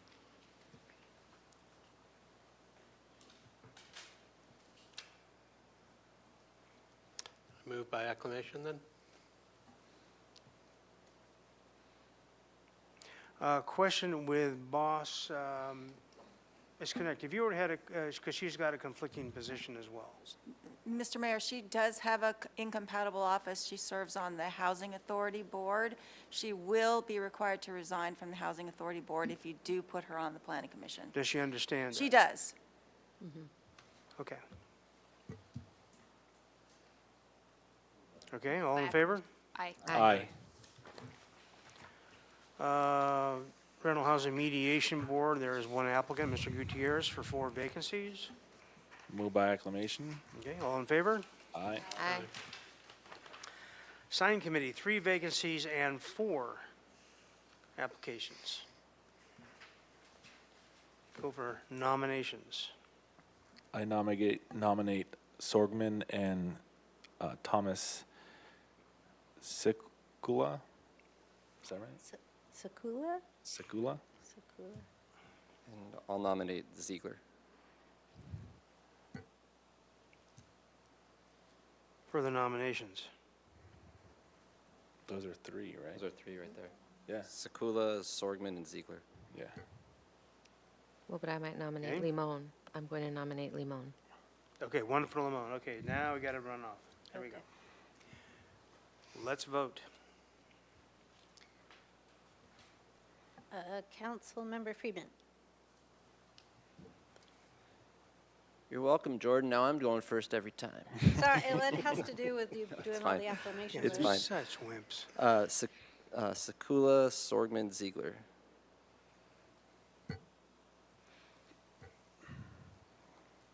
Sorry.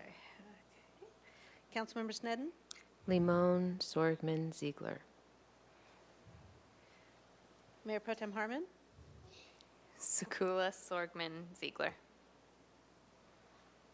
Councilmember Oscar Gutierrez. Limon, Sakula, Sorgman.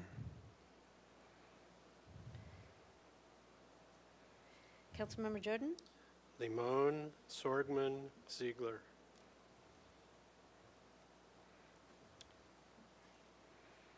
Mayor Rouse. Lamone, Sorgman, Ziegler. It's Lamone, Sorgman, Ziegler. Okay. Very good. Moving on, Single Family Design Board, we have 1 vacancy, we have 3 applicants. Nominate Catherine, because I'll mess up her last name. Gerpaidi. Yeah, Yeah, you'd messed it up. okay. Further nominations? Ziegler. Okay. I'll nominate Moticha. Further nominations? I'm sorry, who did you just nominate? Oh, Moticha. That's it? Okay, let's go. Let's vote them up. Councilmember Snedden. Ziegler. Mayor Pro Tem Harmon.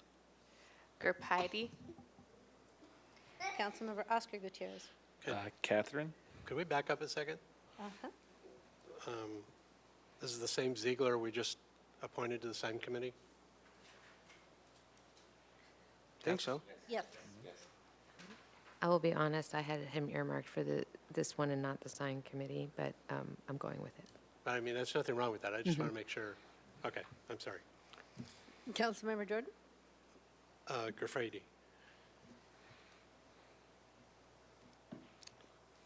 Councilmember Friedman? Graffiti. Mayor Rouse? Moticha. Looks like it's the name and It is Gerfeide. Gerfeide? Graffiti. Gerfeide? Citrus Cities Board, 1 vacancy, 2 names. May I take nominations, please? Mark, I nominate Mark, Philibosian. yeah, There you Philibosian. go. Even she thought it was funny. Any other nominations? I move by acclamation. Okay, all in favor? Aye. Thank you. Transportation and Circulation Committee, we have 5 and 6 nominees. So I'll nominate the top 5, Bickford, Blackerby, Metzenberg, Rodriguez, and Smith. Ooh, 1 second. Should be easy. Go right down the top.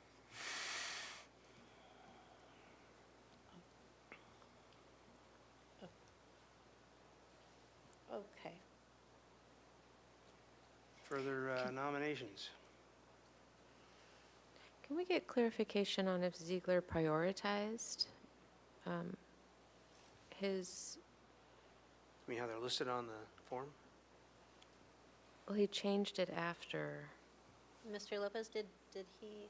He didn't have a priority. He indicated that he was most interested in single-family design board, but beyond that, there was no preference. for him. That was his preference, was single-family design board? Okay. Okay, we have 5 nominees for 5 vacancies. Correct. Anyone? Move by acclamation. Move by acclamation, very good. Thank you. That'll do it. Mr. Mayor, just to annoy you, so there's like, we had talked about key vacant positions and not doing those twice a year. We definitely have one coming up in 2 weeks for the Planning Commission, and there are some other ones on here. Most notable to me is Architectural Review Board, and then there's some of these other ones where there's half the whole board or commission didn't even get an applicant. When is the appropriate time to talk about worrying about the either continued Recruitment. vacancies for bigger boards and also key board appointments on the Design or Planning Commission? Well, keyboard appointments, I know one of them with the ABR will be after the first of the year. Okay. And we've got Well, I an incumbent assume holding, everything would so be we can get a landscape architect there. Right. And then the rest of it, Nico, do you have an answer for Mr. Jordan here? in Planning terms of- Commission will be, that's going to be vacant in 2 weeks. Mayor and council members, I believe when we go out with the recruitment, we come to you with the request for the recruitment and the schedule. I think that would be the appropriate time to be talking about which recruitments you're doing.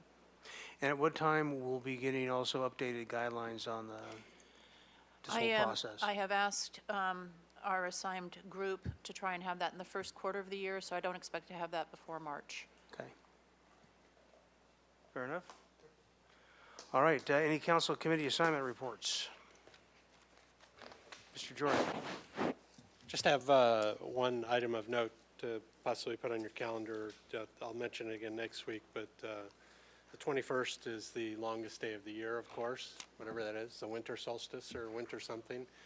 And I went to this event, shortest day, that's right, sorry. Longest night of the year, that's what I really meant.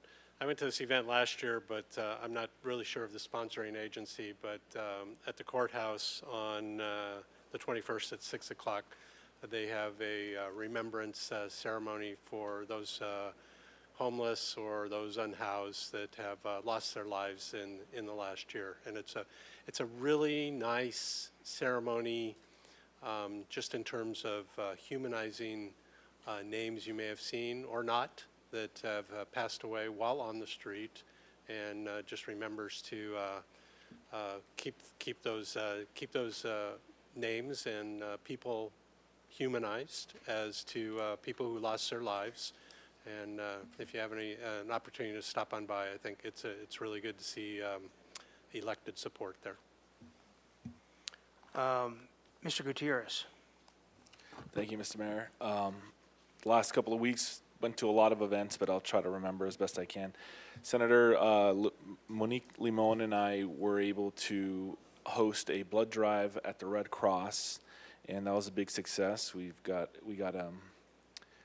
enough blood for the day, I guess you can say. And then I attended the State of the County.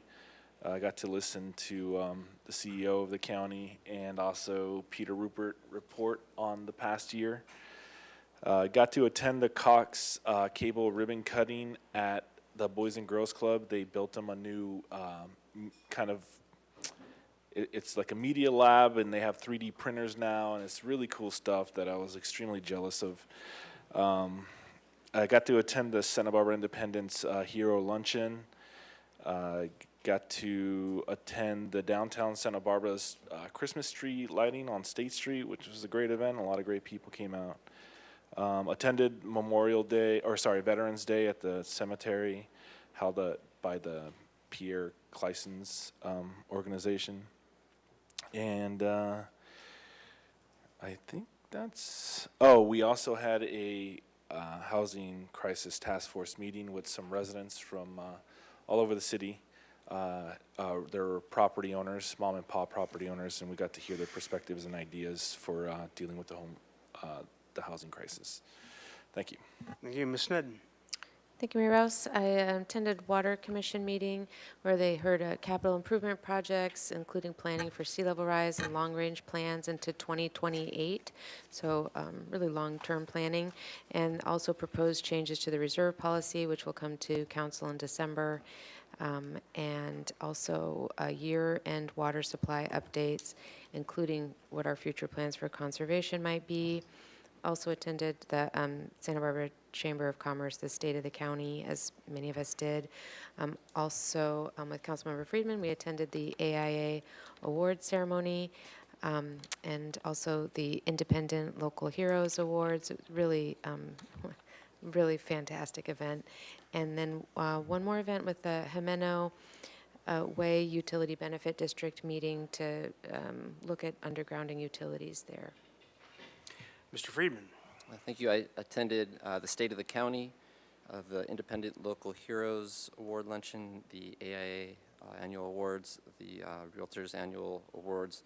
I went to Dos Pueblos Engineering Academy Open House, and also just want to reference, I did attend All Quiet on the Western Front showing at the Riviera through the Film Festival, and just a reminder for the community that there are a lot of great films, and in many cases they have the directors, the actors that come and give the interviews. So we got to see the movie, and they had 4 of the stars, the sound, the director, as well as many others in the cast there, and did a Q&A with them after the movie. So it's kind of our own mini film festival year-round there, so just pay attention to what's up there, and there's a lot of great Q&A that happens after the movie. So I just want to plug the film festival for the year-round work that they're doing here to engage us in the films. Thank you. Thank you very much, and with that, we're adjourned.